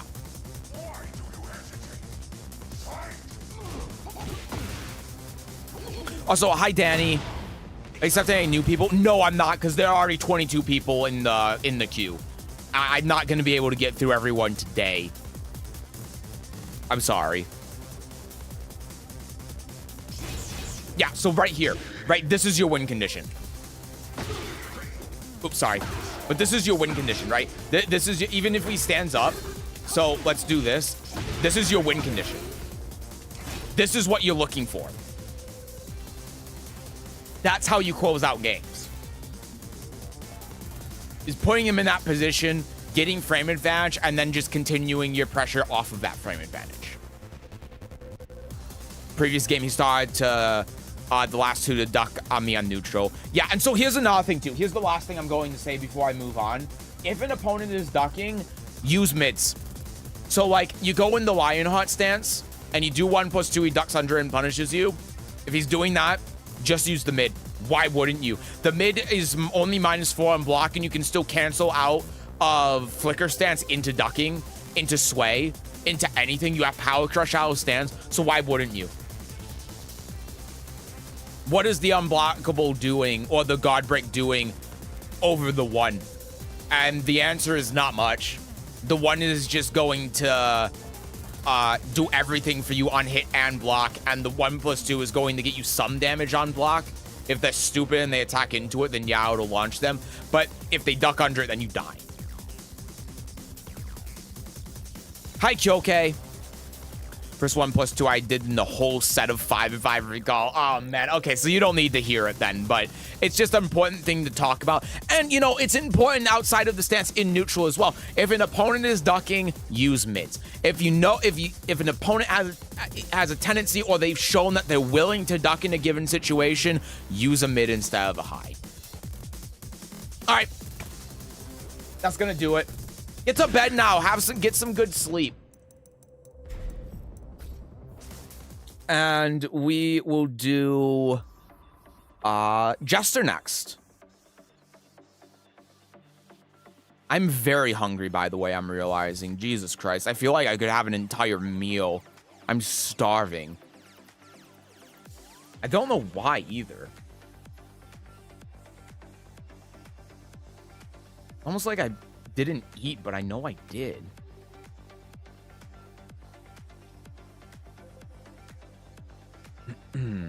Yeah, hi, Kyoke. Also getting the munchies for no reason. Go eat. I already ate dinner. I don't want to eat more food. Just copy BAMs and do empties or delay for those 1+2s to work. Yeah, exactly. Just risk a launch, I guess. Trust me, as someone that does it all the time with Lidia, no one's going to launch you. No one.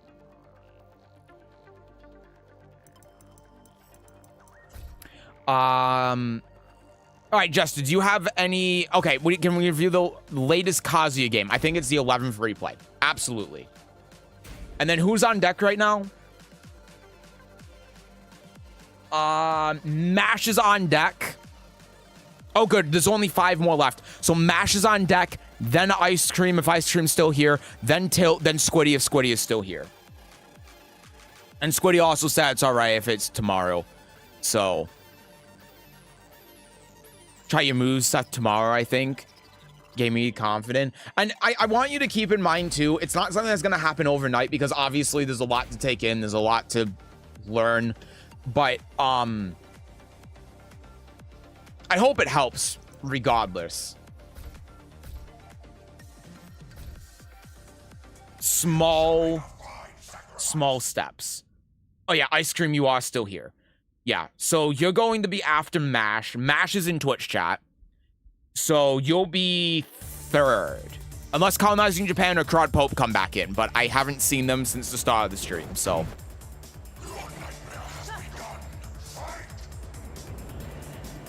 alright. I'm debating on whether or not I get up and microwave food. I'm gonna do it after this. Hello, who calling me? You're on deck. You're up next after this game mash. Oh, let me set my little timer here. So it's so loud.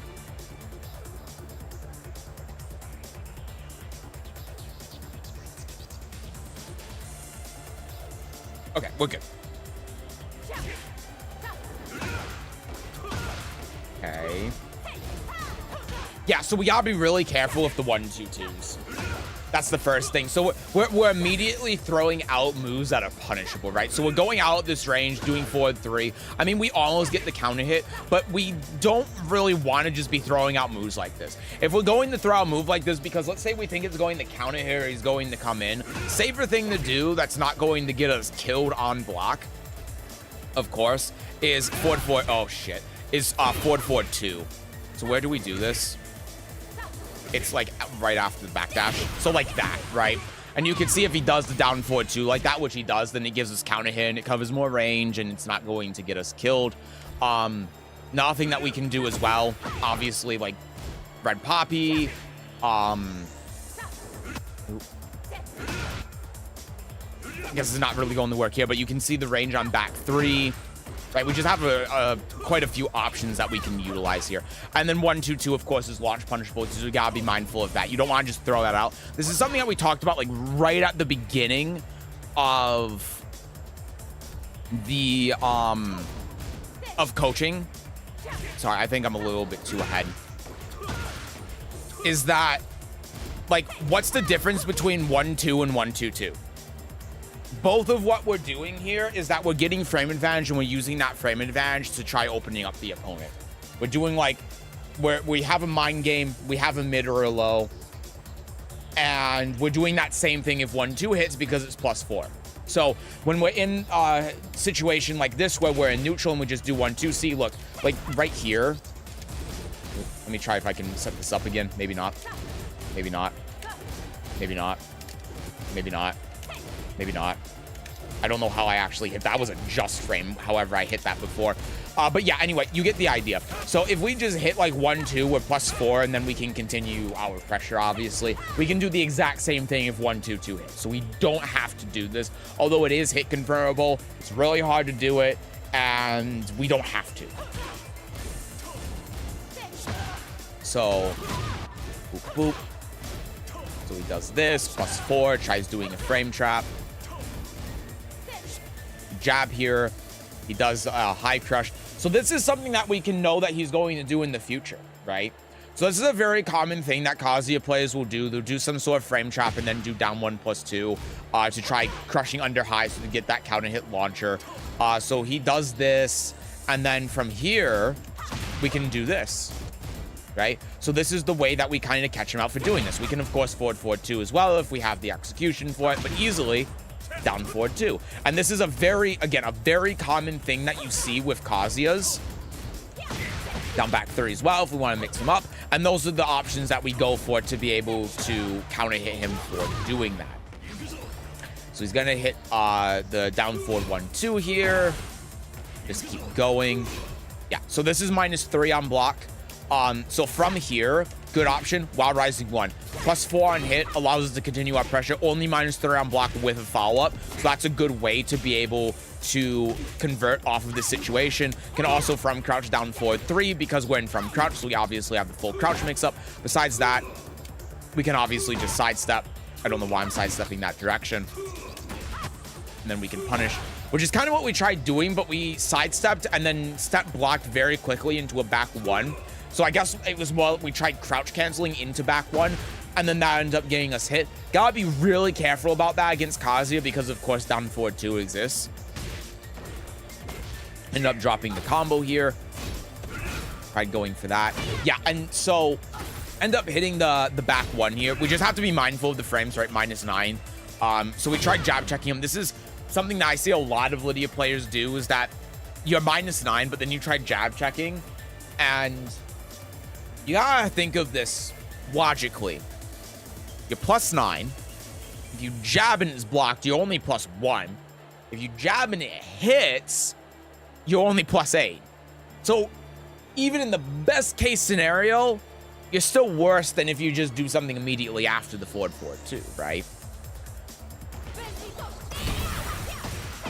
So there's another forward 2, pop. And I should also mention that also applies if you're like +4. Because if jab gets blocked, which is probably what's going to happen, you're +1 instead of +4. That was good. Good. Good. I like the down back 3. That was a brilliant round. That was a fantastic round. That ending there, really good. Okay, yeah, so this is one of those things that is not just for Kazuya, but you just need to know down forward 2 is -12. This is just one of those really generic things that is just everyone should know.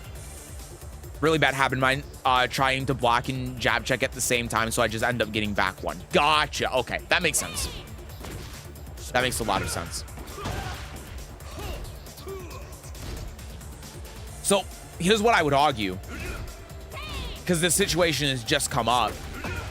Get house sweep. That happens here. Let me take control here. See what happens when we do this. And now let's do the jab. Let's sidestep jab. See how we get counter hit? So why do the sidestep jab? And of course you don't do it here, but this is kind of what I'm trying to get at here, is that, you know, and I'm not trying to say never sidestep jab, but what I am saying is that you are carrying a lot of risk when you do that. Essentially what you're doing is you're just doing a jab with a different timing. That's all you're doing. And what you're really looking to do here when you sidestep like this is you're looking to like cause a move to whiff, and then you want to do something big like back 1 or political storm, or you want to be ready for stuff like that. If we sidestep and we get a successful sidestep here and we just jab, that's not really doing anything, right? Now, obviously, like I keep preaching about the plus frames and being able to convert off that, but what I mean is it's not doing anything in comparison to other things that you could do in this situation, right? That was good. 1-1. Again, -12. Gotta keep that in mind. That's launch punishable. There's a lot of stuff going on right now. This is very hectic. This is an extremely hectic and fast game. So that hits us. We want to block here. We end up blocking that. Kazi is +4. We go for Wild Rising 1. Now, again, this is something that we have to be very mindful of, because here, a very common thing for Kazi to do. I just went for it because I thought it would be funny. But yeah, because he's +4, down forward 2, and then he gets the counter hit launch here. And I'm really trying to do it. I'm not even doing it correctly. There, I tried. So what do we want to do instead here? Sidestep. Step block. See?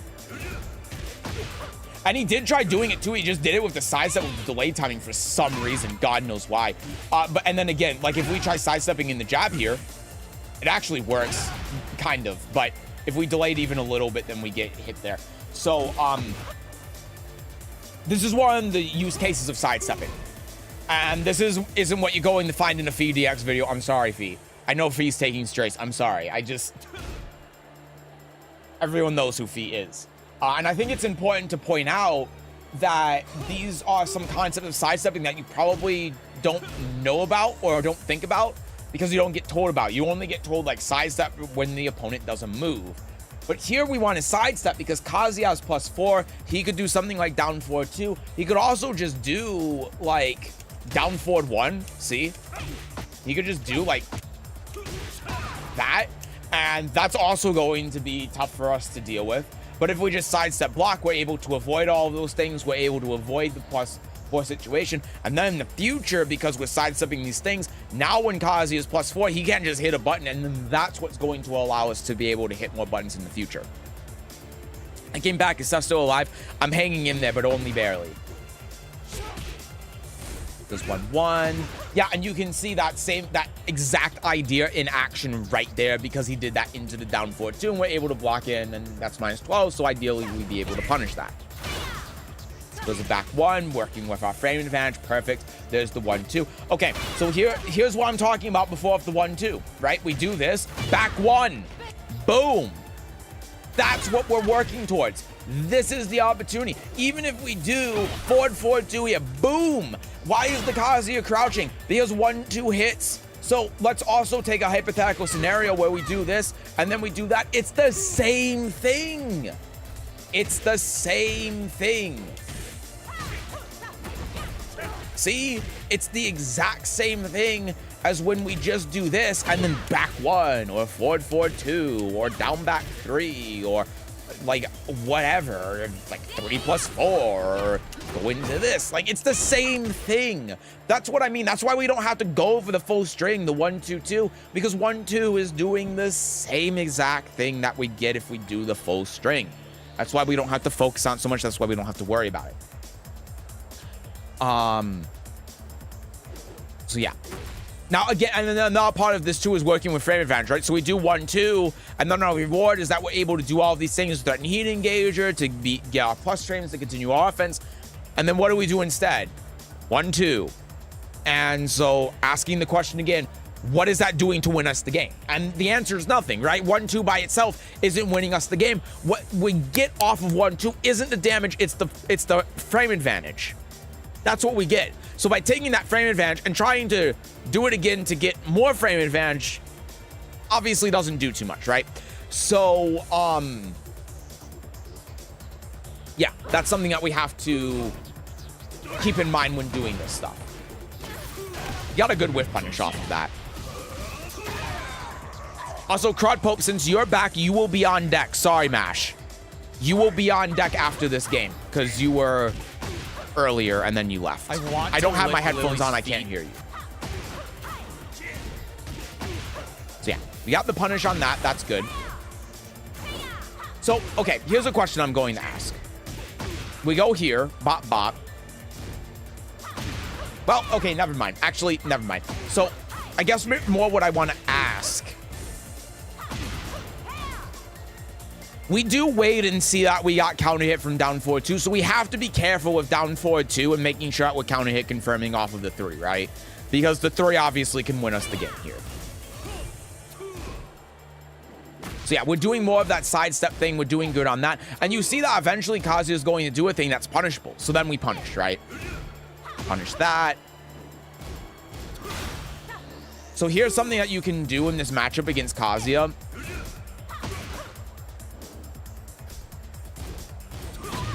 Oh.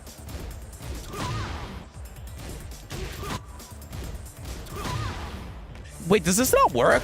Why does this not work? Okay, never mind. I guess I could have sworn that worked on the heat engager as well, but I guess I was wrong. Never mind. I'm not a good coach, it turns out. I don't know what I'm talking about. But yeah, there we go. We get the heat engager. He ducks under it. That's just, that's unlucky. But again, that's something that we know for the future now. And we've seen before as well that in these situations where he's not plus, he's ducking a lot. So we can take advantage of that. Yep. That's what we used it to. Brilliant round. That was nicely done at the end there again.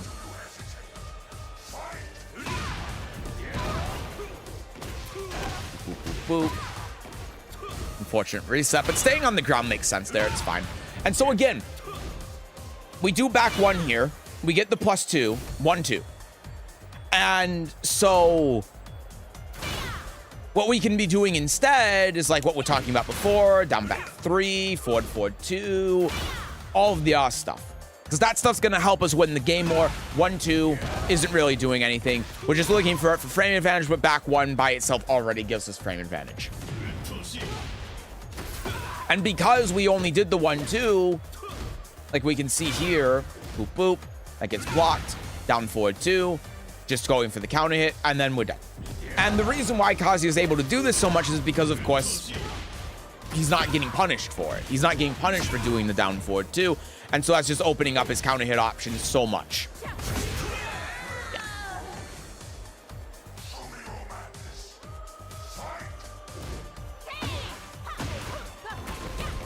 Our Rising 2 ended up working out.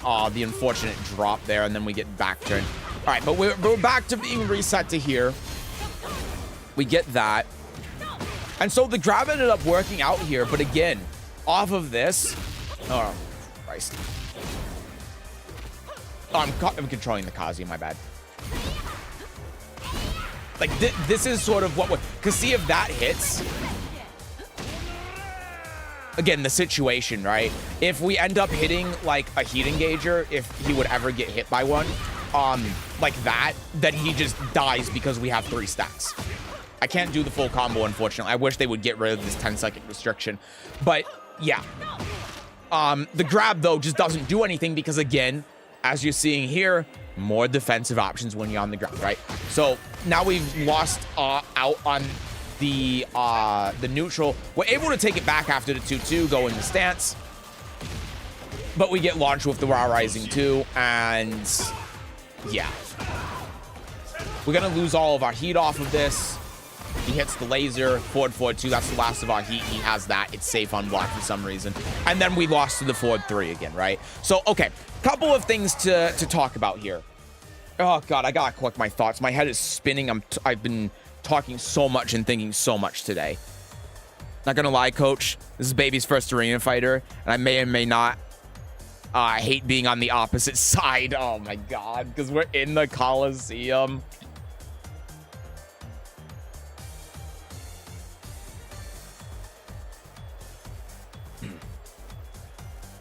Okay, let me turn this off.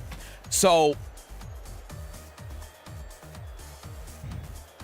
my God, my head is just, my brain is just not working anymore. I'm tired, and there's been so many games, and okay. So the first thing is that, like, the way that we were approaching out at long range, this happened at the beginning of the game and it happened at the end of the game, right? We had that forward 3 thing that was happening. Kazuya launch punished with electric twice, and the one time he didn't, it just whiffed out in neutral.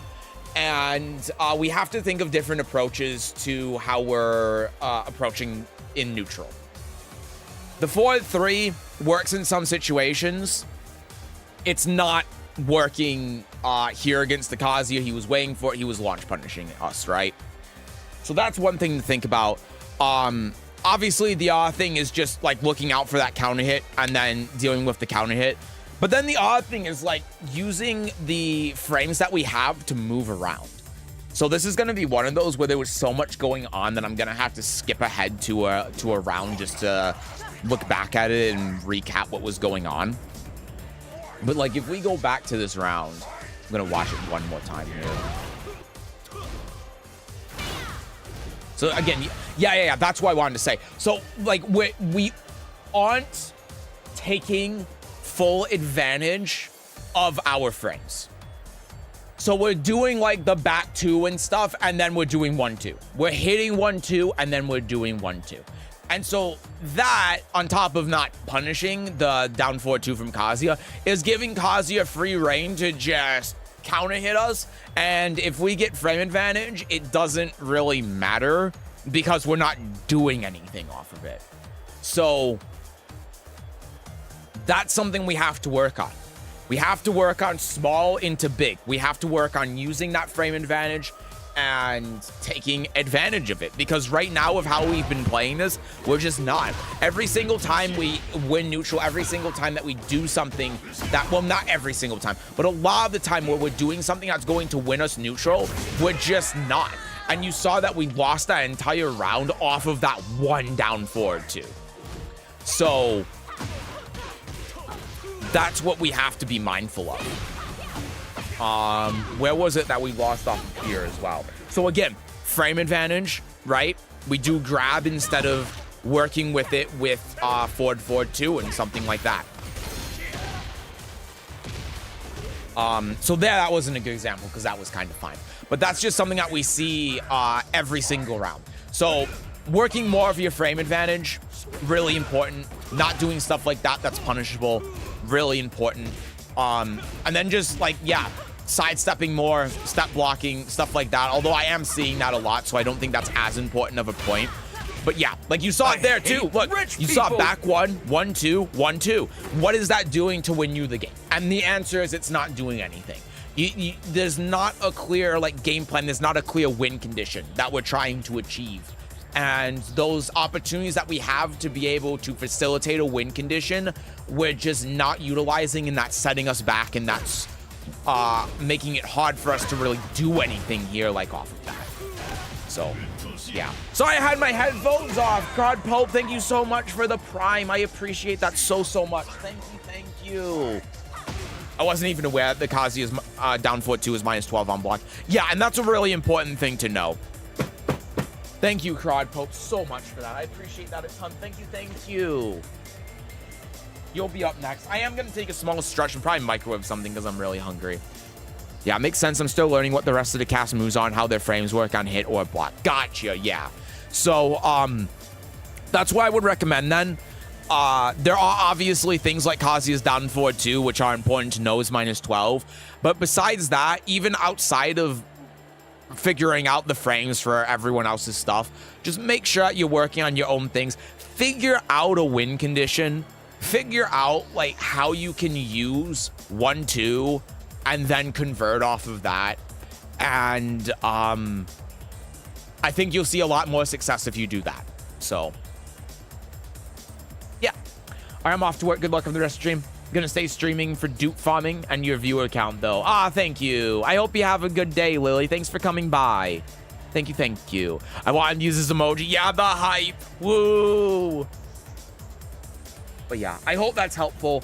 I'm also sorry if it's not that helpful. I am really tired after all of this, and Jesus Christ, there are still 5. Oh my God.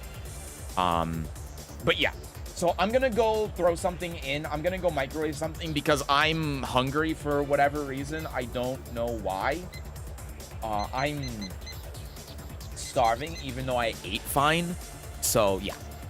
The back one and the 1-2 is bad habit mine, trying to punish people at mashing the back one, but now I can see there's more juice out back one. Yeah.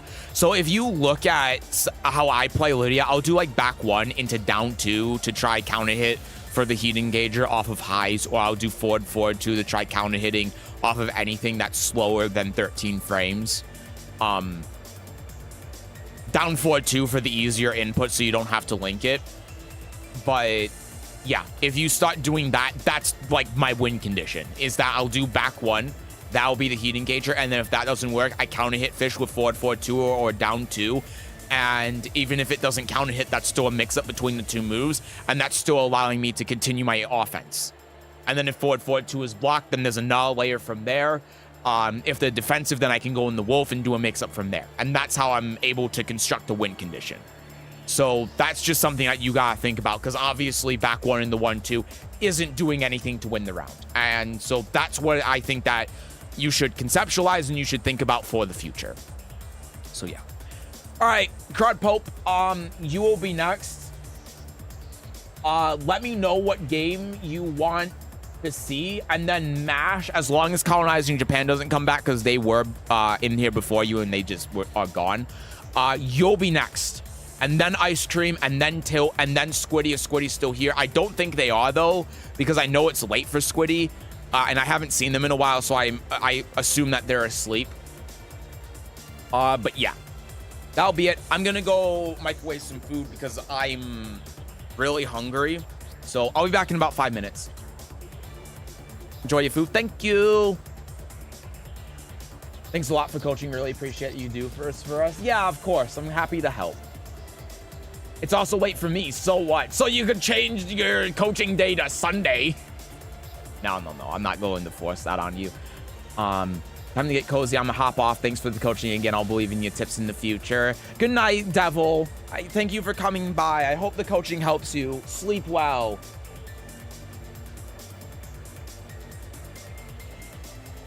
Back 1 heat in the 1-1 stops heat burst when I labbed.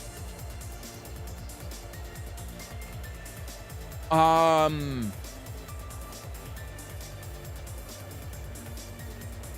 I guess you mean 1-2. So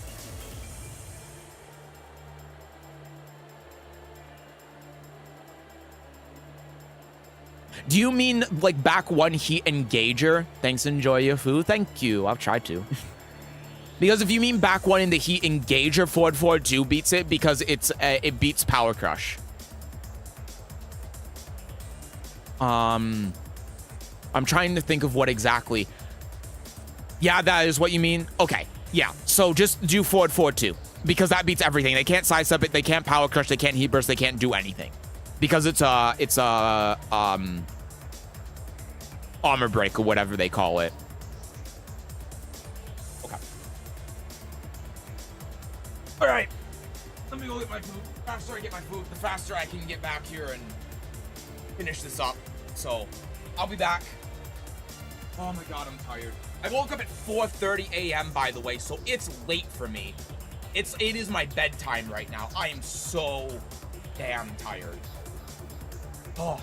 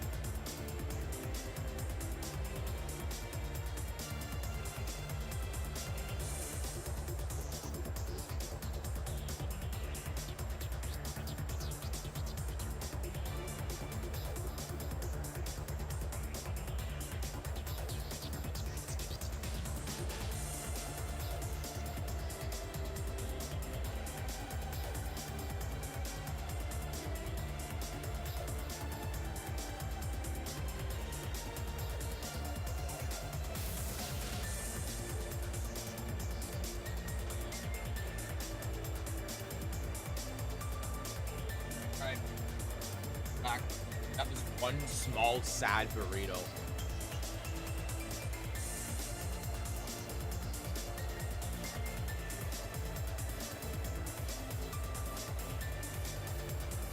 Okay. I like this song. I don't even remember what song's playing on this. I don't remember how I have my jukebox set up. Oh, yeah. Okay, it's this one. Shocky gone to sleep. Like, you should go to sleep because it's late. Now I'm gonna go off. Have a good night. Sleep well. Tekken King Safina won TNS Eve. Just ignore the fact that the Tekken King Safina was okay or Akira.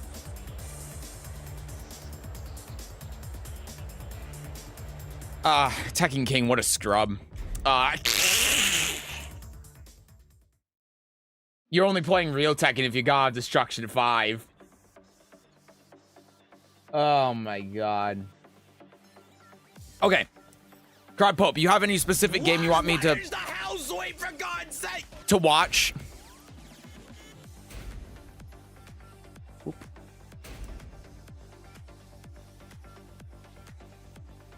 I'm gonna take a bite of this.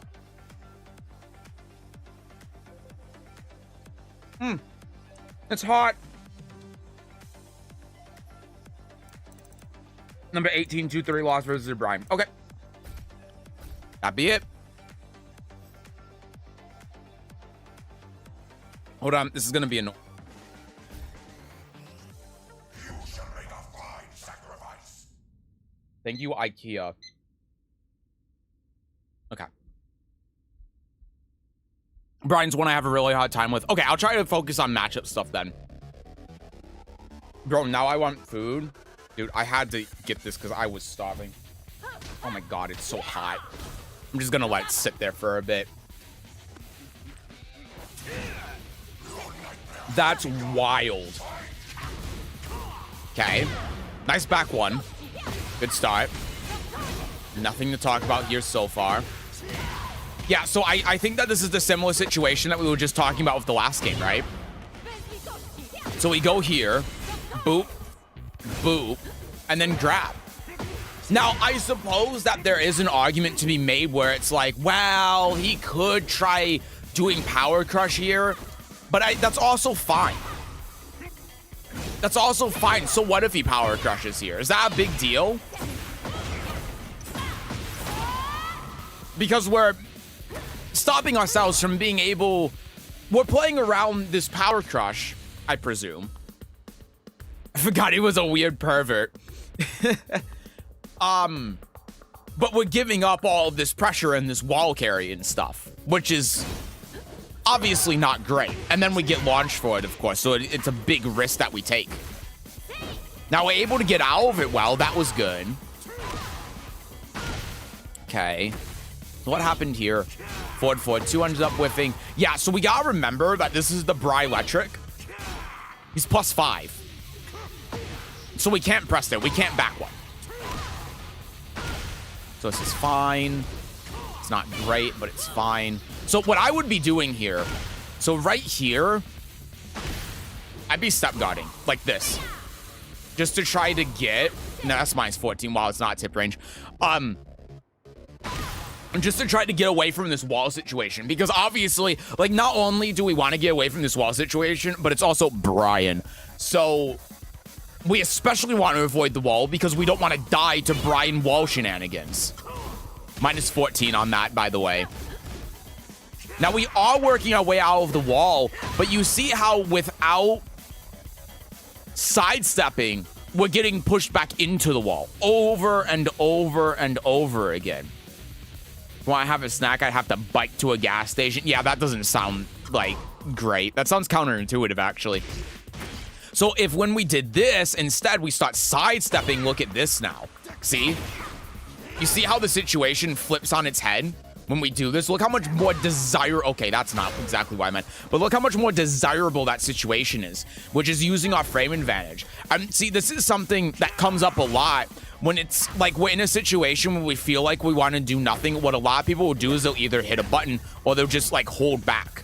But what you actually want to be doing here is sidestepping, step guarding. If I actually did this step guard right, like that, right? That's what we want to be doing, because now the positional advantage that we get is so huge that it completely flips the game on its head. Sidestepping is definitely something I should do more. I started with Tekken 2. Well, that game didn't have sidesteps unless you were a filthy Kazuya player. So I get it. But you see what I mean? This is something a lot of people do, but you see how we're standing there looking at the opponent and we're just like waiting for something to happen, maybe a backdash. We can be sidestepping there. It's free.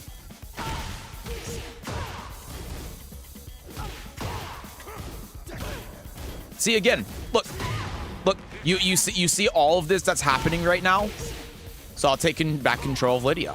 Sidestep, step, sidestep, step guard, step guard. You see how we're able to avoid pretty much everything that like he can't touch me. As long as I'm not doing something stupid. See that?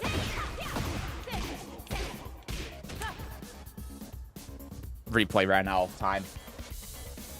But that's a good way to be able to avoid Brian's small Tekken game. That's a good way to be able to avoid his 1-2-1s. So kind of what we're losing to against this Brian. 1-2, 1-2. We get counter hit there. 1-2-1. There's that. Power crush afterwards. So we're just getting chipped out. Like all of this damage that we took. Let's go back to the start. This is actually the start of the round. So after this hot kick, all of this damage that we took is chip damage. All of it. And then we ended up getting hit by that second hit's a high. But yeah, like we're just getting chipped out here because of these small Tekken things that Brian is doing. And what's a good way to be able to beat that? Sidestep, step guard, and obviously some other things that we can do as well when we're in these kind of situations is we're like this. We can wait for him to do something. Oh my God, that's not what I meant to do. We can do small Tekken back. Sorry, my brain is working at like 50 miles an hour right now trying to like think of the right scenario to help explain this. But yeah, we're just kind of waiting for him to do something like... So I was holding back like I still had control of the character. But like right... Oh, I guess we got hit by that.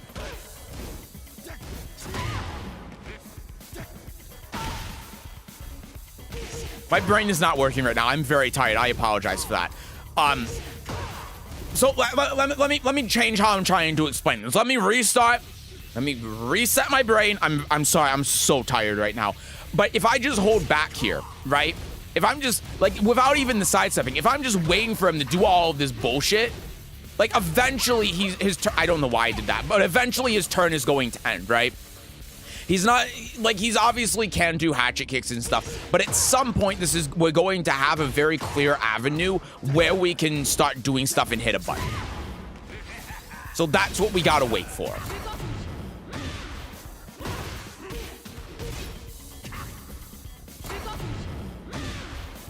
Here, again, sidestep, right?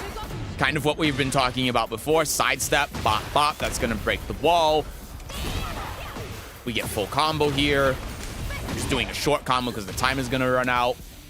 But yeah. Sidestepping, big thing here.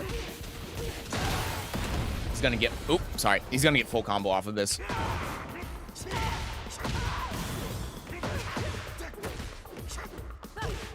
Okay. That's what we want to see. So, yeah, we got the whiff punish. And then something I've noticed pretty consistently is that when the Brian is like doing a string or whiffs one hit of a string or something, we're retaliating by hitting a button, and that's kind of what the Brian's looking for. Like in this situation, right? He's looking like off of that heat engage, off of this. He's waiting and he's looking for you to hit a button in between that so he can launch you. That's like his win condition. That's how he's trying to win this game. And so what we can do instead to prevent this from happening. So a couple of things here. What I would do, because of the health, I would just do this so that we guarantee have the third stack.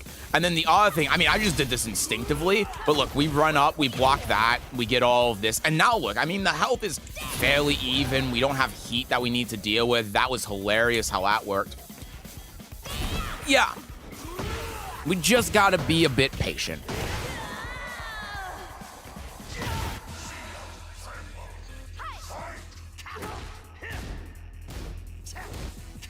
Yeah, so this move from Brian, important one to know, is -10. Patience. I know, right? I don't like that in my video game. That was good though. See, this is what I'm talking about. This is -13. So we get a punish there, but that's exactly it, right? Look at this. Look at that. See?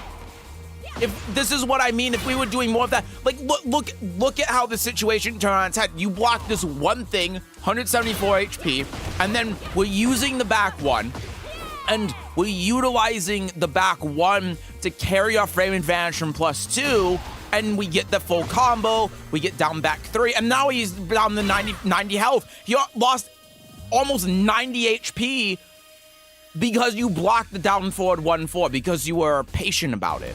Oh, sorry, down forward 2-3. I don't know what I'm talking about. And look, we're still carrying the momentum off that. There's the back one, go in the heat, go in the thing, down back 3, he low parried it. You know, that's just part of how it ends up working out. I think down back 3 was the right option, though. Because of the heat we had left, and we have the back one in the wall position, blocking that requires an iron will. But yeah, and then we get the punish here.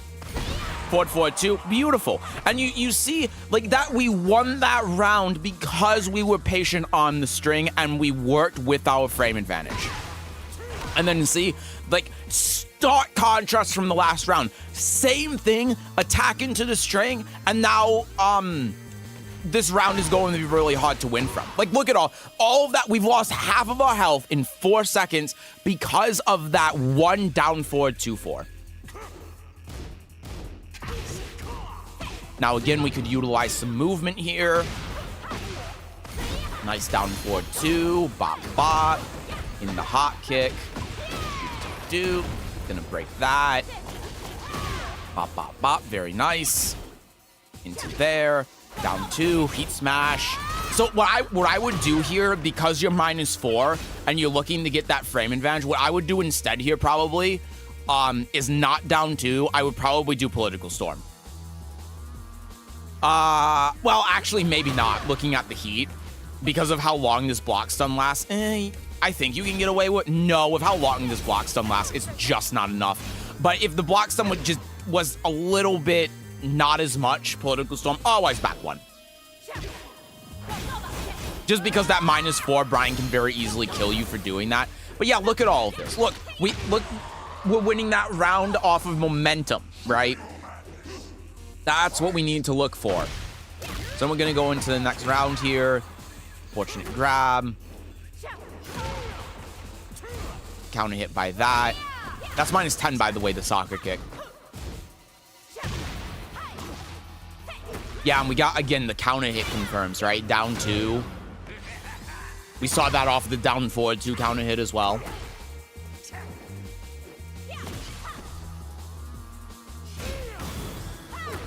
It's past 2 a.m. I must go. Have a good night, Hollow. Get some good sleep. Thank you so much for stopping by. It's good to see you. Sleep well. Hopefully you don't have to wake up early in the morning.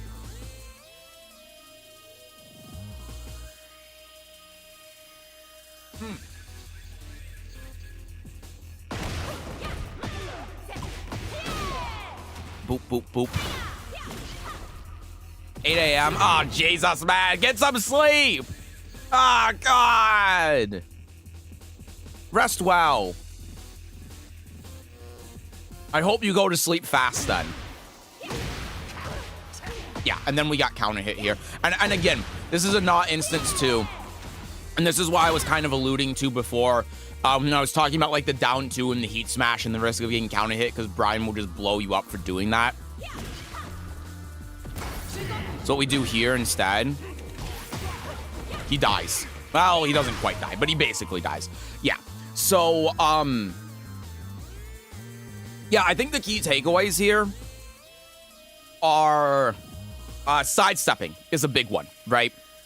That's a really huge thing that like encompasses this entire game to talk about. Sidestepping in these situations is huge. Sidestepping for positioning, sidestepping like after the heat burst and stuff, really important. And then just more patience. you know? Like, again, that last round that you won, that was all off of blocking down forward 2-3. A small bit of patience in this game, a small bit of defense goes a long way. I know that people on Reddit are going to be like, defense in this game is dead. But you see very clearly the contrast, like, you couldn't have had better contrast between 2 rounds to demonstrate, like, what you get off of good defense and being patient and waiting for the string, and what happens if you don't and you get hit by it. And so that's what you gotta be mindful of. Be a little bit more patient. Don't attack into those strings. You already, when you have frame advantage, are doing super well in maintaining your offensive pressure.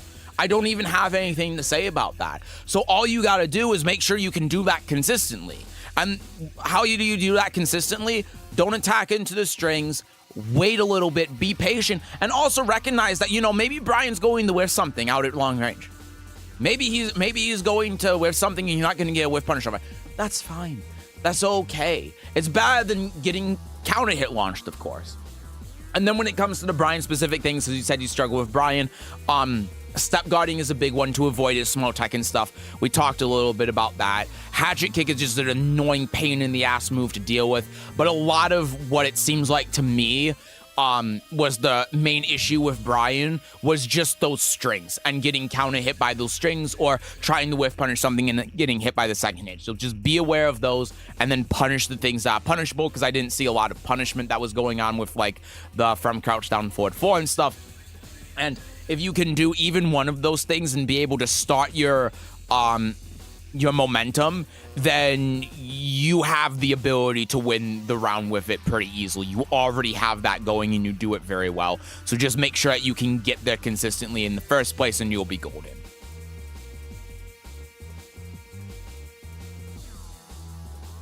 All right.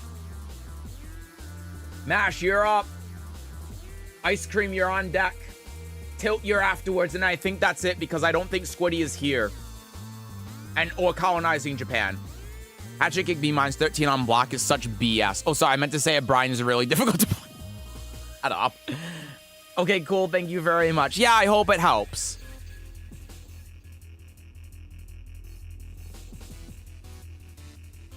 Hold on, my burrito is breaking. Ah! Boop boop. Boop boop. Boop boop.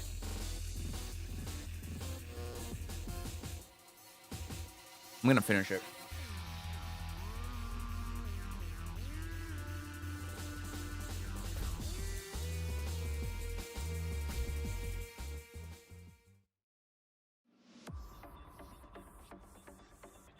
All right, Mash, are you here? You gotta let me know if you're here, man, because I swear to God, if you're not here, ooh. Love the mindset you approach, Lidia. You guys have definitely been super helpful, bro. Keep it up. Oh, thank you. Thank you, Devrin. Appreciate it. I'm glad they could help. Thank you so much. No, I'm not. What are you gonna do, huh? LaSalle, you know what to do. Shoot to kill. I'm kidding. I'm kidding. The hell are these dragons? Hello? Hello? Is this like a YouTube raid? I don't know how these things work. Hello? Hi, I don't know what's going on. Oh, you just got shot. Hi, welcome in, everyone. I don't know what's happening. There's so many dragons. A dragon raid? I guess so. Hi. Welcome in. It is a raid. Okay, I've never experienced one of these on YouTube before. Hi, everyone. I'm going over the Twitch. I don't blame you. Yeah, welcome in. I hope you had a good stream. I hope you had a good time. Hi, I'm doing public coaching.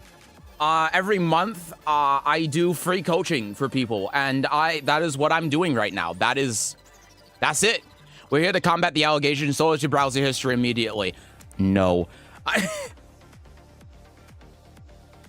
Yeah, I wanted to do a YouTube raid. Well, thank you. I appreciate it. I hope you had a good stream. Thank you, thank you. Yeah, so for anyone that doesn't know me, hi, I'm Seth. I don't like this game. So I stream this game, but I don't play this game. Instead, what I do is I stream this game and I do anything besides playing the game. So what we're doing today is every month, in my Discord, I open up coaching for free to anyone that wants it. And then on the first Wednesday of every month, I give everyone who wanted coaching. That's what we're doing right now. This month has been the most submissions of any month, and I am clinically deceased. I am currently dead. I am not in the realm of the living right now. I am indeed a ghost. So I'm very tired. This is really weird for a stream for anyone that's new here to come in on, but hello. I hope you enjoy your stay here, and I hope you learn something. I'm going to pass out. Jesus Christ. But thank you all for stopping by. I appreciate it. I wish I could do public coaching. Well, you see, Jeff, you can.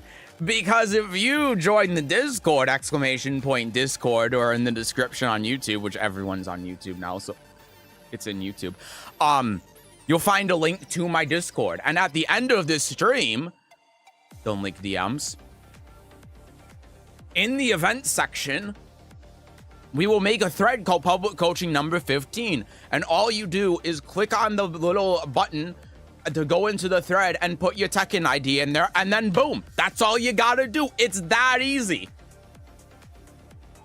You don't have to do anything else. But you gotta wait until this stream's over before the thread opens up, and you have to be in the Discord.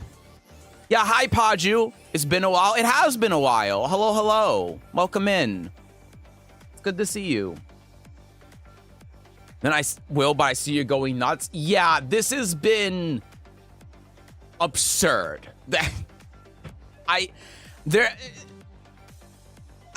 think there are double the amount of submissions this month as there were last month. I am going insane. I need to be put in an asylum. I'm going to die. Anyway, Mash, what do you have any specific games you want me to look at?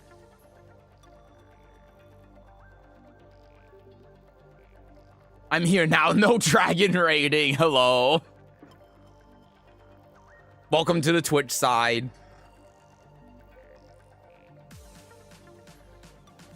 Let me think. You understand that there's no time right now to think, Mash, right? You don't have time. I have a stop clock that currently isn't on because I'm waiting for a game to be played, but damn it, I will turn it on. And then not adhere to it because I'm going to talk too much and I'm not going to want to stop talking.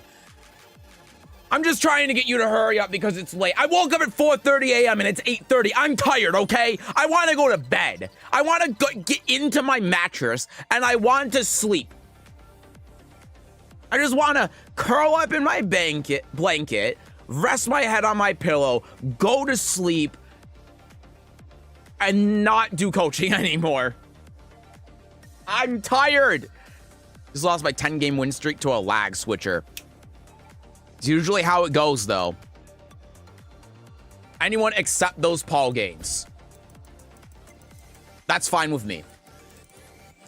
You just beat everyone. I'm not doing King. I see why. That's a lot of King games.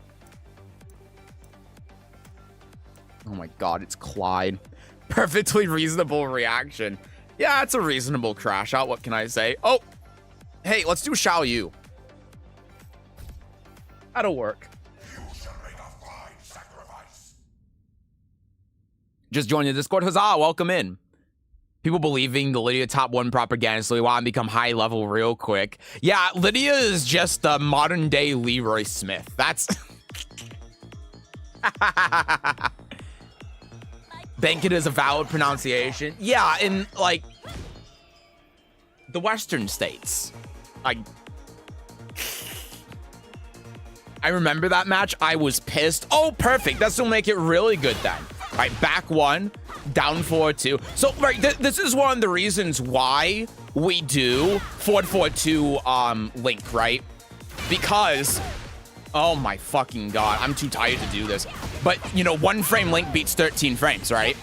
That's why this is a prime example of why we want to do this. Now, of course, on the trade, we're still plus 19. So, in this specific instance, oh no, wait, what do we do here? Oh, we can't do anything against Xiao Yu, can we? It depends on the actual move that gets traded. It's so weird how this works. Like, down forward 1, you get a launcher. Here, you don't. I don't know exactly how the frames work. But either way, this is why you want to do the forward 4-2. This is why you want to be able to do the link, is for situations exactly like this. And I'm only bringing this up because, yeah, I can't do the 1 frame link. I'm bad. You can try. Tekken logic is useless is my main. They're overpowered. There's one thing I hate about Tekken main syndrome. Everyone is viable. Yeah, I agree. And I also hate how everyone's like, oh, you're downplaying your character. Like, every single character has been labeled as downplayed at this point. Every single player base has been labeled as down players in Tekken 8, and it pisses me off. You know, I'm gonna keep ranting because I gotta accept this.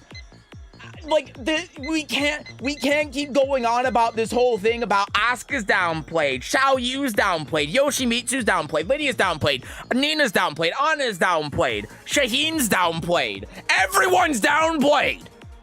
Like, at what point is this just a game? At what point is it just, yeah, there are pros and cons to each character, and I think we should respect other people's opinions. No, apparently we can't have that, because then there's gonna be a whole Twitter thread that's made about you. This person is downplaying their character as an idiot, and here's why I'm right. Meanwhile, they're sitting there playing Brian! Sorry, anyway, my bad. Let's keep going with the coaching. I labbed Lee against Azucena and Asuka's moveset today. My brain is going crazy. You're not the only one. Okay, let me get a refresher on what's going on here. Okay, so what I would really recommend, if you're going to manually go into stance, go in the cat. Because if you're doing this for the low, what is this doing to win you the game? Opinions, you miss me with those. Never seen me asking for Brian nerfs. You have seen me asking for Lidia nerfs, though, in Season 1. So, the thing is, people are really downplaying it. Took 1.5 patches. Everyone get away from all characters need nerfs. To all characters except mine need nerfs. I don't care. I don't care. It's just, it's annoying and it's stupid, and I want people to stop using the word downplay. You're downplaying your character. Shut the fuck up! Sorry. Anyway, yeah, so what I'm trying to say here is that Horse 1 plus 2, I'm really tired. Like, it's not doing anything to win you the game, right? And you see that very clearly here. She just goes into AOP and then 2-1. Because why does she go in the care when you're -1? And that's why I say go in the cat if you're going to do this. Because, hold on, it is after the counter hit. It is after the trade here. So, if we go into cat instead... See how that's actually doing something? See how we can do that and then link into this and then get to the wall and then we can go here with the Oki and then she's dead, right? So you see how different that is in regards to winning the game. You see how we can actually use that to layer our pressure, our offense, to carry the momentum and actually win the game. But if we're just going into horse and then we do horse 1 plus 2, this isn't doing shit. And this is the whole point of horse, right? Horse is not a stance made to mix up an opponent. And this is why, because this is what was trash. The purpose of it is to cover your other options after forward 4-2. It's to cover your transition wolf. It's to cover back 1 outside of stance. It's to cover those things. That's the point of it. So if we're manually going in the horse, that's not really doing anything. We want to go in the cat instead. That was Political Storm, but the game ate my forward 1 plus 2. Okay, so I suppose it makes sense then in the context of the trade, but at the same time, this trade, you don't get anything guaranteed. Yeah, and it doesn't help if you're mashing key charge. Wait, why are you hitting? I'm sorry. Why are we doing Political Storm with forward 1 plus 2, forward 3 plus 4? Are you sure? Yeah, I mean, we just looked at it. You can see. Oops, sorry. See, it doesn't work. Not in this case. Because you're the one up player out there talking that crazy Lidia's top 10 in season 1 talk. Dude, yeah, people are actually saying in the comments of that video, I've never seen someone up play their character before. Lo and behold, I was right the entire time. Sorry, I'm really tired. I made Shaheen, man, since Armor King, or no, I'm gonna die. AK1 Combo Breaker, it's been downhill since. And it's cool, he's still viable and he's my main. Sometimes this stuff didn't need toning down. Yeah. It's just the way that they changed him wasn't great. +1 +2 is the Laotian rock rat of Lidia. What does that even mean? Okay, I don't know if I want to know. Yeah, I mean, there's not really anything. Okay, that was egregious. This is -13, you know. It's mid. We were just talking about this. Generically, if a string is mid, it's punishable. That's it. That's the end of it. Don't hop kick here. Just 2-2. And then the Xiao Yu fell for it. You know what? I genuinely can't believe that you're winning off of this. You know that you should not be winning off of this. But okay. So Wild Rising 2 -3 goes into Heat Smash, right? So this is one of those cases where, and we were talking about this earlier as well, if you have a character like Xiao Yu, Lily, Raven, who does something to go in the back turn, it's important to do something to hit them out of back turn. Now, the thing is with Xiao Yu is that Cali Roll can go under some of Lydia's moves. But if you do forward 2, as long as you time it right, as long as you link into it, then that's just going to be everything. Down forward 2, I think it does if I'm remembering right in this situation. But yeah, you want to do something because she's -3 here to just try and counter hit her out of her back turn state, because she's probably going to be hitting the button out of here. Or she's going to be doing Cali Roll, in which case you can hit her out of that too. So we're going to go in the Hypnosis. That was a good block. That was good. Yeah, down back 3. And then that gets low parried. We're seeing this from like all of the Lidia games where down back 3 is coming out and then we're dying to a low parry or block on down back 3. So this is going to be something that gives us information in the future, right? Because if we know that on Oki, the Xiao Yu is willing to block low, then that's what's going to open up something like that, right? So that's just something that we can look out for in the future. Obviously, though, we're going to get blown up for it. I tried to down forward 2, but it was too late. Okay, well, you already know the scenario then, so that's perfect. I'm waiting for Lily buffs. That will never happen. I'm so sorry. If you play Tekken 7, you know that's just not going to happen. I'm making too many parries in Season 2 for some reason. I haven't played the game online in a month and a half. So, every single Tekken stream I've done has been doing literally anything besides playing the game. So I don't know what it looks like anymore. I thought the more costume slots were Lily buffs. They were buffs to Lily players or Nurse, depending on how you look at it, but not to the character themselves. Just an ammo one stock stink, but nah, it was still there. Okay. I'm sorry I didn't get the reference. I'm going to be mean for a second, man, and critique your coaching a bit.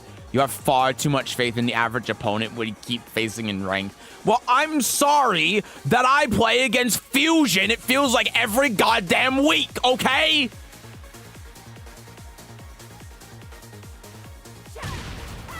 Understandable, rank sucks. Yeah, I haven't played ranked since day 4 of season 2. I got to Tekken God, which in terms of player count, right now is the equivalent of, I think, God of Destruction 1. And I just stopped because matchmaking times were horrid and I couldn't be bothered. There's no point. The actual gameplay is irrelevant. Expose those toes. I hate that sentence. I'll play and be a high rank and then get owned by a king on special style using 3 moves. That's so... Yep. I know that feeling. Okay, let's go back to the beginning of this round. Sorry, Mash. I'm going on a lot of side tangents right now. Hi, Terrible. YouTube's cooking us on the jokes. Okay.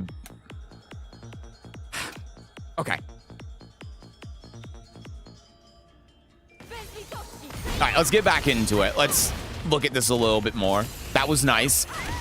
And, you know, like, one thing that we can look at with the Xiao Yu as well, she clearly doesn't know the matchup. We got a lot of bullshit that's working in our favor, so we can use that to our advantage. Yeah, and so this is another case, too, where because she has that parry after the Cali roll, this is where you want to use forward 2 because she's -11. And then she just dies from there. You get a lot of mileage off that forward 2 against Xiao Yu when she's in back turn.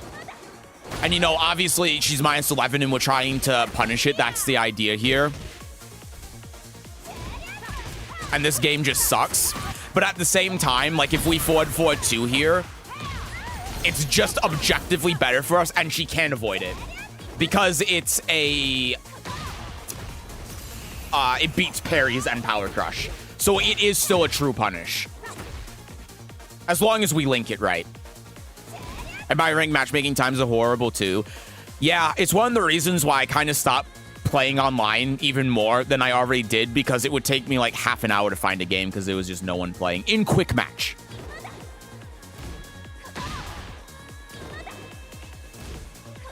Couldn't you do hop kick? I think Xiao Yu can AOP under Lidia's hop kick. So yeah, and then this is another thing too, right? This is something that we really gotta think about with the forward 2. Because we have that situation here, and then we have it... Oh, yeah. No, never mind. Sorry. I'm so tired, man. I'm so sorry. But yeah, she does that, and then we get punished. So the reason why she does this is because if... I'm sorry. Is this not the one where she does the punch parry? Oh, my God. I don't know what I'm talking about. I'm so fucking tired. Anyway, whatever. We had a couple of things we could do to beat that. It's fine. Boop, boop. Go there. Tries going for Oki. There you go. Back in back turn. So yeah, we're -5 there. There's not really anything we can do. And then we end up getting counter hit by the mid. It's just, yeah. It's unfortunate. Now, there was a change. So here's the thing. Season 2 change. Well, it was one of the patches. Remember, I have a video on all of this. They made this so it's less plus on block. So you can now power crush through the mid. So that's your counterplay. So you have actual counterplay to this now. So you don't just have to eat the mix-up. And you jab there, I'm assuming, because you thought she was going to charge it or something. You can just power crush through. Yep, that change they made... I think the patch before the last one, where they made the back turn heat smash less plus on block. So you can power crush through the mid now. Yep.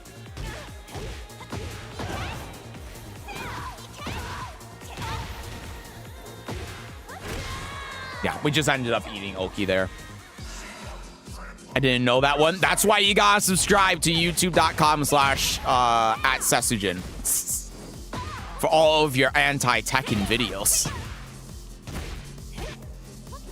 It's so nice to have an encyclopedic knowledge about all of this stuff.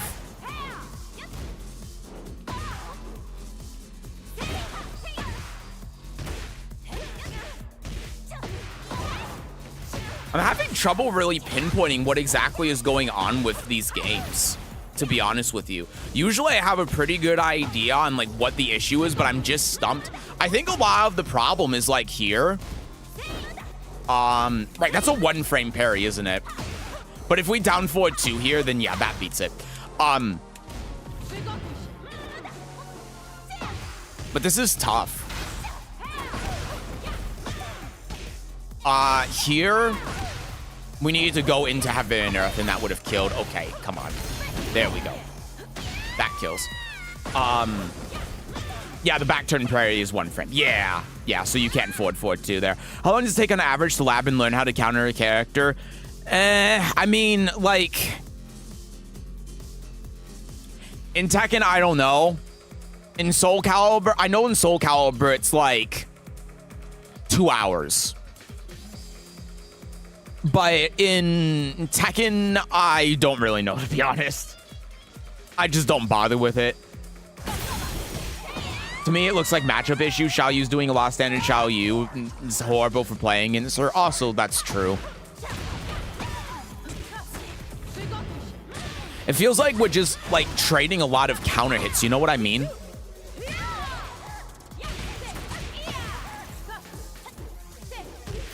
Yeah, so, like, here, again, this is another thing. I think that we could really benefit from using more forward too, because you see how that beats AOP? She's trying to duck under that. She's doing that. Go here. Try going for some wall stuff. Ducks under it with AOP again. Yeah.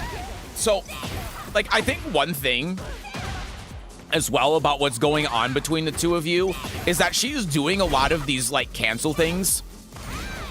So, like, if we look around here... Hold on, let me do this. Like that. You see how you can just hot kick her out of that? It's a pretty important thing to know. All of Xiao Yu's new cancel stuff. So, like, if I do... Hold on. If I do... this... That's launch punish spawn block. So all of these cancel things that she's doing, every time you see Xiao Yu doing like that, that's launch punishable. So... if you have a read. So that's just something to keep in mind as well.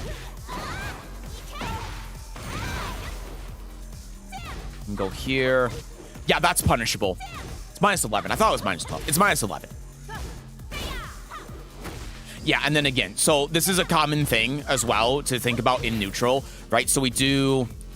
hold on. Go here. Oh my god, where was the back one? It's not this time thing. Maybe it is down 4-2. No. Dude, I'm so fucking tired. I can't even remember what you do here. I guess it is just down back 3, isn't it? Yeah, I'm losing it. You can do that. I guess that's what I'm kind of trying to get at. So you can run in with forward 2. That was good.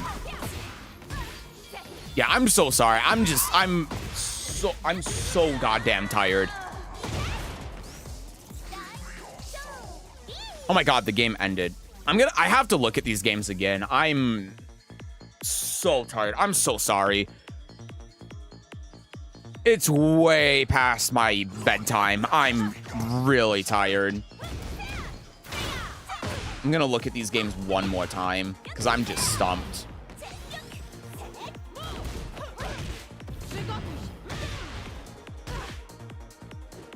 Usually I'm pretty good about this stuff, but today I'm just not.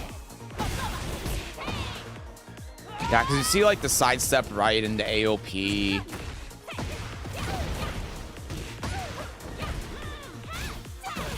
Yeah, I think that the like one problem that I'm noticing is that we're hitting buttons a lot and we are getting punished for it, you know? I think that's a big thing. So there are a lot of instances where we're whiffing buttons. We're trying to hit buttons as much as we can, and we're not really playing the mental game against Xiao Yu, right? So I feel like that's allowing for a lot of situations where she's playing the mental game, like with all of the cancels and stuff at the end, and we're not really... Yeah, I am noticing the matchup stuff too now. But we're not really playing the mental game. We're just like, okay, well, when it's our turn, we're going to hit a button. And you can see, like, in a similar sense, like here. I mean, I know that's punishable, but still, you see, this is the mental game that I'm talking about, right? So Xiao Yu goes in AOP. She does this. And now we're waiting for the second hit. And that's the mental game that she's playing, right? So she's doing all of this stuff to try opening us up by getting in our head but we're not really doing anything to get in her head because we're just going with the flow. When it's our turn, we're hitting a button. When it's not, we're not hitting a button. And she's using that to our advantage. So we got it there. And then again, we can power crush through that. Boop. Then we ended up getting hit by the low. So I was late to stream today. Can I message you on Discord which game I want you to look at for recording later? Yeah, go for it. We're going to do this again to finish it up on Sunday. So if you are stopping on Sunday as well, we can do you can do it on Sunday.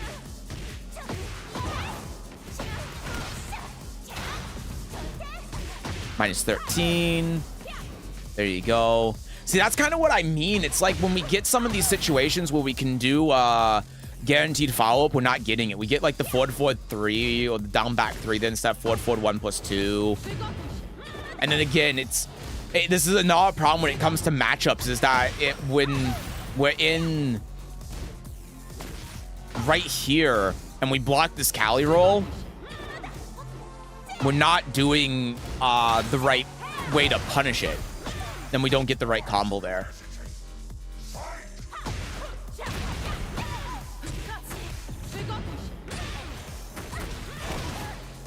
Boop, boop.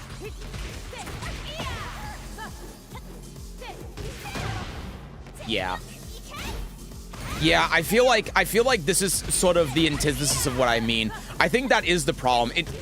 It took me a little bit to get there because this game is weird, and I think that there were a lot of instances where it was a slugfest and you two were really trading against each other, but this is sort of the antithesis of what I think the problem is, right? I think that we're just simply hitting buttons too often for the sake of trying to keep up momentum when we really need to be blocking. Because like right here, we do down 1 to try doing the Oki, it whiffs, and then immediately afterwards, get out of back turn, she whiffs straight wall, 2-2 to try keeping the pressure on so that we can utilize heat. And that's just not what we want to be doing. If we're in this kind of situation, it's better for us to try just maintain, oh my god. It's better for us to just try maintaining the wall and try to continue applying that pressure, right? That's what we sort of want to do. Oh my god, this replay is kicking my ass right now. But when we're throwing out moves like this, it makes it a lot easier for the Xiao Yu to be able to throw stuff out, right? And catch us out. And then again, you can see here too, like she's using all these cancels and she knows it's safe because we're hitting those buttons when it's our turn, right? We're being very logical about how we're playing. We're being very logical about when we're choosing to hit buttons. And because of that, Xiao Yu can do all of this cancel bullshit. She can cancel like the Cali roll, go here, and all of this stuff. And obviously all of this is faking. We could have hop kicked her 17 different times, but we're respecting all of it because we're playing in a way that's very predictable, right? Very predictable. So again, we get here and we go in the stance. We get hit by that. We back up. We do a jab. We try going here. Xiao Yu knows she's gonna do it. Sidestep into AOP. She's done that a couple of times. Tries going for the mix-up. Then that's gonna drop. And then yeah.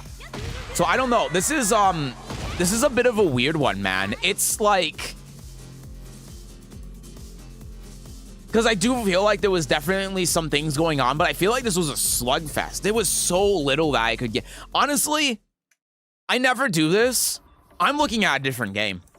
I'm going to look at very quickly and not go step by step, but I'm looking at another game because honestly, I feel like there's just nothing I can talk to you about off of that. It's that. Never in public coaching have I looked at a game and seen a game where I've just gone like, I don't know what to even say about this. That was the first game that's ever happened. It was so weird. I'm just gonna watch this game in silence. Hi Puma, how's your day? It's going all right, but I'm really tired. How about you? I hope you're doing well.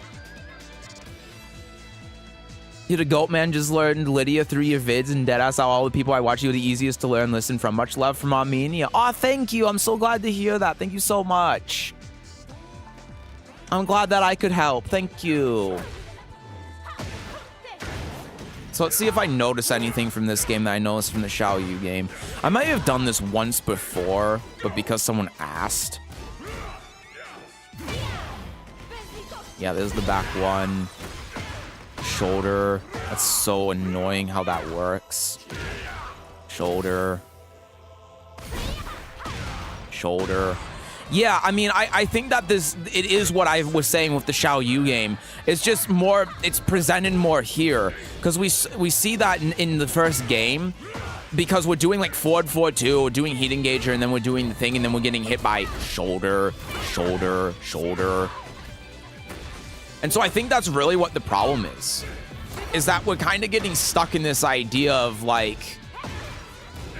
yeah, because this Paul is wild. But you see, again, like we have the frame advantage, and then we do forward 4-2. Paul, of course, does shoulder. And I don't think it's unreasonable to think that he's going to do it. I think it's actually pretty obvious that he'd do it.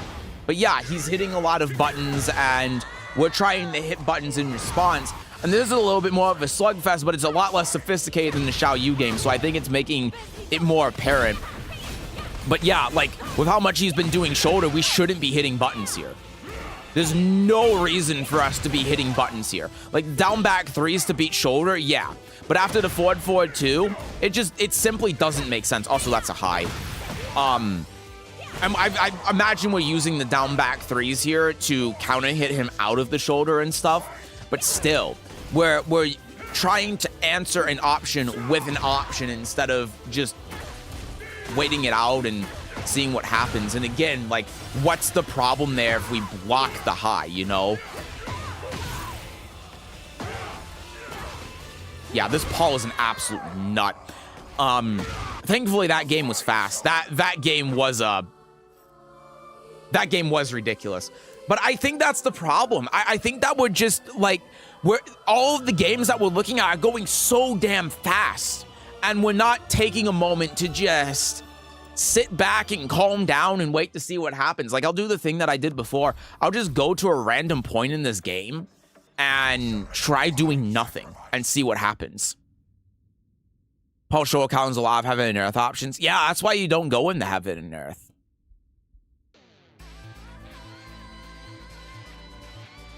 I think Show's minus 16. It's minus 14. So, like, if I just go to, like, let's say round 3. This is the one you want. Let's go to round 2. Go to round 2, and then we'll just skip to a random point in round 2. Oh, fuck's sake. I hit the wrong button.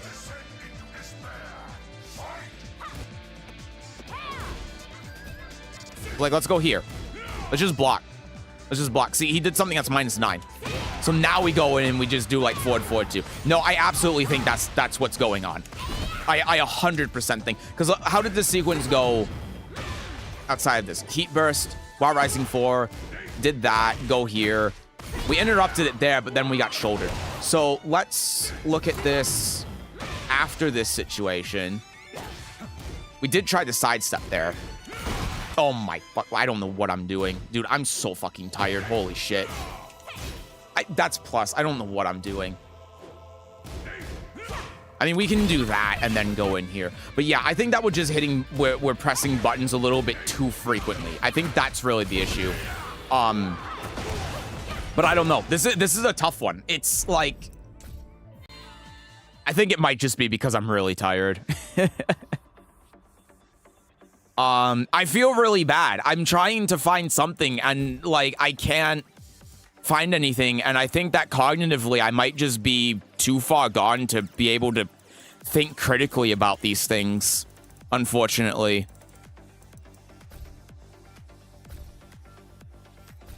And it's kind of upsetting me.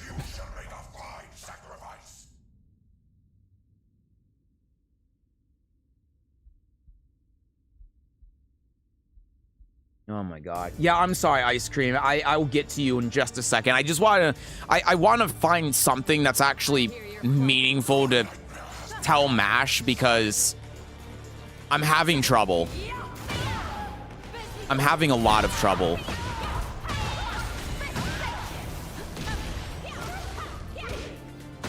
Yeah, there's the down jab.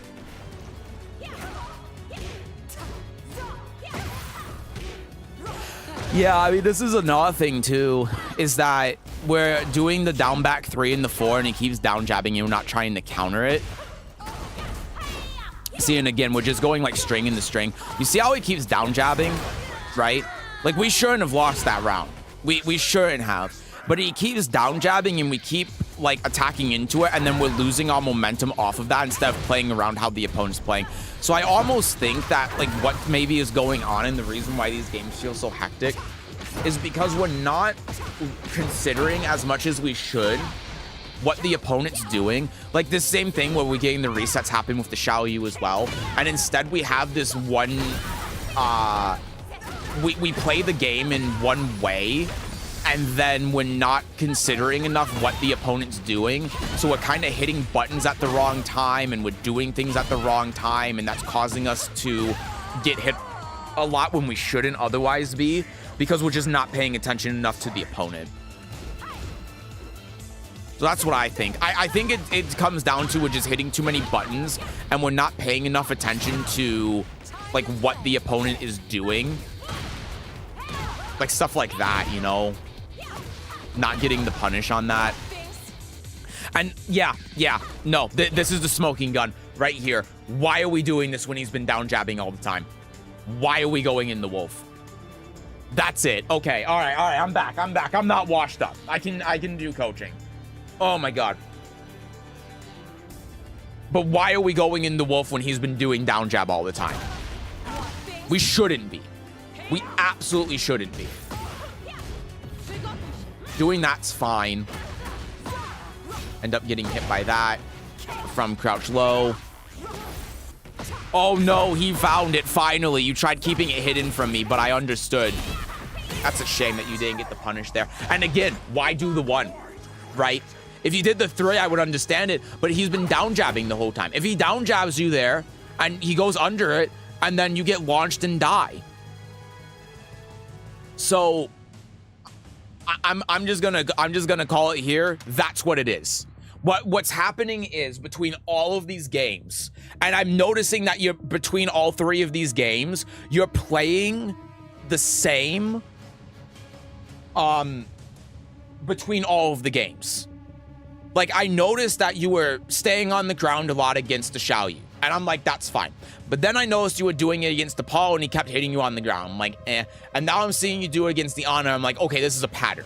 This isn't something that we're doing just because the situation calls for it. This is something that we just do game after game after game, no matter what the opponent's doing. And we also see that with how we're, like, layering some of the offense and how we're approaching situations and how we're taking our turns and how we're doing all of this stuff. I get to a point where I play automatically.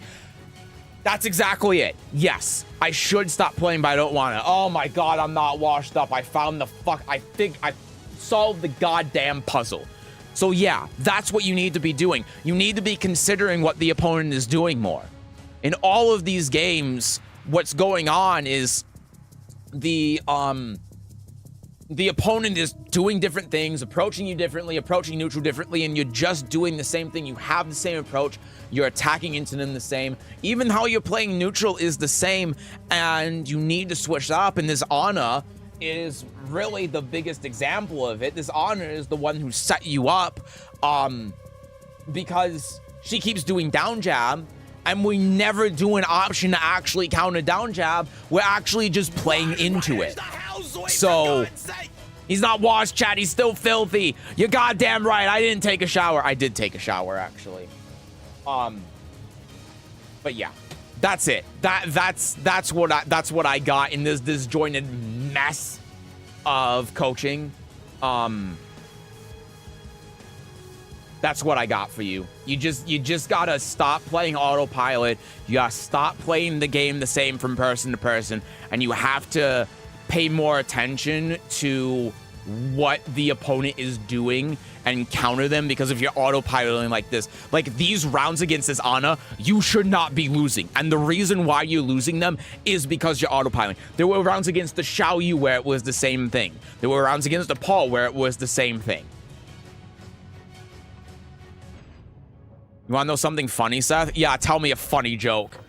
I'm the goddamn Joker. One thing I noticed is that they tend sidestep into a button instead of sidestep block. Basically, just sidestep to continue offense instead of defensive maneuver. And that's part of what I'm talking about too, yeah. Sometimes, depending on the opponent and the character, you want to sidestep block. Sometimes you want to sidestep into a button. It depends. And, yeah. You just, yeah. Number 9 of 15, Heihachi and Steve matches with Troublesome. Any replay is good besides the games I play Azucena. Sure, I can do, I can probably do the Heihachi one. I think that would be easier. Yeah, let's do the Heihachi one. Anyway, again, sorry that was such a goddamn mess, but we got there in the end. All right, let me set this thing.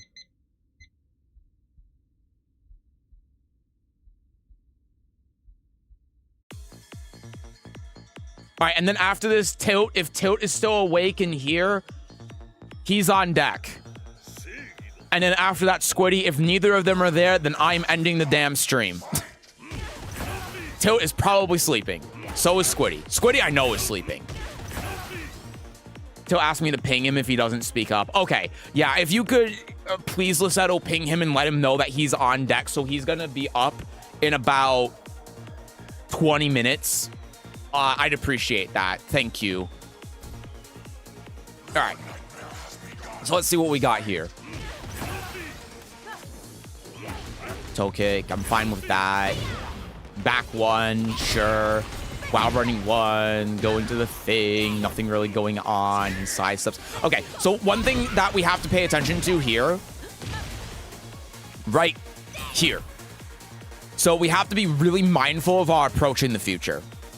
This Heihachi, and this is part of what I've been talking about all day. This has been like the theme of this month's public coaching session, is like defensive options when you're on the ground and how neutral resets. Because since Heihachi can sidestep this, you do not have Oki.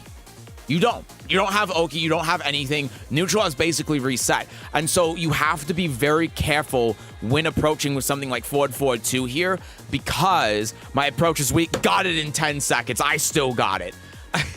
Sorry. Because this obviously can get you killed. So it's fine, and this like happens at every level, but you just have to think about it now in the future, right? And if it comes up again, we'll talk about it again. Back 4. And so here, this is something else that we talk about in like every single public coaching is movement. So we're trying to get out of this wall situation. What's the number one thing we want to do here? Get out of the wall. So when we're +8, boom. Look at that. That's what we want. See? That's what we want. But when we're trying to answer that with our own moves, we're just continuing to give Heihachi more opportunity to be able to take advantage of the wall. And of course, in being Heihachi, all he has to do is 1-1-2, and then we die. And we obviously don't want that. So that's something to think about. Now, he doesn't know about the punish on 2-2, thankfully, so we don't have to deal with it that bad, but that can very easily turn into a bad situation. And, you know, our back is still square with the wall here. So if we sidestep here, he's sidestepping in our direction, but even if we take a couple of hits, now we don't have to deal with the wall while he's in heat, which is huge. If we're having to deal with the wall when he's in heat and he heat smashes us, we almost die from this. He does like 100 damage with the wall splat. So now from this position, a heat smash does just kill us. So we got to think about movement. And, you know, that's another thing, too, with approach, right? From here, with an electric, we can even do this. We can. Because the pushback, it doesn't matter that he's +5. He has to approach us still. He has to approach us. And then, that's going to give us more opportunity to play the neutral game. So we go here. He's just waiting for that opportunity. That's why he's taking the plus frames. He's doing that. And then, like, this all happened because we got smothered with pressure on the wall. If we sidestepped away from it, then we wouldn't have had to deal with that. Down 2. I mean, I don't dislike the down 2. And in fact, I'm going to show you a good time to use it. Right here. Oh, wait. Right here. right? Because if we're like playing this game and we're like back here and Heihachi like does electric and we run in, down 2 just goes under electric and allows us to be able to start the game. It allows us to be able to approach. So that's a good use of down 2. And I like how you did it here. It's just that you need to dash into it. And dashing into it is fine because it high crushes. So if the Heihachi tries jab checking you to stop you from approaching, guess what? You're ducking under it anyway. And if he does 1-1, you counter hit it. So it's fine. If he does down forward 1, then yeah, I mean, that's a whole thing, but whatever.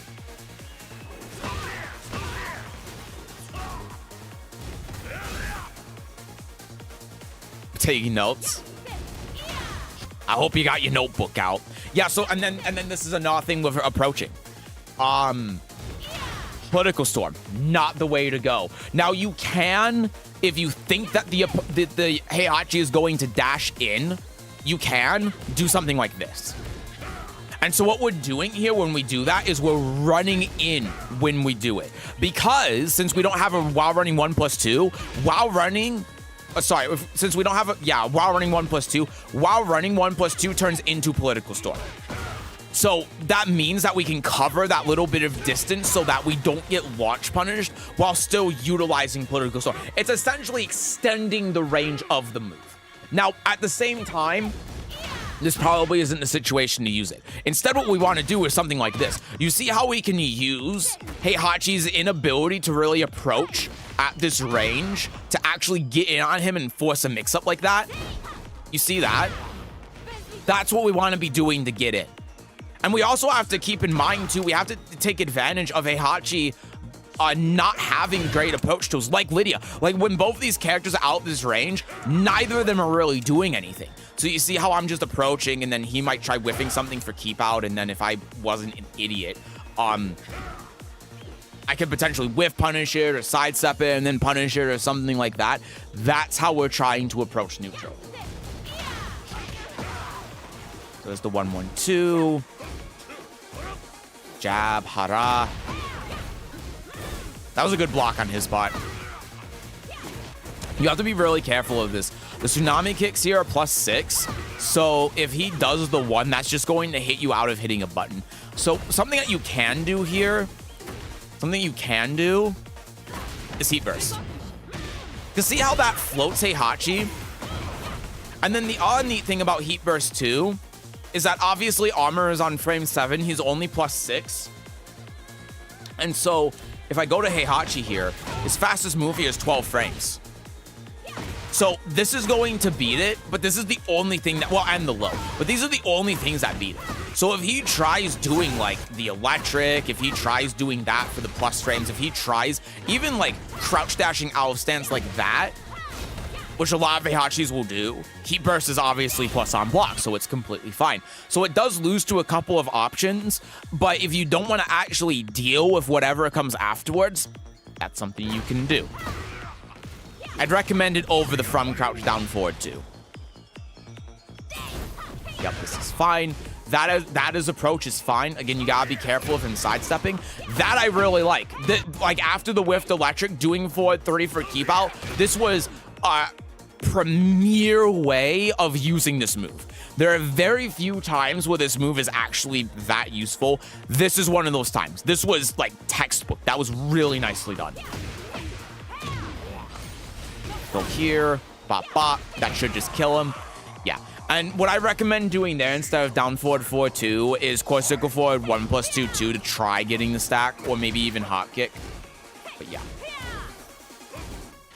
Yeah, and then that obviously how sweet launch punishable.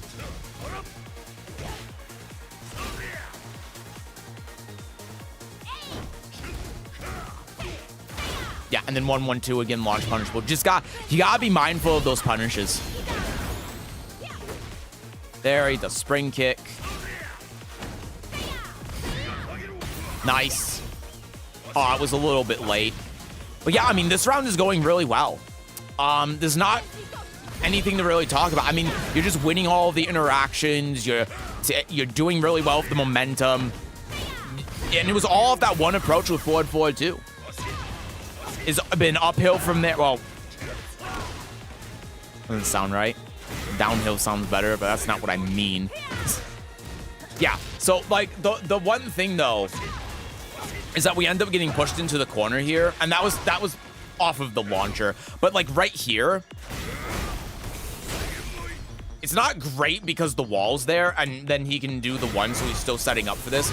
But at least you're not like back to the balcony, because if he did that here and then got it, then it would be a balcony break.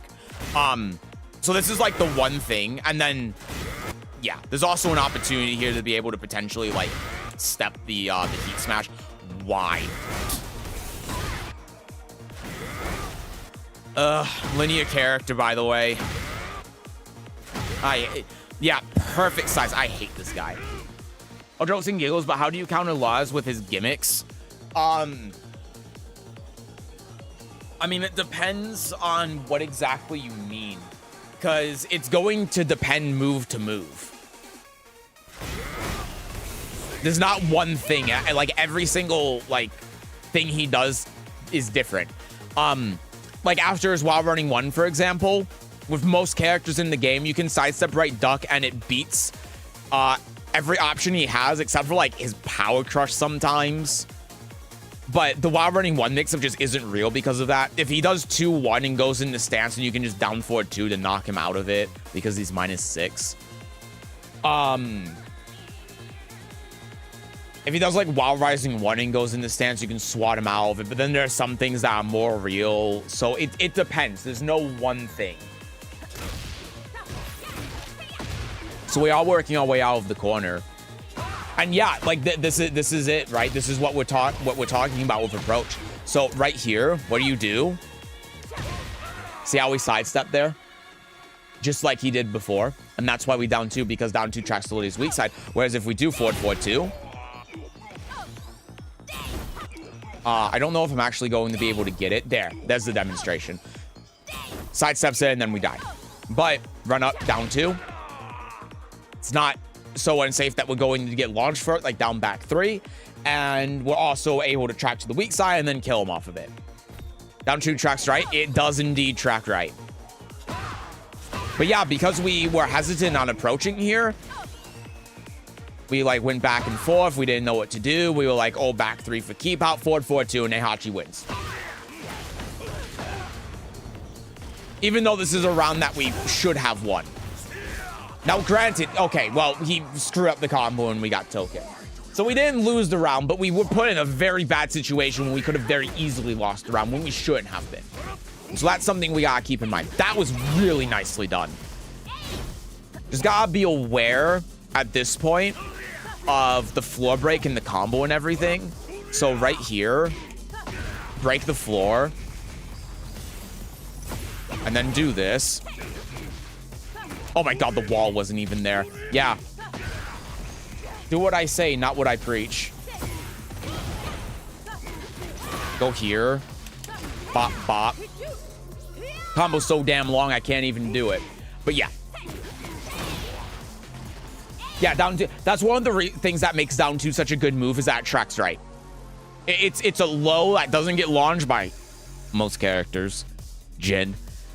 That you can do to close out rounds that won't get you killed on block. Really important.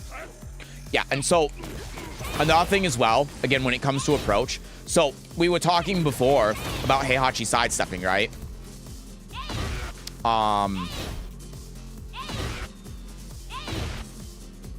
Hello, can he not sidestep here? Why can't he sidestep here?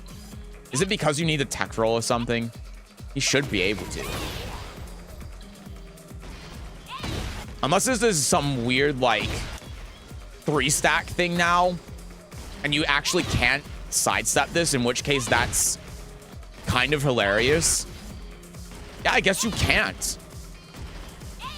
Oh, no, if he taps up. Okay, this is what I'm thinking of. Yeah, so this is what I'm talking about. So the whole sidestep thing we were discussing before, this is why you have to be careful. I knew I wasn't crazy. I knew you could sidestep this. I was like, what the fuck is going on? Yeah, so this is why you gotta be really mindful and really careful of doing this. Now, it ends up working out here well, but if Heihachi has, we've seen him sidestep in these situations before, and if he sidesteps here, then you die. So that's just something you gotta be mindful of. And then another thing that I talk about a lot, working with the frame advantage. So if we do this, forward, oh, Jesus Christ. I'm trying to do the link, I'm too tired. And it's also hard in the replay. But if we forward 2 here, you see how we're pushing to the wall, right? So if we're pushing to the wall here, and like this hits, then look, we get from crouch mix. Boom, boom, boom, boom, boom. And it just keeps going and going and going. We can do the same thing with the low as well. So we have to dash into it. We have to micro dash into it. But this is another thing where we can do that. We can get to the wall. Oh yeah, he's going to jab into me. So I guess I gotta do this for the sake of demonstration. But then we can go into Wolf, whether it's manually or off the 1, and then do this. And then we get this guaranteed. And then we can from crouch mix here, and then boop, and then while rising 1. And then like... that ended up hitting me. It's so funny how the replay is against me at this point. But you see how we can continue that into like down 2 or something, and then that's an avenue to be able to kill him, right? So again, like working with the frame advantage. Down forward 1-2 obviously just doesn't do that. If it hits, then like cool. But the problem is that's out of range because of the pushback on while running 1. There's so much pushback that, like I showed, that you have to micro dash in order to actually be able to get down back 3 to connect. So down forward 1 just isn't going to work here. And again, you're +6, so you could down forward 2 here, and if he hits a button, then that's counter hit. So now I feel like practicing Lidia a bit. I have this effect on people. Cool question. After Lydia's down back 3 on hit, can you still grab him between heaven and earth? Yes, you can. If Lidia is in heat and she hits you with forward 2, which is +15 on hit, and she goes into heaven and earth, you can grab her. Just to give you an idea, no matter what Lidia does, if she's in a stance, you can grab her out of heaven and earth if she does it after Red Poppy. Core Circle 4, 1+2, where she's +28. So yeah, you can.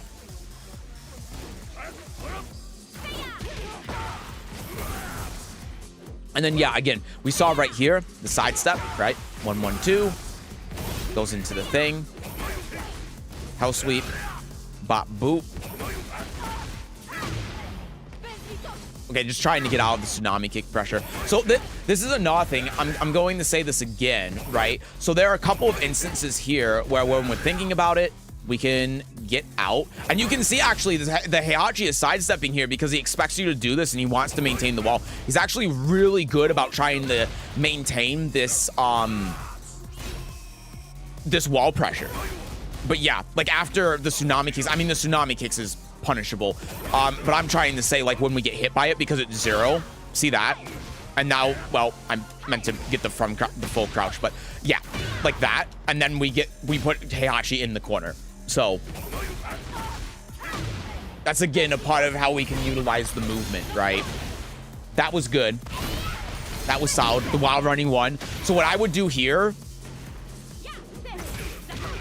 Political Storm, for that exact reason. Because what we've seen before, Heihachi wakes up and sidesteps, and we saw there, I had the read, he's gonna wake up and sidestep. So after the knockdown, run in Political Storm, tracks the sidestep, allows us to continue the pressure even if he blocks it, and he ends up sidestepping it so he gets clipped by it and dies. So let's see what ends up happening here. While running 1. Right? And this is what we talked about a little bit earlier. He didn't launch it, but this is what's going to cause you to lose the round, right? Maybe not, because he's not really doing well with actually maintaining his momentum. But still, you can see how that would kill.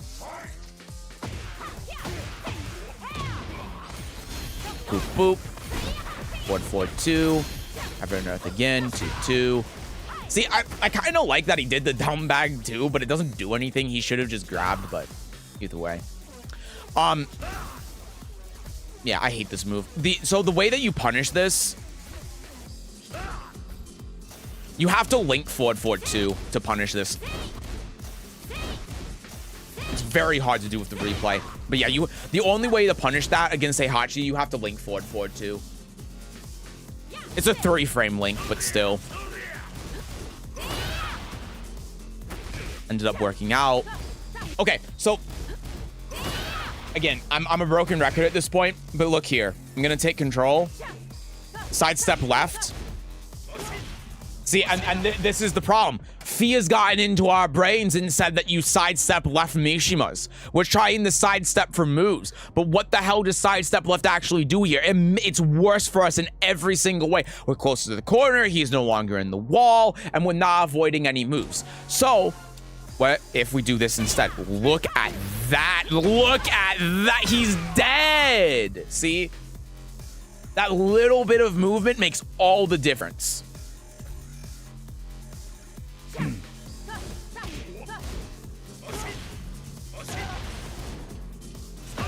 So I don't remember exactly what the scenario is when you were talking about deep dash forward 2. After we watch this is a hefty amount of good advice. Thanks once again. Yeah, of course.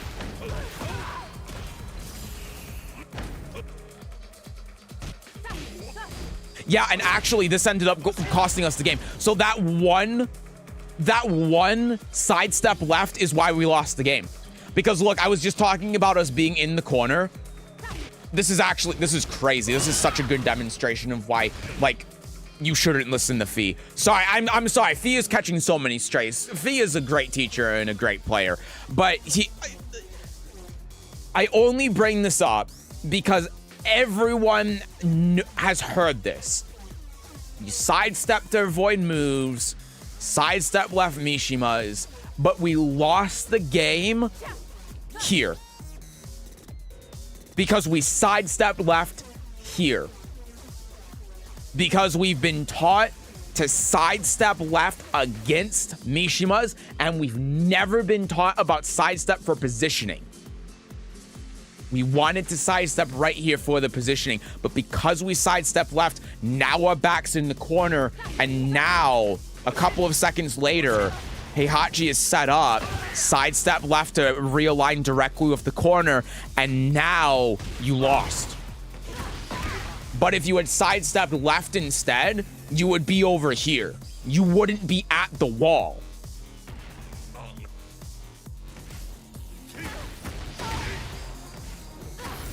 So now we go back, end up losing the mix, unfortunate, and then we're dead. So yeah, short of it is that what you need to, one of the things to think about is like movement. It's something that I tell to everyone. It's not just you. There are people that have done coaching that are god of destruction that I've told, like, listen, you need to think more about movement for positioning. It's so important. And you know, maybe it's something that Tekken players don't think about or teach because they play Tekken and it's not as important as moving around moves in previous Tekken games. But I play Soul Calibur, damn it. You move around to avoid getting wrung out. In my game, we have to avoid a goddamn ring. You understand? So, that's something that I don't see a lot. It's not just you, but it's so vitally important. And then the other thing, of course, besides that, is approaching and recognizing like the Heihachi sidestepping and stuff, and avoiding that kind of scenario, working your way in incrementally, doing things specifically to counter Heihachi from sidestepping. So like, if you know that you knock him down and he's going to sidestep out and wake up, run in core circle forward 4. Do something like that. Do a deep dash forward 4-2 because that'll realign with sidestep. Run in, delay a back 1 or something. You have a lot of options that you can do. Like we showed with Heat. Political Storm when you're in Heat, do the Heat dash. Those are the kind of options that you have to be able to deal with that. So, Trent, listen blindly to V is what you meant. Now I'm gonna start drama. Don't listen to Fee. He's washed up. He's a Street Fighter player now. Thanks so much for all of this. Yeah, of course, no problem. I hope it helps. All right. I don't think Squiddy is here. I've called for Squiddy a couple of times and he hasn't showed himself. So Tilt, you're the last one.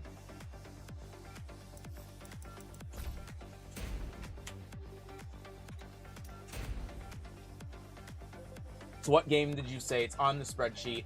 Games versus Thomas Paine. Okay. which was the 30th. At 18:38:46. Lucetto is lovely for doing these spreadsheets. Thank you for that. They fought Kaiser. Who cares? Azucena players. Time to get roasted. I can roast you if you want.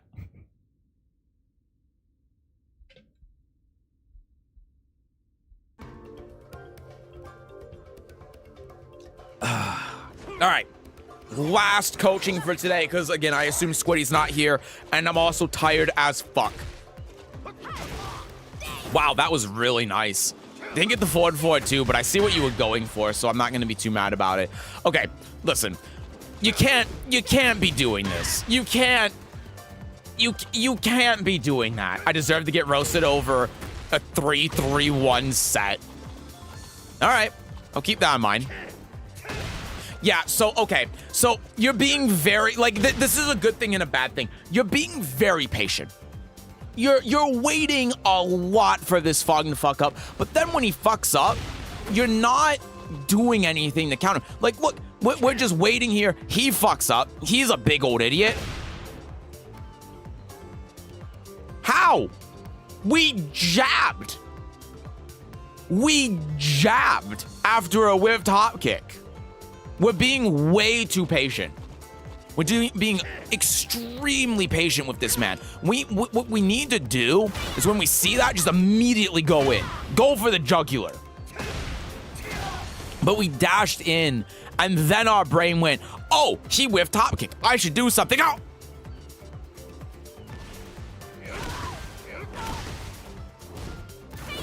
And you see how, I was about to say, he's hitting you a lot by not doing any lows. I mean, there he did a low. But a lot of what's happening is that he's doing a lot of these mid-checks. Like, look, fish hook, get counter hit. This is a 3. Wait it out, wait it out. Try approaching in neutral. That was nice, that was nice. We need to see more of that. -9. Okay, so keep in mind, too, this is a high. So, hold on. Duck under and launch him. I will say this is my local Fung who has my timing down pat, so I was forcing myself to slow down, attempt to counteract what he does. That's really important knowledge. That's good to know.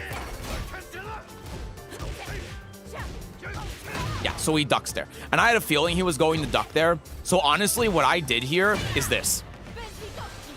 The side step mainly to mix up the timing. But it works here because he ducks. And what do I keep saying? If an opponent is going to duck, they're prime for the back one. So this is a situation where if he's going to duck like that, you back one him. Now, and again, we're doing stuff that's way more punishable than it needs to be, so we gotta watch out for that. But again, like you see how he does the wake-up kick here and whiffs? We're going in, we're backdashing the baited out. That's what we want, and then we don't whiff punish it. Even if we just do a forward 2, we don't even have to do anything spectacular like dash in and 3-2 or whatever the hell. We just forward 2. That's all we need to do. Hell, back 3-4 1+2. That's also fine. But when we're not doing anything and then we're running in and jabbing, what is this doing to help us? If we, like, all it's doing is it's like, no back one, no back one after you whiff. That's all it is. That's all you're doing. You're just going in there with the jab and you're like, no back one, bad. You're not doing anything. You're not punishing him for being an idiot and whipping like this. Bag one his ass. Get those plus strings. Do all this shit. Kill him.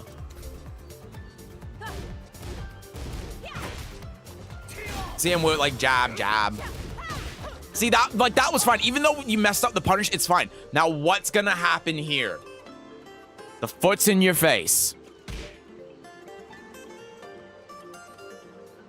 I'm going to scream. You can't be doing the jab, man. You just can't be doing it. You're letting him get away with murder. You're letting him get away with these free hop kicks that are going to launch you if you try approaching him for nothing. It's a jab. Like, sure, you're plus A, and I keep preaching about all the, like, the plus frames are so good, but you can be doing so much more. Don't hop kick there.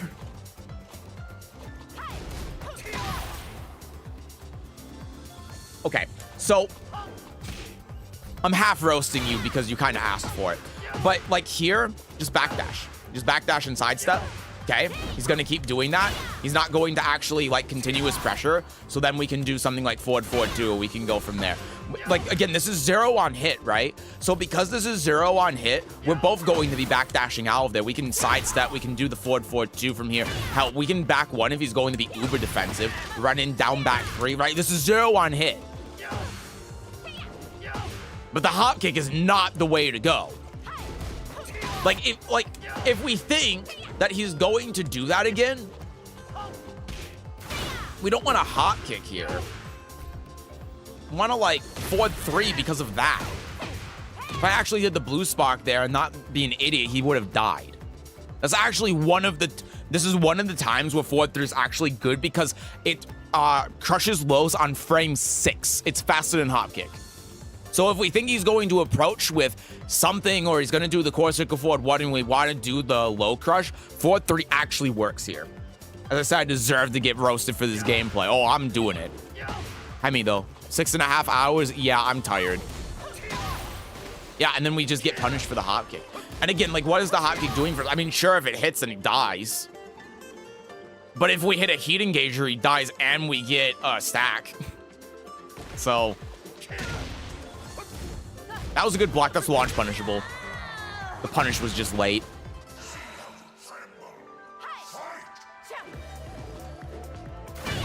Yeah, there you go. See, that's what I was saying. And he's ducking here. If he's ducking, they're primed for back 1. What 3 in situation? Don't know it. I didn't know it low crush fast. Yep, it's frame 6.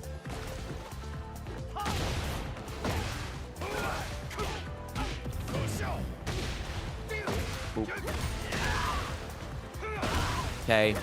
Yeah, I would have toe kicked here. Because a lot of the time, if they do this and then go into stance afterwards, you're only -2, you see? So you can toe kick and then just reset neutral and then, yeah. I'd probably do that just to get the stack afterwards. But then you don't have to worry about this. And again, 0, right? And every time he's 0, he's been doing something like this. So what can you do here at 0? Oh my god, that's so funny. That's not what I meant. I mean, you could course...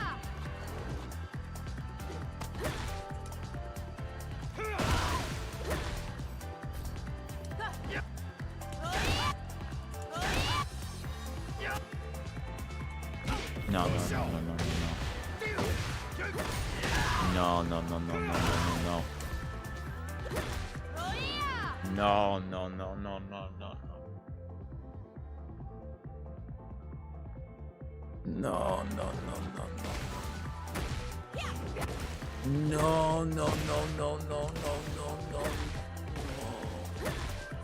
But yeah, you can forward 2 here or something, right? But just something, because you know that when he's 0 like this, he like sidesteps and doesn't just like take his turn. So because of that, you can open up your homing options and stuff afterwards. Being your cheeks is how you learn. Not taking offense is how you get better. I don't know. I think taking offense is like a part of it, actually. If you look at any of the pros on Twitter. Toad's just not pressing X to believe in is hard enough. Yeah. Exactly. Yeah. So this is actually a quick one. I think this is the quickest one today. But like the short of it is, Till, that you're letting him get away with murder. That's what it is. You're letting him get away with this egregious stuff. And you're looking back at this and you're saying that I'm cringing at myself so hard right now because you know exactly what I'm going to say. You know I'm going to say you can't let him get away with a hop kick. You can see the times where he's opening himself up. You can see all of the gaps. I know that you can see this stuff. So you just have to execute on that. That's all it is. Everything that happened here came down to just you fundamentally not punishing him when you know that you can. Be more confident in yourself. Life lesson. Have confidence. Whiff punish this idiot. Make him pay for whiffing hot kick. Don't let him get away with this shit. Believe in your heart. Press X.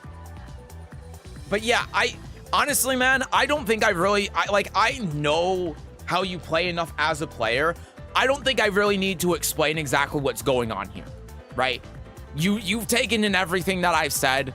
We know what happened in this game. I don't need to reiterate it. Really, what it comes down to isn't a you knowing thing. It's a you just paying attention to it thing and making sure that you're acting on it so you get better at it in the future. This was so fast, and if you want to on those, you still got the energy for it. I hard lost the first match too, but I played way differently. Sure, I can take a brief look at it.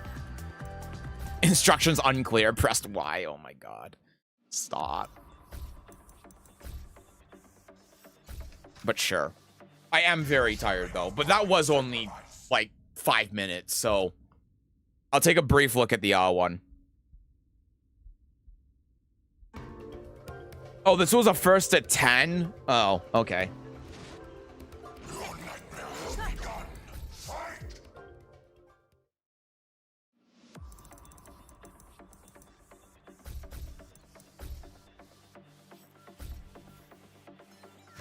That's why I said 3:31. Oh, I thought that was a typo.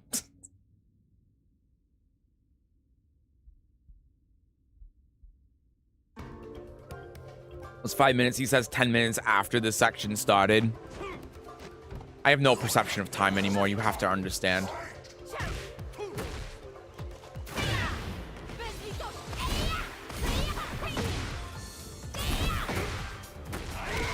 You are playing faster.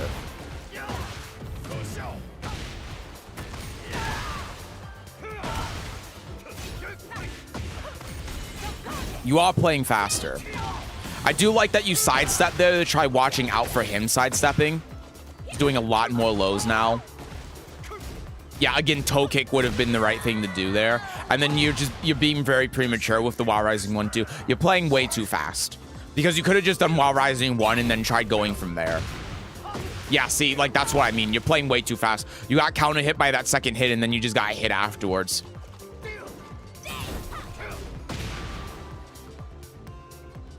See, because also, something you might not know, first hit of fish hook now, just back 4 by itself is -10. So you're trying the back 1 here on a move that's -10 on block.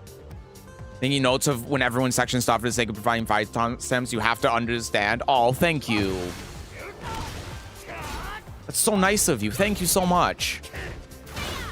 Yeah, like, see, this is another part where we're playing too fast because we're not even, like, we blocked top kick and then we just back 1.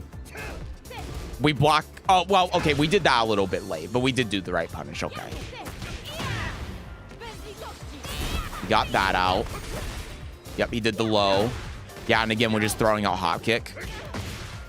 See, I'd be using down back 3 here. Mainly for the homing and because it's low. Yeah, see, again, when they're staying on the ground like this. See?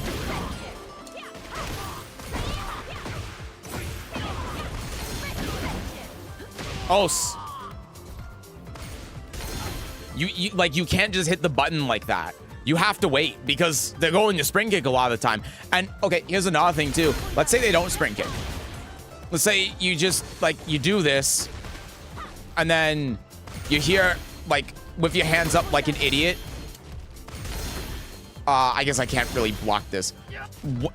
What's the problem with that? Is there a problem with that? There's not. That's the answer. There's not. I thought he'd stay down. Yeah, again, you're just playing way too fast. If you slowed it down a little bit, you'd be recognizing these situations a bit more, but...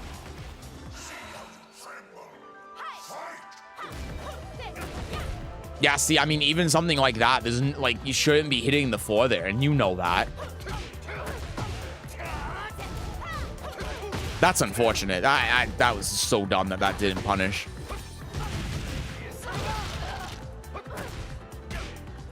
Down jab.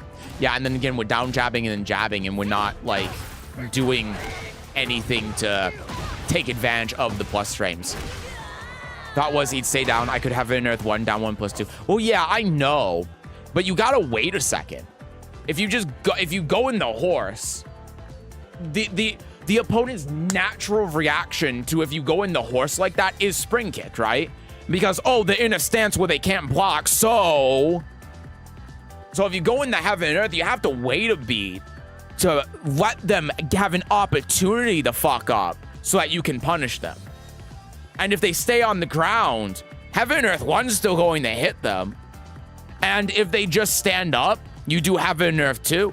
And if you don't know what the hell's going on, you just go out of stance.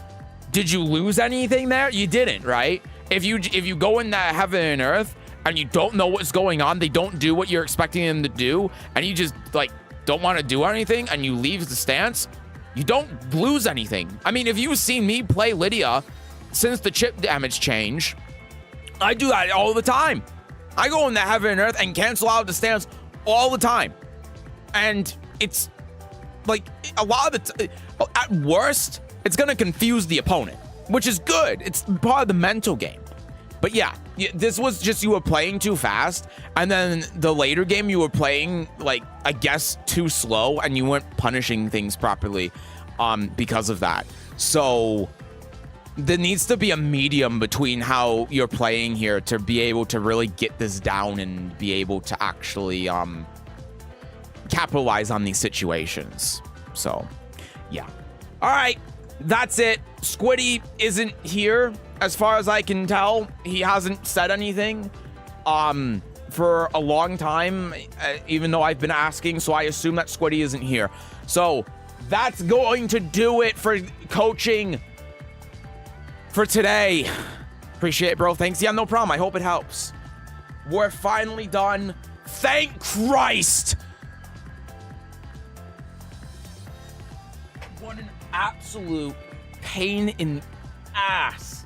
It's worth it to help you all out, but Jesus Christ. That was 1, 2, 3, 4, 5, 6, 7, 8, 9, 10, 11. Oh my God, man. Oh, thank you for updating the chart. Also, Lissetto, I was just about to do that. Thank you, thank you. Christ. And the worst part, that was only half the people that submitted. It was a mistake doing this at 2:30 instead of noon. Fucking hell. All right. So, everyone that is here that wants to participate in public coaching for next month. We do this on the first Wednesday of every month. Here's what you do. I'm going to create a new thread right now. Here we go. Close out of this. Threads. Create.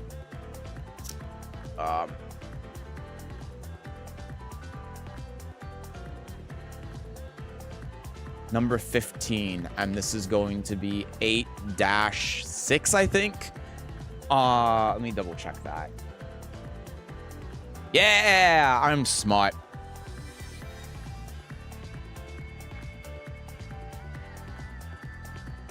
There you go. New public coaching thread is up.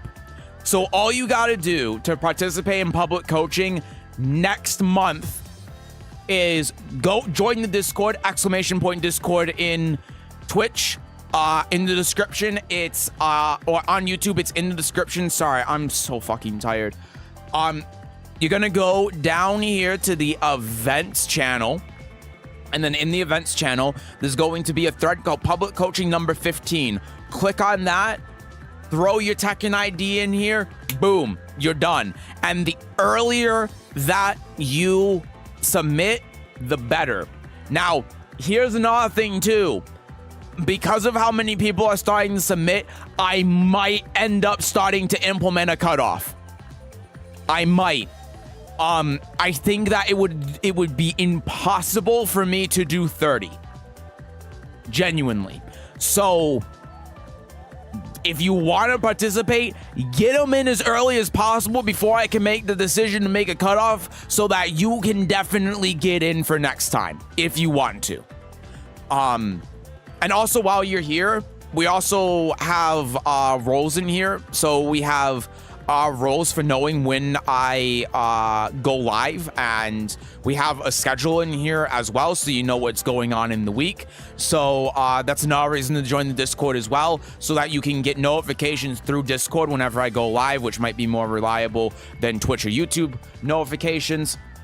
And you can also know when new stuff is happening, when new videos get uploaded, etc., right when they happen. And also, the community here is just amazing.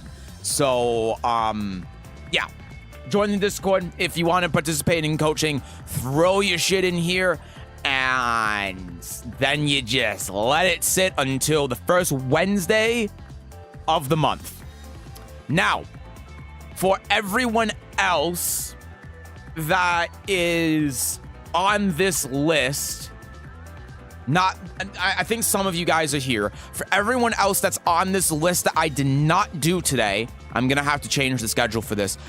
I'm going to have a second public coaching stream for this month on Sunday. So everyone that's in here that did not get a chance to do coaching because you were not here at the beginning of the stream when we did check-in, come by on Sunday so you can get your coaching done live. Besides that, everyone else that isn't here on Sunday, I will do coaching for you. I will do a recording for you on Monday before the patch comes out. So everyone here is going to get coaching.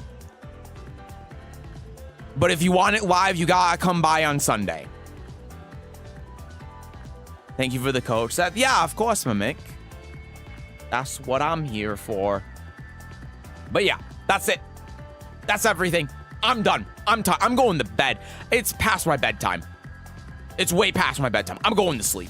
I'm taking a melatonin right now. I'm actively taking the melatonin. Look, melatonin on stream, sleep aid on stream. I'm going to be dead in 20 minutes. Oh, you can't keep me here now. I will fall asleep on stream.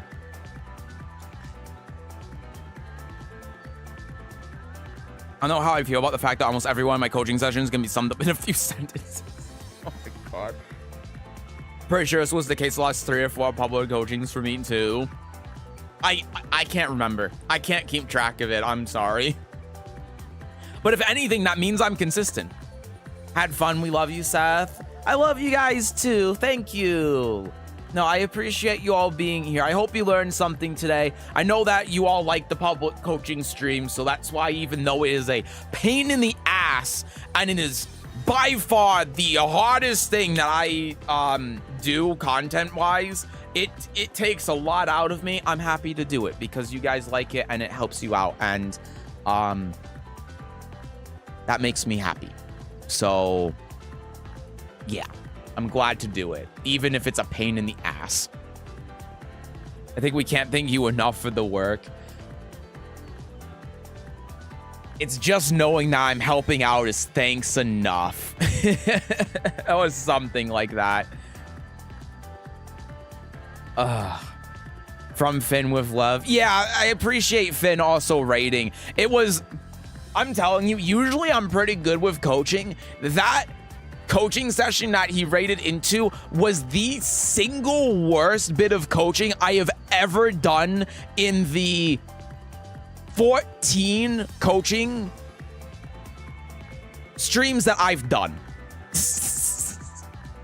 So that was unlucky, but I appreciate the raid regardless. Anyone that stuck by from Finn as well, thank you. I hope you learned something from this. I'm sorry that I'm a bit tired and low energy. It's making my cognitive functions not work as well, so I'm having a harder time explaining these concepts than I normally would.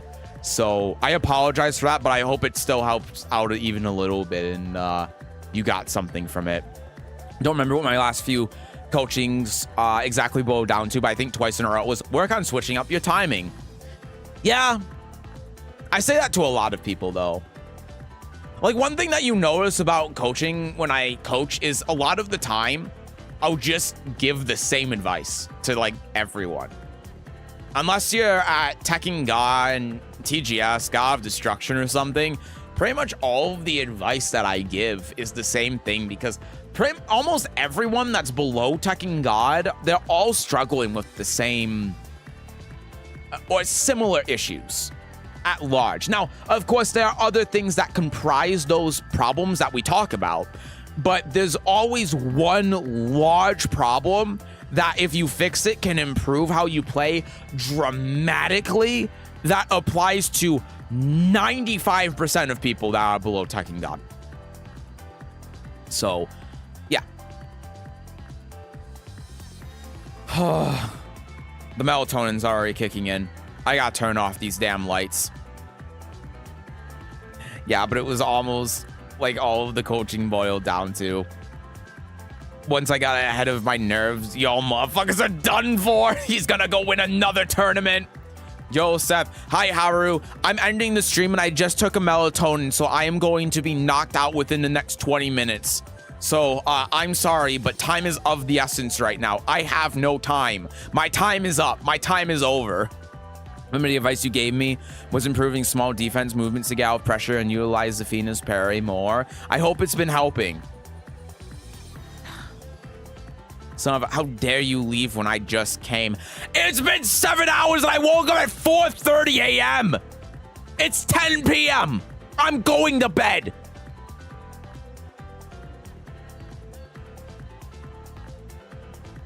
I'm turning these lights off. I can't do it anymore with these. It's been helping a lot. Well, I'm really glad to hear that. Oh, thank God it's dark. My migraine doesn't have to keep going anymore. All right, everyone. I'm going to get out of here. Thank you all for stopping by today. Hope you enjoyed the stream. Hope you enjoyed, despite the Bandai Namco showcase being a colossal piece of shit. You enjoyed the restream of it. I kind of had fun doing it. But yeah, I'm going to get out of here. Next stream, everyone, is going to be on Saturday. We are going to be finishing Clair Obscura on Saturday. We are at the end of the game. So we are going to be playing the end of the game. So if you want to see me play the end of the game, then yeah, come by for that. Otherwise, on Sunday, that will be the next Tekken stream. And like I said, we're going to do more coaching on there. Depending on the time as well, we might do viewer games. I have it set on the schedule that we're going to finish Blueprints. We actually did that the last stream. So I'm going to have to go back to it because there's more to do in the game. But the game's done, so I'm going to prioritize doing viewer games if we can do that. So we're just going to have a Tekken day on Sunday. That's going to be the plan. Thank you for the 10 bits, Laceto. But yeah, anyway, that's going to do it from me. Again, thank you all for coming by. Hope you learned something. Hope you enjoyed the stream today. Love you guys. I'm going to see you all either Saturday or Sunday, depending. And I also have 2 videos I'm planning on getting edited and uploaded over my weekend. So look out for those as well. One of them is just going to be talking about the YouTube channel and stuff. And it's also going to be talking about new channel so that you guys are going to get more content. It's going to be dedicated to stream highlights. So for those of you like watching the stream but aren't always able to be here for the stream or whatever it is, I have a new channel that I've made. I'll have a video talking about it. And then I have a video discussing Fakkenram's low popularity or why people dislike Fakkenram that I recorded before Combo Breaker and just never had a chance to edit. I'm going to try to get that out this weekend. So yeah, look forward to those. I'm going to go. Good night, everyone. I'll see you next time. Bye-bye.